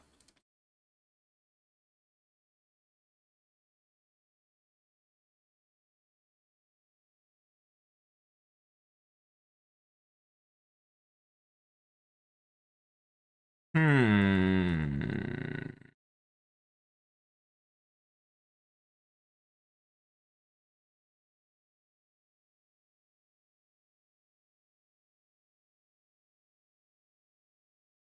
It's been very well received, too, for a multiplayer game. Huh. I'll have to check it out. I have never heard of it. Stinky butt. Yeah? Yeah? You will have to be patient, by the way. Welcome back, everybody. We're still waiting for Jackson. He has to take his time. It is not his fault.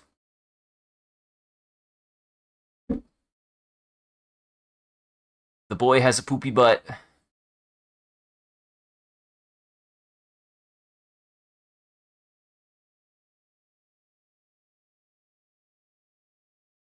And he has to take his time, and I know it.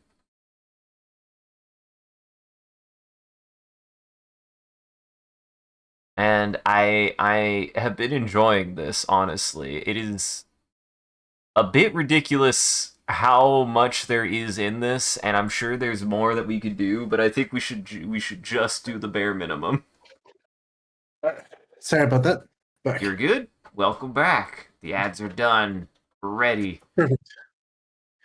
What about the bare minimum? Was that for this, or is this something else? Oh, no, for this. Yeah, I think we get through the 100 and we go, finally, I can go to bed. Yeah. I feel like it's fitting to read that ending as well, if it's okay. Yeah. And then, I think that's a good place to finish the catalog. Okay, you stuff the broken piano bits back inside the safe and send it off to meet the bulldozer. Heading to the half-finished guts of the building, you still don't see anything promising that could be a seal. You head up the stairs, carefully searching each floor. 20, 30, 80, jeez. It's like the time you ran naked up a tower for no particular reason. Around floor 95, you can feel the wind assaulting you in the open sky again. Looks like this is the farthest they've built. You spot a really odd sight at the other end of the unfinished floor, about 7 guys taking a lunch break. You stand on the edge of a precariously stuck-out girder, and you shout to them, asking if they've seen any sort of seal anywhere. With the wind whipping around them, they've mistaken your question as an insult against all their mothers simultaneously. They're all getting back up on their feet, ready for a fight. During your fight, you push the guys closer to the end of the girder, and then, taking a step back, perform an almighty stomp on it. Spring! And springboard them off the building to their doom. If it helps you process your grief, imagine a very cartoony whistle as they fall. It'll help. Now you're all alone at the top of this unfinished skyscraper with no seal in sight. You were sure he'd be up here somewhere. Wham! A giant section of wall explodes into a million rocky chunks right beside you. Holy shit! And the source of the destruction? A massive wrecking ball, operated via crane by none other than the traitor. If you weren't so focused on not dying, you'd hear the maniacal laughter coming from him as he pulls the crane back for another swing aimed right for you. A duck. You keep dodging the wrecking balls as bit by bit the building gets demolished. What was once 95 floors is a giant pile of rubble, and the wrecking ball isn't looking so good either. Cracks are beginning to form all across the surface as the traitor swings the wrecking ball for one last almighty blow. You stop and realize that all this time they haven't been aiming at you, really. Smash! The wrecking ball once again misses you by a few inches. With this final blow, the wrecking ball completely cracks open and falls to the ground, releasing a strangely powerful shockwave of ancient energy. Ah, crap. The wrecking ball is a seal this whole time. The tater was playing games with you yet again, and you fell for it. You look up to give the traitor some well-deserved fist shakes when you realize they've already pieced out. Nothing left for you to do but to try to stop them at the next seal. So whoop! You head back to the ransacked garage, ashamed yet again defeat. Speaking of defeat, it seems the traitor sent the whole squad of like 8 goons to check up on the other missing souls. The bodies are making quite a hefty pile in the instant kill zone. 2 of them even died in a way that looked like one goon is just touching the other's junk. a quack trips into the lab. You discover the next seal location, Duckverse. All ducks, all day, all of existence, ducks! Off you go now. Quack! When you first lay eyes on Duckverse, you're overwhelmed by the sheer density of duckness on display. Everything is ducks, the ground, the sky, the city off in the distance, all made for ducks, by ducks, maybe even of ducks? There's real ducks, fake ducks. What's up? Hydrate, man. I have once again burned through all of my water. I'm so sorry. Uh-huh. God damn it. Did this get moved again?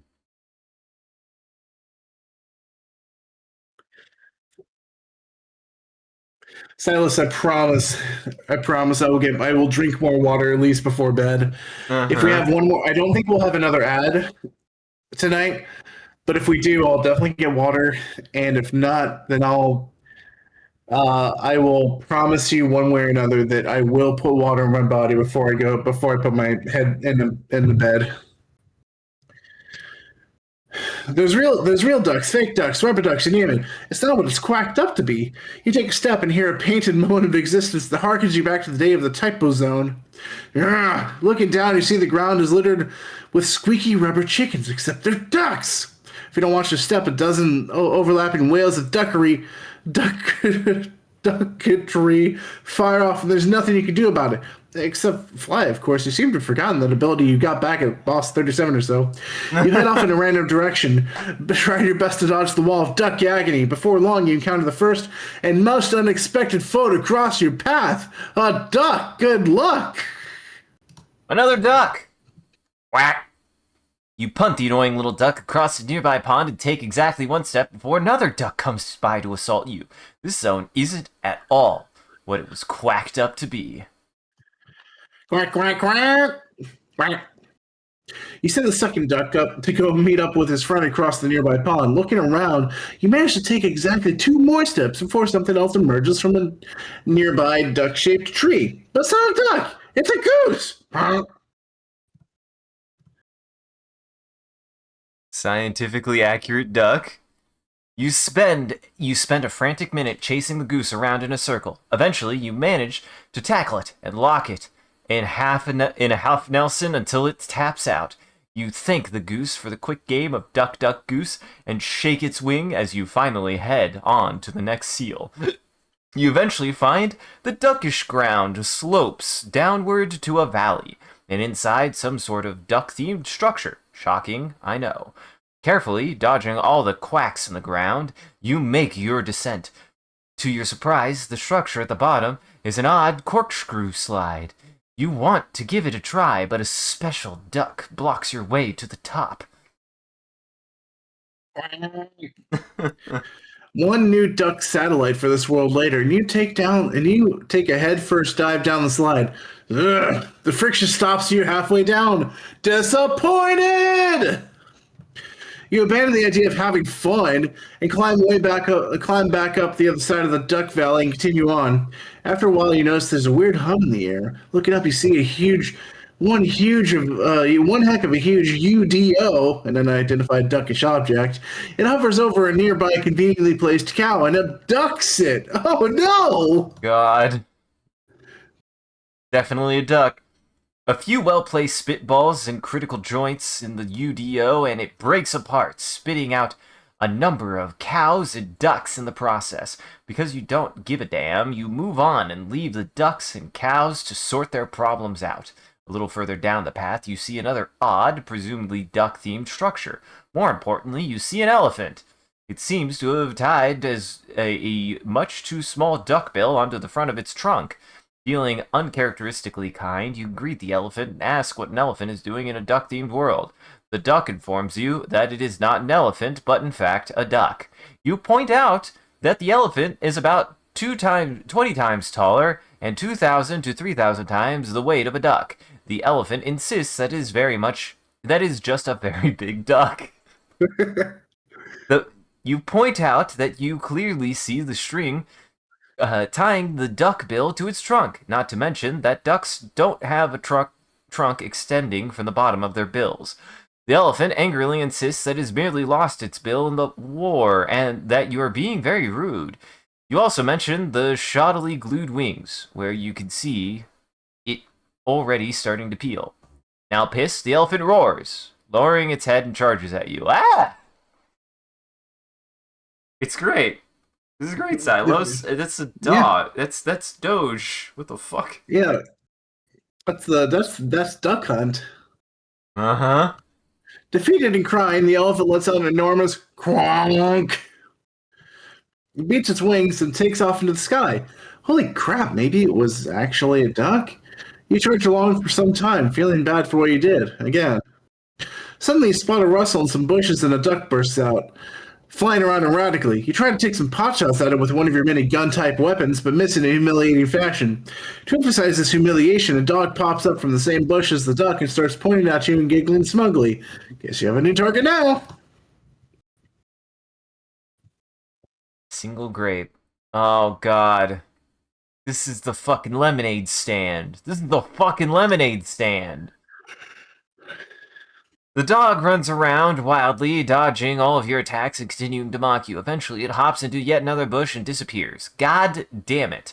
However, your pointless escapades has led you to a lemonade stand, and on it, a single grape. This definitely feels like the seal you're looking for absolutely no reason. You reach out to grab the grape when it jumps to the ground. It rolls around on the ground a couple times, then starts growing. Oh, lottie, does it grow, until it reaches about the size of a sedan. And then it starts rolling towards you. Ah! Up above, you can see the traitor is in some sort of hot air balloon, laughing at you. You've somehow fallen for their overly elaborate and unnecessary trap. Some quick dodges and rolls later, and you lure the damn grape into smash into the lemonade stand. It finally bursts into an explosion of gooey, grapey grossness. Above, you see the traitor laugh even harder. As a gentle rumble rolls through the land, ah crap, you've been bamboozled again. Look at the lemonade stand wreckage. You confirm your suspicions that it was the seal and not the grape. Rumble. Oh, crap, that rumble sure got aggressive in a hurry. You gotta bail before this world implodes or something. Swoop! You teleport back to the lab and get to work looking for the next seal. There's not much you can do anyway. You're starting to really worry that you're running out of chances to stop whatever the traitor's trying to do. You perform some super-duper hyper space Google searching through SHG's computer and find another potential seal location. This time, small rumbles occasionally punctuate the mostly silent room, similar to what you felt before leaving for the duck place. Whatever the traitor's plotting, it's having some multiverse-reaching implications. You head back to the garage, ready to swoop off to the next place, but when a giant crash erupts behind you. Looking behind, you see the garage door torn off its connector and flung to the ground, and a pile of bodies flop out. The trader must have sent an entire squad this time. Peering through the carnage, you see the mound of twitching, extremely dead goons that is getting pretty ridiculous. You can barely spot the antenna of the instant-kill field weaved in between the corpses. You put your plans on hold for a second to dispose of any bodies falling into the garage, mainly fling them into space. With the garage free of bodies, you whoop to the next place. But you have this growing worry in the back of your mind. At this rate, the trader can just flush you out by teleporting enough gold leads to the garage. But back to the task at hand. The place you've been led to looks quite nice. A lot of rolling hills with flowers growing, and not too far in the distance, you see a quaint and pretty town. You have this urge to spin around and skip through the field. This is exactly what you do.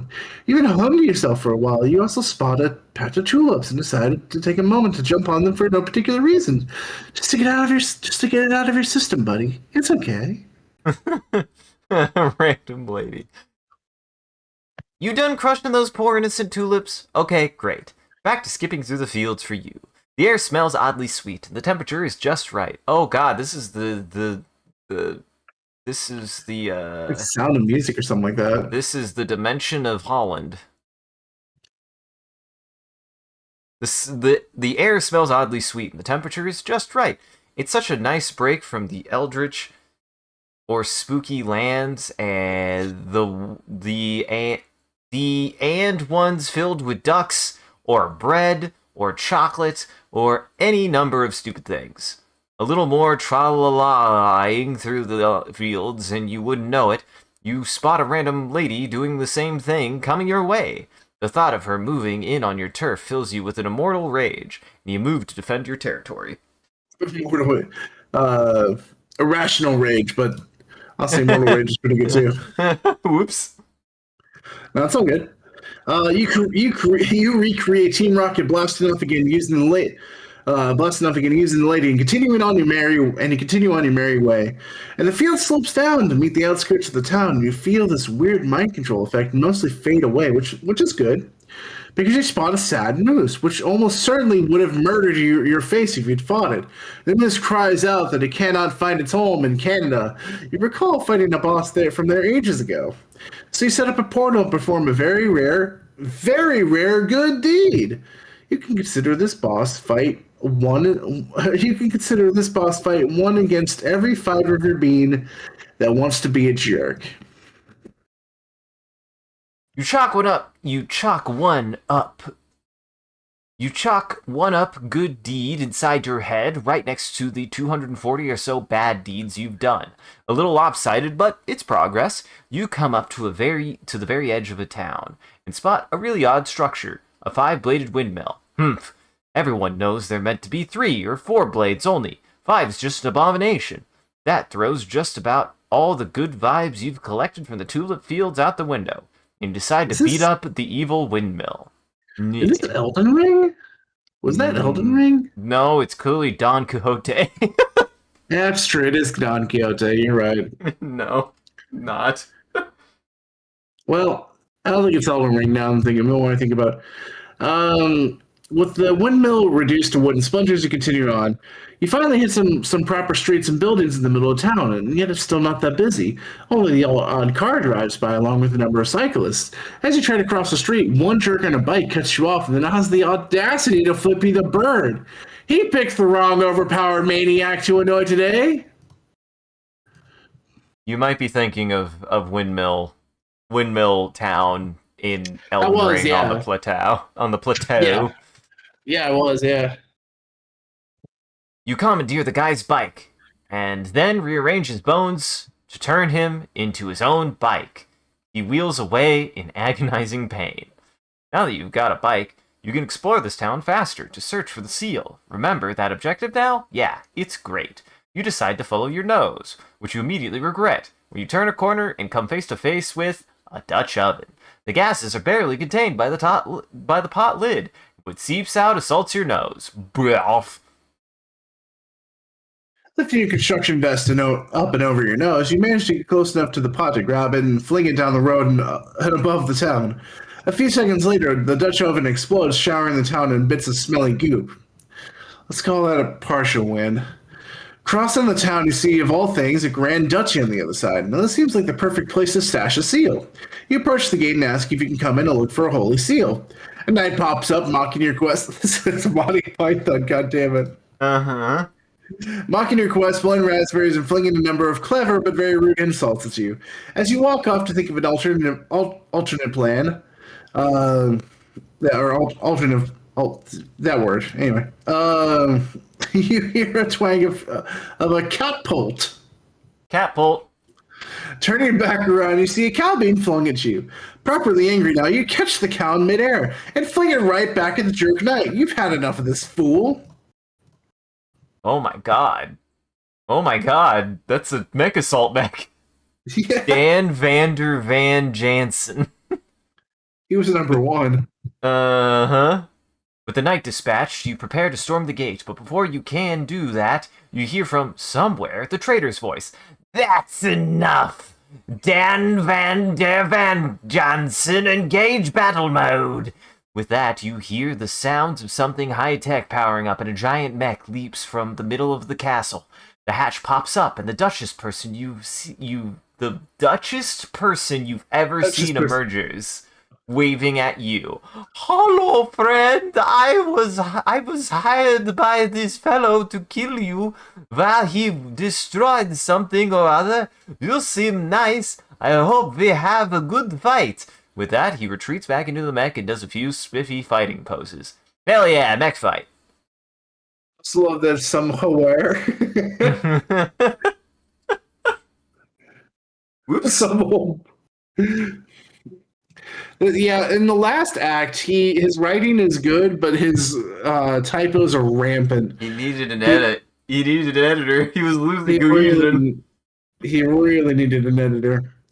With the mech turned into a twisted metal mech, you move towards the castle, but before your very eyes, you see the castle wall buckle and crumble unnaturally, collapsing in on itself like a singularity. Oh no!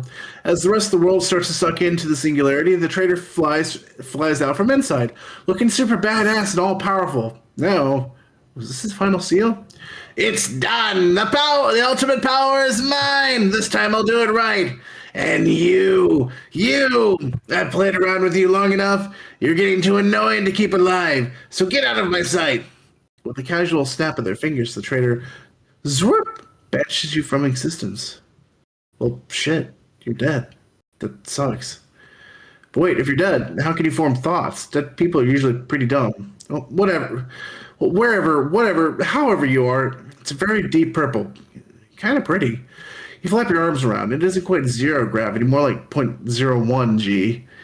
You can kind of swim in the swirly purple stuff like extremely thick fog if you wanted, but you're feeling so tired.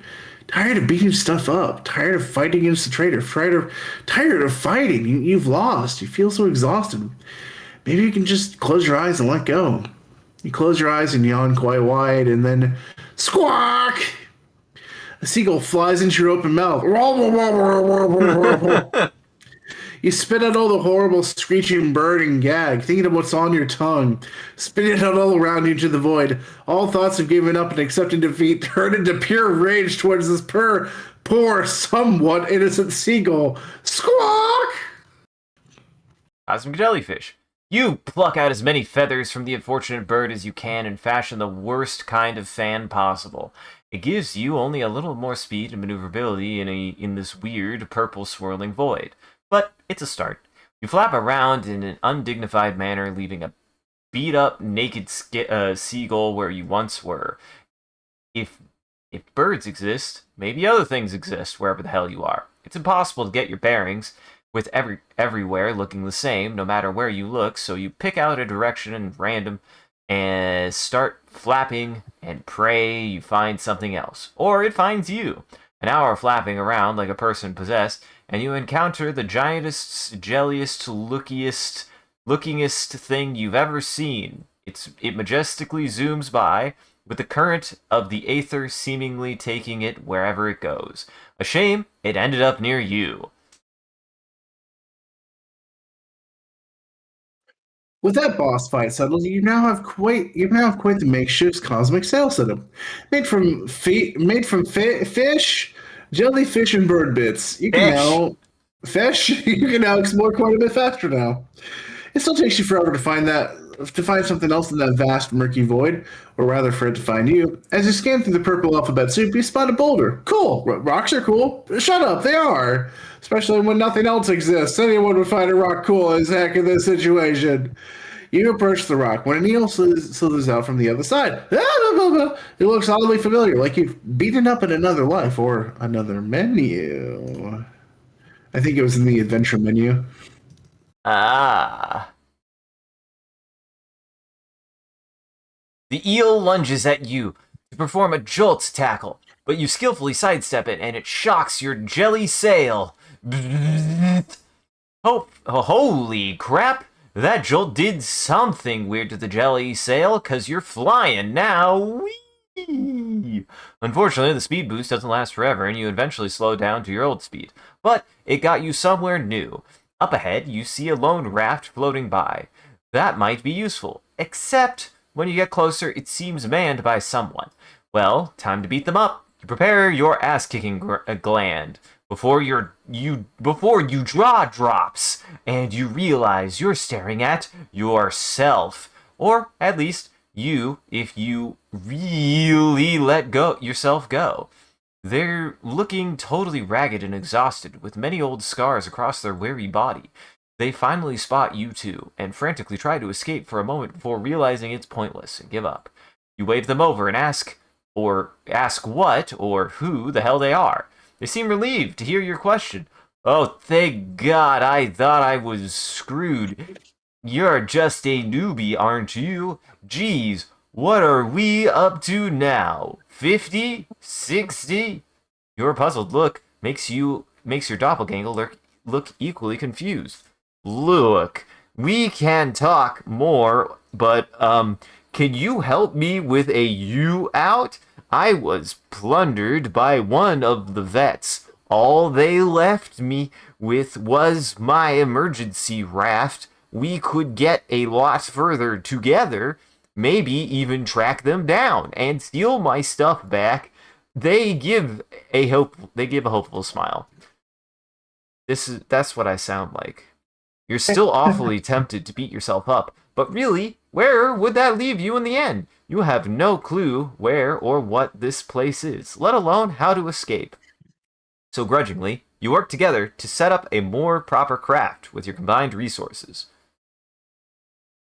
You work together to combine your resources into a usable craft with sail, and then off you go to wherever. The other you seems to know where they want to go, so you hand control to them.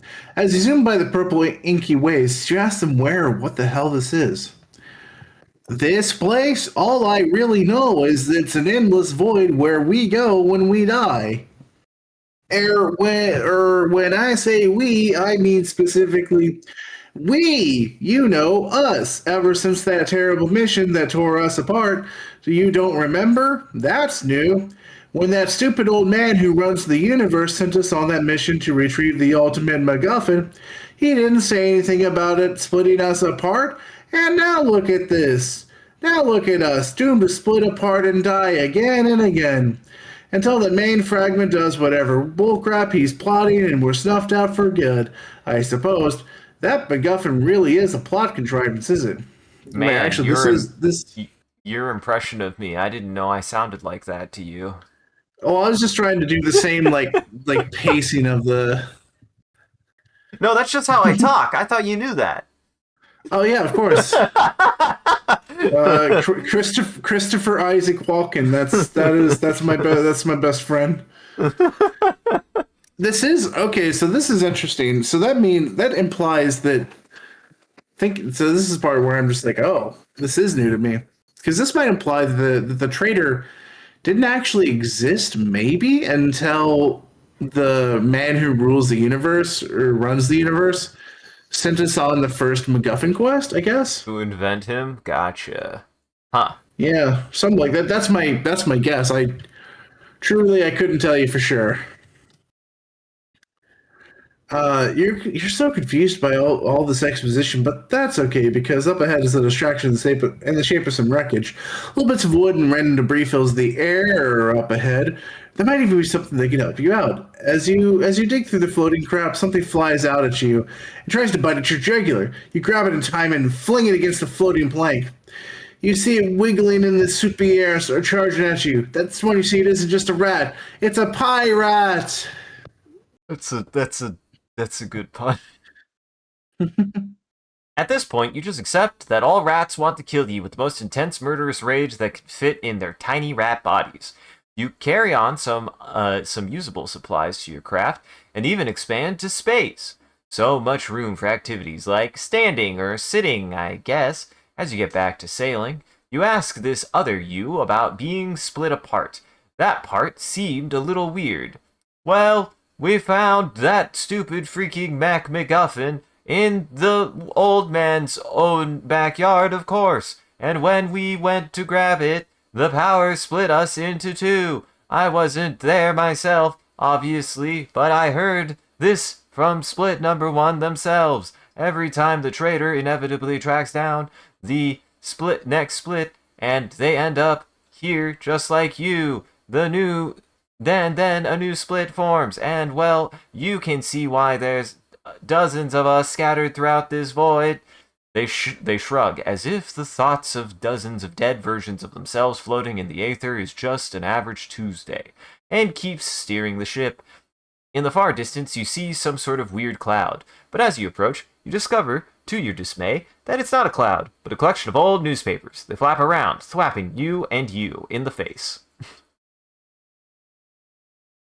Once you take down one stack of newspapers by hand, you begin rolling it up and whacking the rest down without much hassle. And hey, this newspaper's handy for patching up the smaller holes in your ship. You also make two hats for each of you, because why not? Seems to lift your spirits. You ask what exactly happened before you found them. Something about being plundered? Some of us are bored being stuck here waiting for the traitor to end all existence, so they've taken up being pirates. They raid anyone, and including other us's, just trying to make a non-living out here in the aether. Third time they've robbed me now. I'm taking us back to the end of Days Inn where we all like to hang out. I bet the whole crew is there too. We might be able to sneak away some of my stuff back. That's when you spot it, the bucket. Such a huge upgrade for your hat that doesn't. Such a huge upgrade to your hat doesn't just come floating by every boss. You plant the bucket on your head and feel the first surges of swashbucklery wash over you. You can see why pirating could be fun, but no, you gotta stay focused, finding a way back to the traitor and ending this once and for all. You have to do it, mostly make up for the little badly drawn girl you beat up 100 bosses or so back. Remember that? You monster. You think you're getting the lay of the land, the non-land here, and with it, you're gonna begin. And with it, you're got the beginnings of a grand idea, a way to get one last chance to stop the traitor. But enough of that. Now it's time for a Tarblob monster. The Tarblob monster just came at just the right time. Its tarry goop can act as a sticky glue to bind the parts of the shipper together. Stronger! Not much time passes before you see yet another sign of a pirate's path, a lone person wearing a pathetic pirate hat and an inner tube. Their arms out to each side trying to swim through the purple ether. It's not working. And they're moving backwards as much as forwards. Spotting you, they gasp and redouble their efforts at going nowhere slowly. God damn it. You ask your other self if this is one of the pirates. They nod, and they seem keen on stealing their dinghy and leaving the pirate you stranded, but you convince yourself to bring you aboard. Have I said you enough times to make that word lose all meaning? I'm sure bet I did. Turns out you, the pirate one, got betrayed by the other crew and ejected from the ship because they were still bored after mugging you, the first you met. The politics of the U's in this afterlife seem very complex. Hopefully not too difficult for your plan, though. Once again, you head off with a little more stuff and an extra set of hands to, well, not do much. You guys only have a single paddle to work with. As if on cue, you encounter a most peculiar paddlefish. It's called a paddlefish because it has paddles sticking out of its body. Ain't that some shit? Yoink! With plenty of battles to go around and a cooked fish to eat, you're all feeling pretty good about your situation. You ask the newcome what the story is.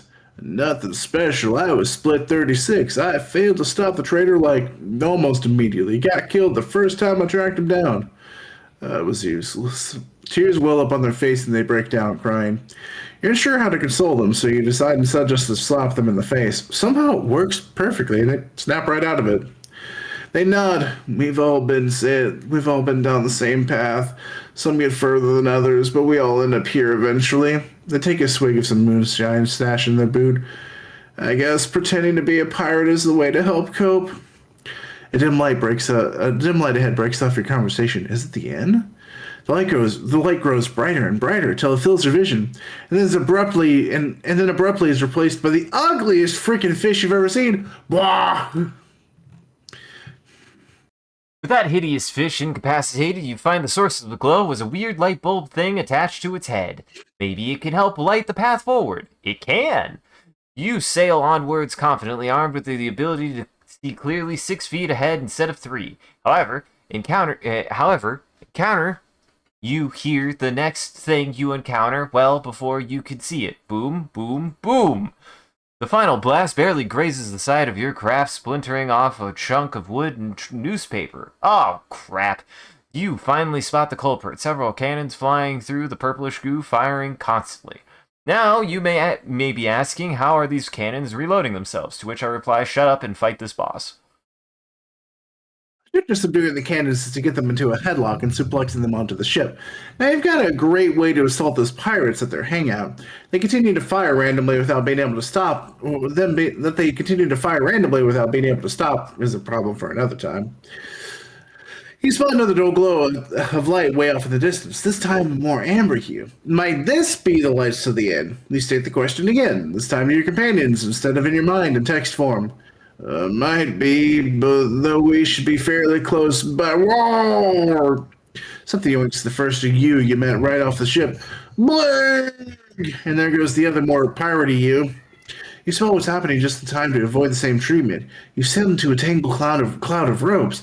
You prepare to karate chop these ropey bastards into submission. With the ropes taken of, you swing around and help untangle you and pirate you from their predicament. You also snag a few choice pieces to bring along with you. You spend some quality time with yourself, and I don't mean that in that way, you pervert.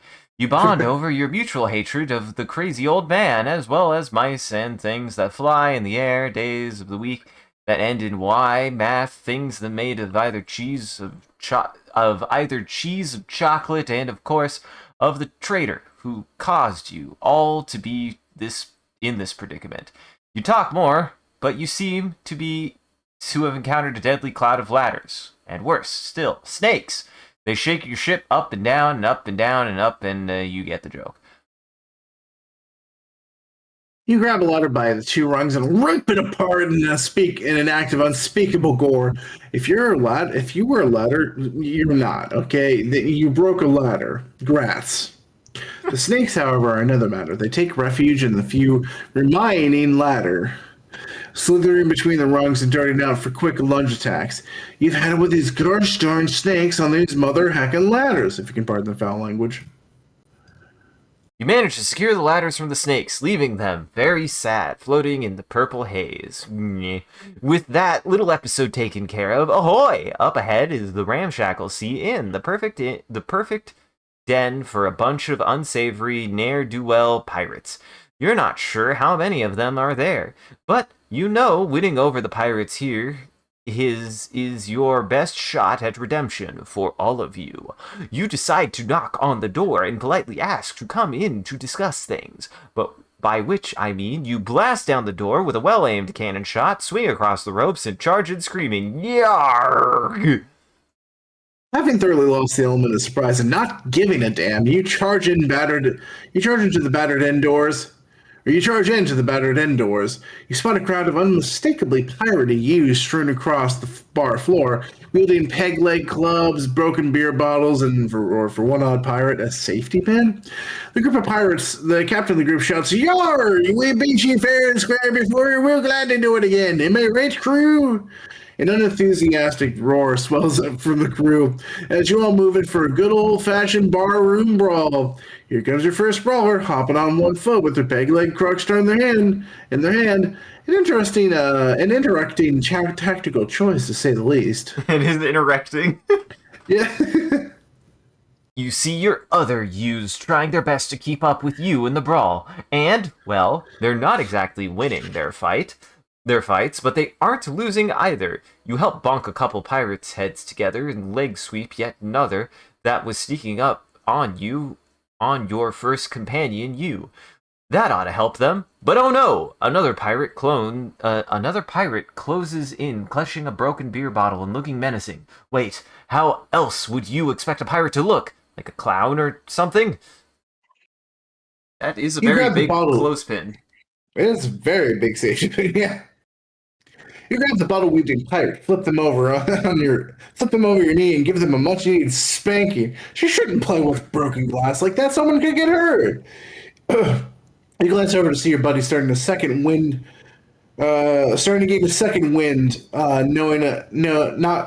knowing how to few more pirates of their own. All right, you're still in this. You feel a sharp pain in your back and jump forwards. Youch! As you flip.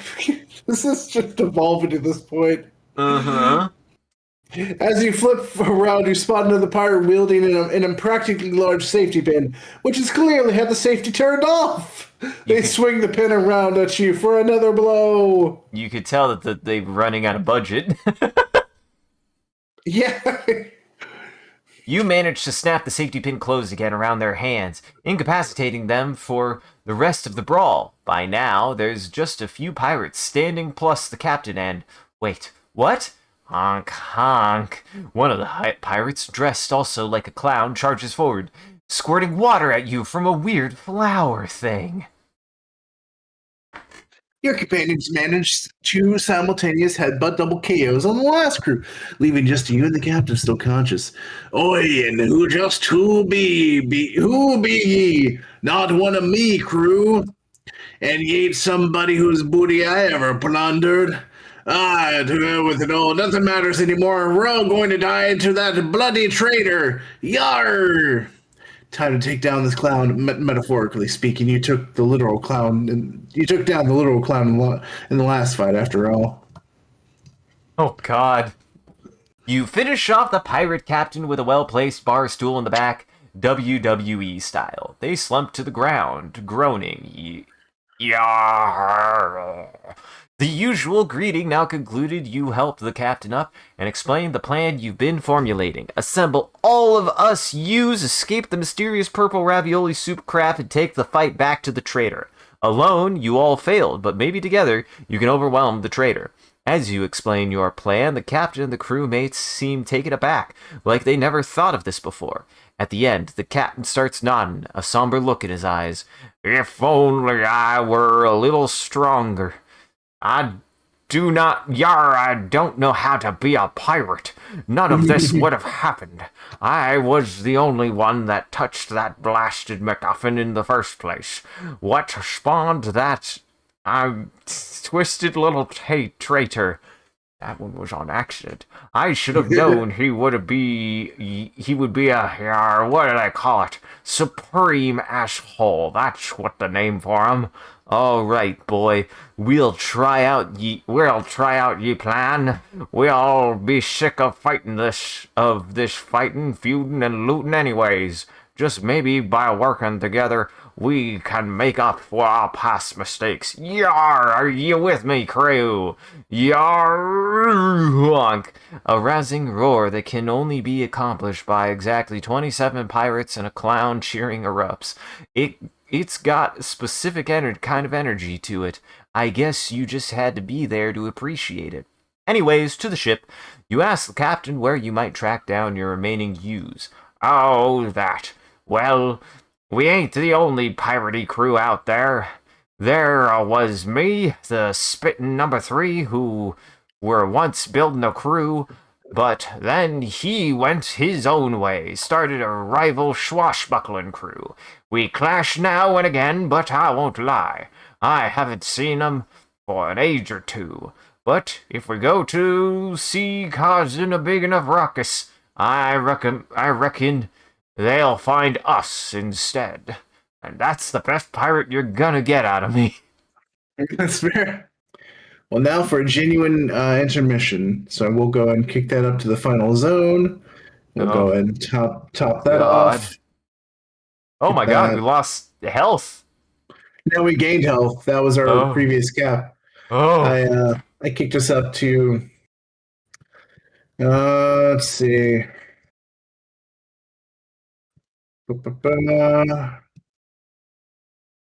Okay. All right.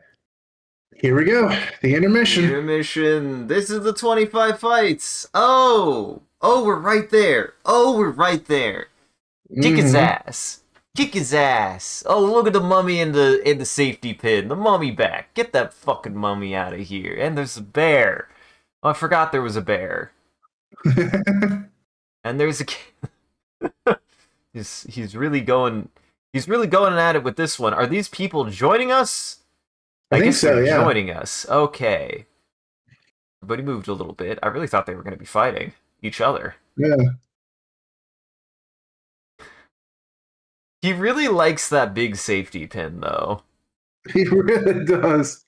Uh-huh. Now, I don't know what that is. I think that's like an anvil or something like that. Yeah, it looks like an anvil. He's made all of the keyframes for an actual animation here. Mm-hmm. Well, oh no, not the mummy. We knew him for exactly 2 seconds. This intermission. This intermission is long. What the fuck is that? Wasn't actually a bear. Oh, it was a person. I see. It was a you. It was a me. A bear.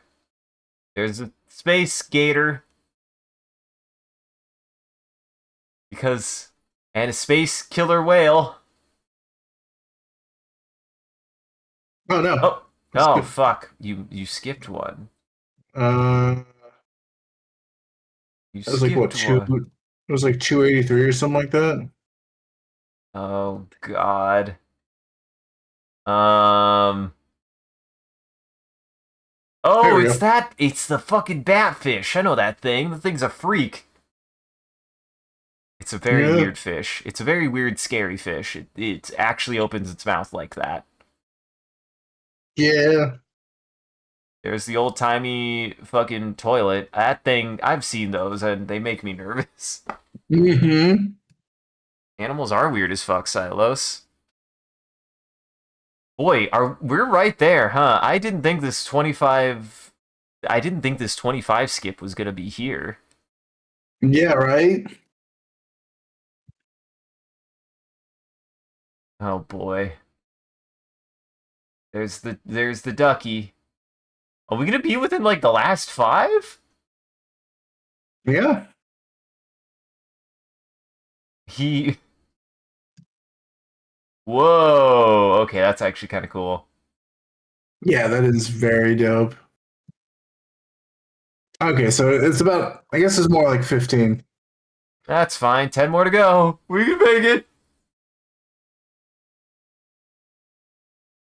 Wait, was it me? Was it you? Feel free to continue. Okay. Swoop. And you land in a very unfamiliar place. You can only see pure whiteness in all directions in a distance except for a dirt path straight ahead. In the distance, you can keep an entrance to a small cave. This isn't at all where you expected to arrive. Where are you, pirate friends? Where is the traitor? What is going on? Well, there's only one obvious way forward. Before long, you see a rat. You haven't seen a rat in a while. This one reminds you of the first rats you met back in the sewer. Pretty easy foes to stomp back then. You test if you can stomp this one just as easily. Yep, it's still really simple, and yet you feel some sort of terror in your soul as you dispatch the rat. Something feels very wrong about what you just did. A sign catches your eyes as you continue forward. You feel a sense of dread wash over you, and the only way to resolve this feeling is to knock the sign down. This way to Way your to your doom. doom.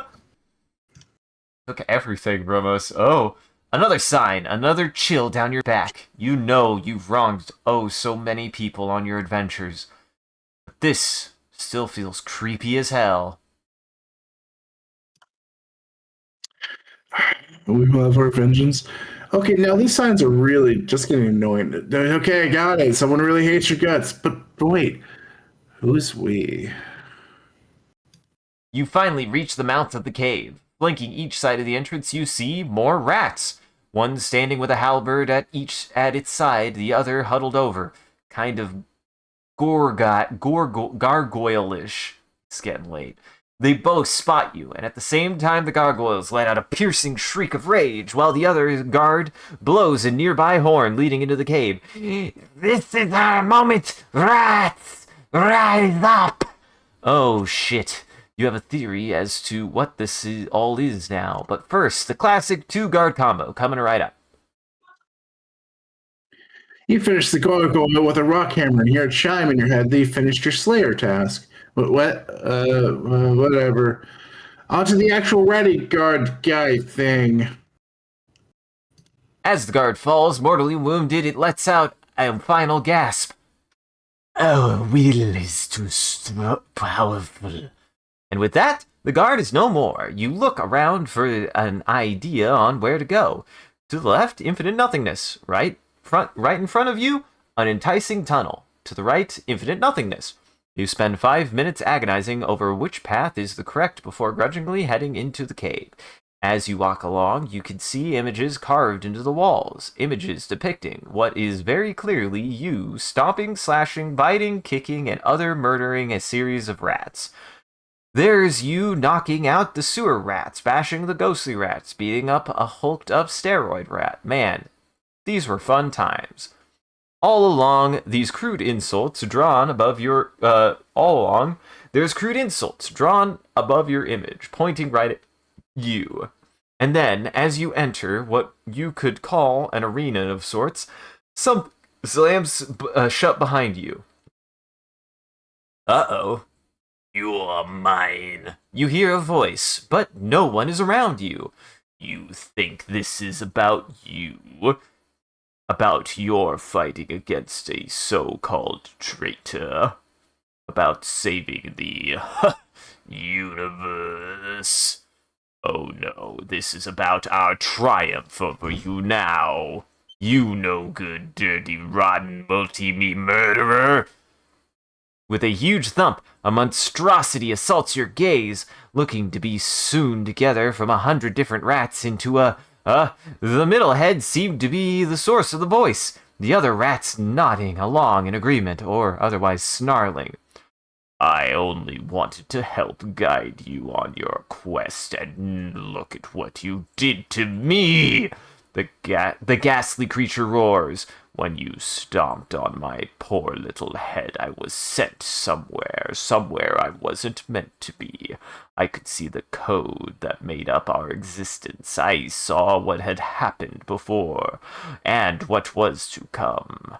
I saw that I was meant to be reincarnated, memories wiped, all for you to kill me again and again and again and again, again. The beast whipping itself into a fury, its crudely patched together vocal cords tearing. My eyes opened. I have poured every ounce of my being into stopping this so-called destiny. I came back each time of my own will, ready and knowing I'd find you, and yet still I failed. Over and over. But not now. I learned how to construct a little piece of my own reality and how to tear you away from your path. And now this is it. my final resources put into constructing this body. I can't fail. I can't fail. Now die. Well, looks like you got one last rat to stomp. I do appreciate that was a lot of it was a pretty good finale. It is still one click, like everything else. But it was a satisfying finale. Also, the numbers are not too far behind our number, because that's septenonagentilian. This is Nova nonagentilian. Basically, it Separated is by October. Yeah, it is effectively 6 orders of magnitude between us. Because if you multiplied it by 100 or 1,000, sorry, 1,000, it'd be oct 10, and if you multiplied it by 1,000 again, it'd be nov. So this is just 1,000,000. This number is just 1,000,000 less than this number. All I could say is it now makes sense why it took you 4 years to beat this. Yeah. Oh, just with how big the number grows? Uh-huh. Yeah. Yeah, no kidding. With the and that's not even including the adventure thing, which I'll do very, very briefly after this. With the demented rat finally defeated, they let out an unholy wail. No! This was my final moment to triumph!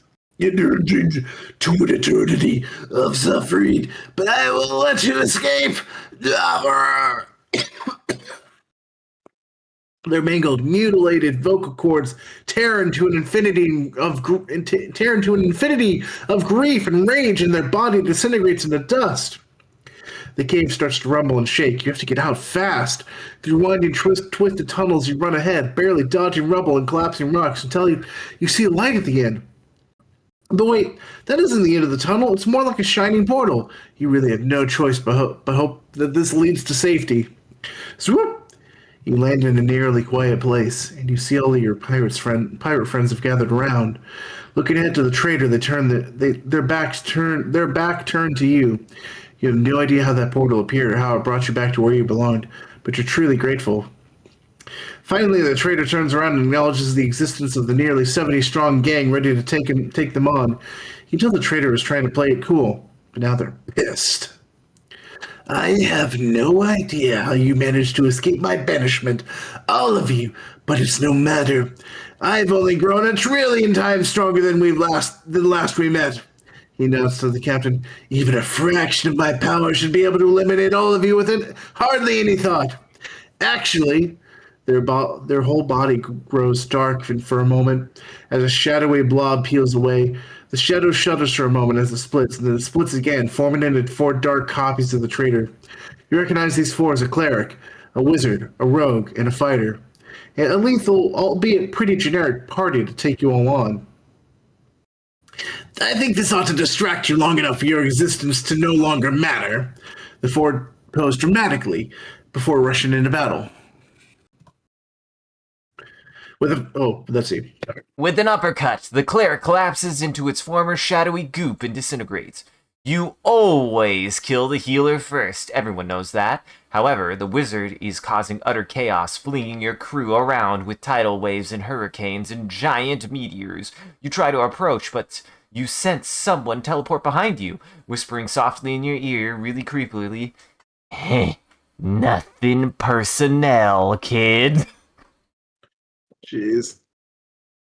You snap back just in time to stop a magical dagger from sinking into your back. With the road dispatched, you and your pirate friends can rush down and overwhelm the wizard. They're raining down fireballs right and left, but you're sure you can Zerg rush them if you're fast enough. Boy, he's getting tired too. Yeah. You deftly dodge the fireballs and tap dance on the stupid wizard's dumb, tiny, stupid head. With that, you turn to the final twisted spawn of the traitor,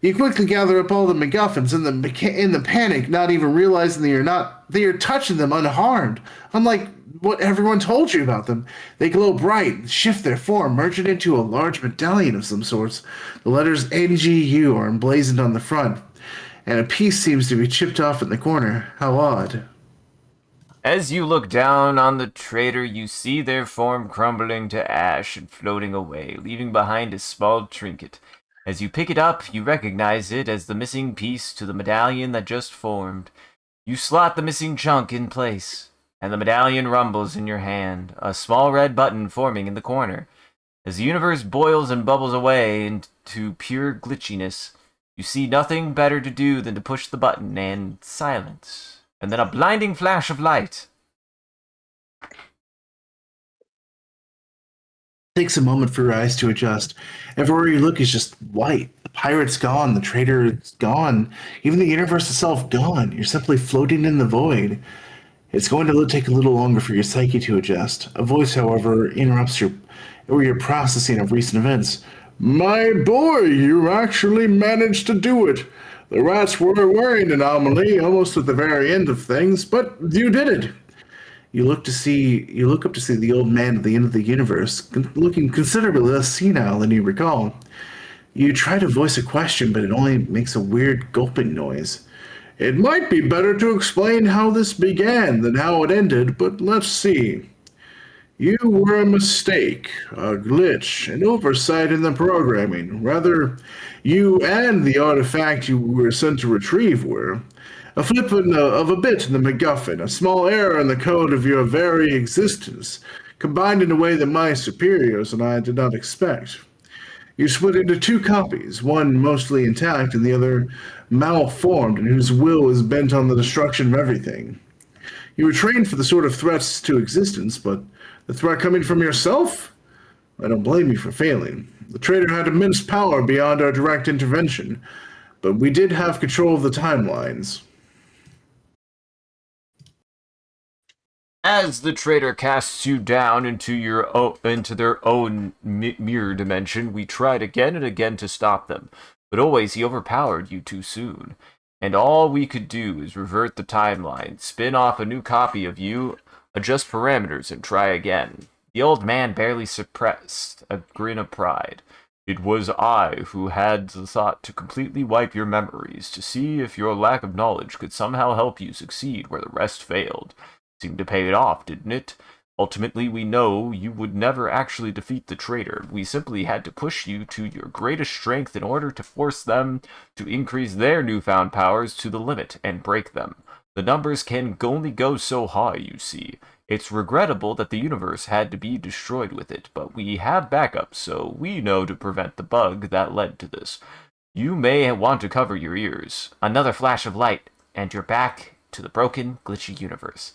Not looking too good. The crisscrossing matrix of unnatural-looking scenery covers as far as your eyes can see. The old man puts up his hands, slowly pushing them closer together. As he does so, you can see the glitchy space all around you push inwards. Smaller and smaller, the universe shrinks, centered in between the old man's hands, like he's squishing it into a tiny ball. Smaller and smaller still, until... Ow! The tiny ball of everything explodes outward once again, a giant swirling miasma of superheated particle soup, quickly forming little gaseous balls and chunks of hurling rocks. The whole universe, just like that, collapsed and reborn. My superiors have agreed that they've learned enough from this iteration of the universe, and given recent events, would like to begin anew. However, given your services rendered, they do have a proposition I think you'll agree is quite enticing. And really, do you have much of a choice? You look wearily at the old man. I assure you this is not a threat, just explaining the reality of the situation. The universe down there is much the same as the one you know and love, but as we said, we know how to prevent such a bug from happening again, which this means while superiors agree to let you continue your existence, they must remove any memories of what you have of what transpired. Rest assured, you'll find yourself in circumstances you'll find much more to your liking. The old man's hand is outstretched to you now. You look around. Oh, sorry. You look around at this newborn universe and reflect on your time spent here. all the weird cast of characters you already met, and who knows what other beings you've yet to encounter out there. You shrug and accept his outstretched hand. His plan can't be any worse than what you've already been through. Ah, what the hell? The old man flips you over and with surprising strength delivers a 1-2 punch to your nipples and combos into a suplex. It sends you to a special freaky plot coma. As you black out, you hear pleasant dreams. His work almost complete, the old man gently sends you your peacefully dozing body out into the cosmos, to the farthest flung reaches of the universe. He settles you softly on an unassuming planet in the middle of galactic nowhere. That ought to kick off some excitement. Once again, there is silence for a brief moment. The old man lets out a sigh of relief. With a final swoop, the old man whisks away to report back to his superiors. To whoever made it this far, thank you sincerely for having the passion and determination to grind out this shitpost of an idle game. I never set out to make this game as big as it became, and as you could probably tell, even the core mechanics are strained to their mathematical limits by the end. Still began as a simple project in the grungiest 5-bedroom apartment of a student ghetto, a desperate attempt by a chronically unemployed student to do something with the degree I'd recently gotten. To be able to work on games like this for the last 4 years of my life has been nothing short of a transformative event in my life. Whether you check out my other works, start a new file, or move on to other great idle games out there, thank you for playing mine. With love, 4G. The end. You know what? I respect that. I respect that ending. That was a good ending to this stupid game. Yeah. Oh 5 my hours. God. 5 hours. You're just a short one off, you monster, Frisbee. Oh man. You do this to me. You do this I to am me. sorry. I am sorry. I am sorry, and we're also out of snoozes. Uh-huh. We might have to wait till the ads go, and then I can do my outro. Do the outro. That's fine. That'll give us enough time to talk about what the hell we just played. That's true. That was good, actually. Like you caught me off guard with this one, Jackson. now I'll start playing. Yeah, what's that? You caught me off guard. Mm-hmm. Now I start playing another game for 4 years in secret, and then come back and. Oh man. Honestly, there have been some good ones like that. Mm-hmm. You're welcome to everybody out there who doesn't have to play this game for 4 years now. Yeah. I mean, we did it. That's the entire story. That's all of it. So. Yep. You're welcome. I never have to. When another one done, I never have to play this game. Yeah. I mean, I do appreciate you. Like, I for one had this kind of humor growing up, and for two could see myself making something like this. Because even if it was like a really simple programming project like this, I wouldn't be able to help myself but do things like allow you to make your own resource and then name it yourself. Mm-hmm. You never used any fuck. You didn't use one fuck. There's literally nothing to use fuck on at this point. Oh, no, like everything that would use fuck has already been like capped. Nothing. You can't. You have all this fuck that you have nothing to do with. I have no fucks to give. Uh-huh. Well, you have a bunch of fucks. You just have nowhere to put them. Yeah. What do I do with all these fucks? They're falling from the sky. But yeah, you caught me. Caught me off guard. I was not expecting this to have that conclusion. I wasn't expecting it to try to do anything with itself. I just thought it would be a really bad Rick and Morty joke, but you know what? It got there. It did. It really did. I think in the 11th hour, he was like, "Oh crap! I have to finish this game. Like I have to come up with the plot." It always turns into an existential crisis, doesn't it, with these? A little bit, which I feel like you earned. Like, I mean, when you put years of your life into this project, like, I can give it to him. Mm-hmm. I feel like you're in this one. The unemployment line hit hard. Oh yeah. No kidding. The chronically unemployed line. You know what, bud? I hope you're doing better. I hope you either have a job or are successful doing this and are happy doing something. Because, fair Yeah. enough. This is still Yeah. made by a person who just made a thing because they had no other choice but to make something. Yeah, I mean, well, I think you got a computer science degree. You could have gone into corpo life, but just decided, screw that. I'd rather make a crappy idle game. Uh huh.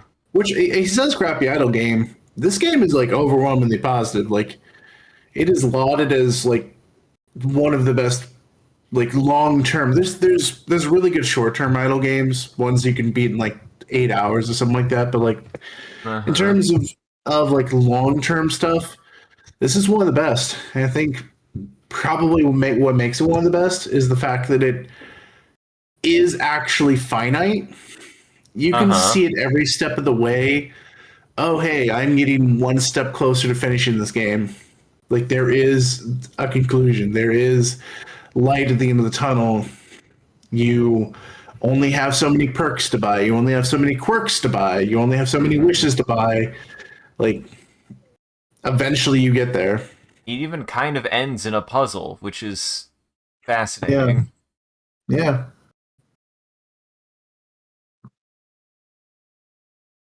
I do hate that he has just a butt. He just has an item that's a butt. I do hate Oh, that. it's the accessory. Yeah, it sure is. It sure is. Yep. Well, my boy is begging me to go to bed. He needs me to go to bed. I need me to go to bed. So I'm gonna start closing down the stream. We're Sounds still good. gonna do our outro, the whole dang thing, but we're definitely gonna try to just keep it short overall. So thanks for joining, everybody. Let's go ahead and make that prompt. If you want to participate in chat, all you gotta do is type in chat whatever chat says, use the reference, and it'll share it. Before we rate out period question mark, you guys might just go to fucking like I don't know. You might just end up going to Salty Bet. Nobody is live right now. So Jackson, what should we start our prompt with? Fighting you a bunch of yous fighting you. Fighting use fighting each other and a duck. And a duck. I can do that. It took me a second. I was like, boy, you really. It is 1 o'clock in the morning, and you really want my brain to work that hard at 1 o'clock in the morning, huh? You're a monster, you know that? You monster frisbee. Indeed. Indeed, you monster frisbee. He's so ready. I'm so ready. I'm so excited to go to bed here in a bit. I'm so looking forward to it.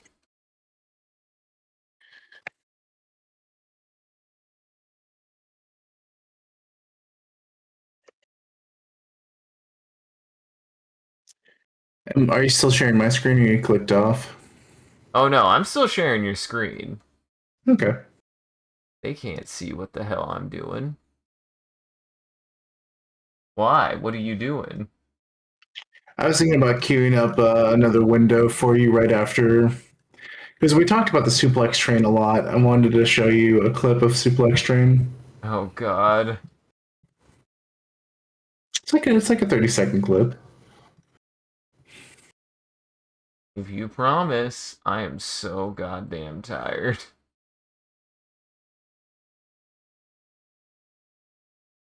All right. Yeah, that's good. Yeah, that'll do. It'll do. That'll do. Do you want to show your suplex train so I can do my outro? Oh, Or are you wanting to do it after the stream? I guess you do. Yeah, because I just like share my Discord stream or browser or something like that. I mean, I see everything that you're looking at now. Well, it's funny because like it's in like yeah, I guess honestly that's true. Oh yeah, I don't know how your parsec works, so I don't know how this would work because mine would just Yeah, normally show up my desktop. no, I can make this work.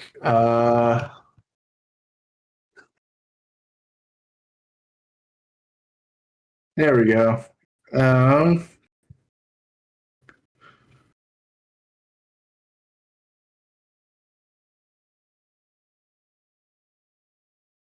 all right, you should be able to see Show this me now. this suplex train. Do you see it? I do.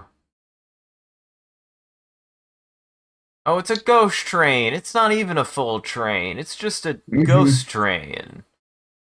Evil Toot. Evil to... I mean... Fuck yes. Yeah, it's just it flips the sprite upside down. Doesn't matter. Uh-huh. Doesn't matter what, when, where, how. It just flips the sprite upside down. And so it's just really funny to see Uh-huh. Trey just suplexed. It became iconic. Well, it's late as fuck. I'm tired. I did that picture. Thank you for sharing this game and suplex train. Yeah. So, and thank you everybody for coming and hanging out. I hope you had a good time. I enjoyed this. It was a good time. It was long, and that's It fine. was very long. I did really push us really far tonight. You monster. You're just doing this to make up for the fact that you've had to go to bed at like 10 o'clock.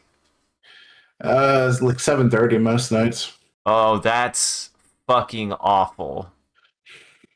Yeah, I'm dude. so sorry. Wake up at 4:45. I hate that. Well, thank you for joining, everybody. Hope you had a good time and you enjoyed the show. If you're able to join the live show, thank you for stopping by and chatting and watching. If you're watching this in the future, thank you for taking the time to going back and rewatching this VOD. We appreciate it. If you're out there and you enjoyed this and you want to see more of what we're up to, I recommend scrolling down below and following, clicking any of the links. Plus, we go live on any one of those platforms, as well as anything else that we're up to, and just generally you can hang out with the rest of the community on there. It's a good time on the Discord. Speaking of which, a shout out to our community there and everyone who follows. You guys are a wonderful audience. We appreciate you. If we do anything particularly entertaining or noteworthy, feel free to clip it and share it on the internet. Just make sure to also hashtag with MCCanary or link it back to the stream so people can find more of the good stuff we do here. If you want to see the stream grow, you gotta let people know. I appreciate that people have been talking about the stream, and I encourage you guys to do it more. It does help us out, and it's super rad that you guys have been willing to do that. Go tell people about the stream. Go tell your friends about the stream. I won't. And as always, a huge thank you to all of our supporters on Patreon, Coffee, and Twitch. Your generosity allows us to continue to expand the stream, as well as take on more projects. The stream would not be made possible without viewers like you, so we thank you. If you want to see your name added to this list, as well as a couple of the benefits you can get, you can always subscribe directly on Twitch. Check out the Patreon page here. Show you everything that you can get. Any amount is always appreciated. Once again, thank you. And thank you to your mods. You wonderful job holding back the robot army and famous.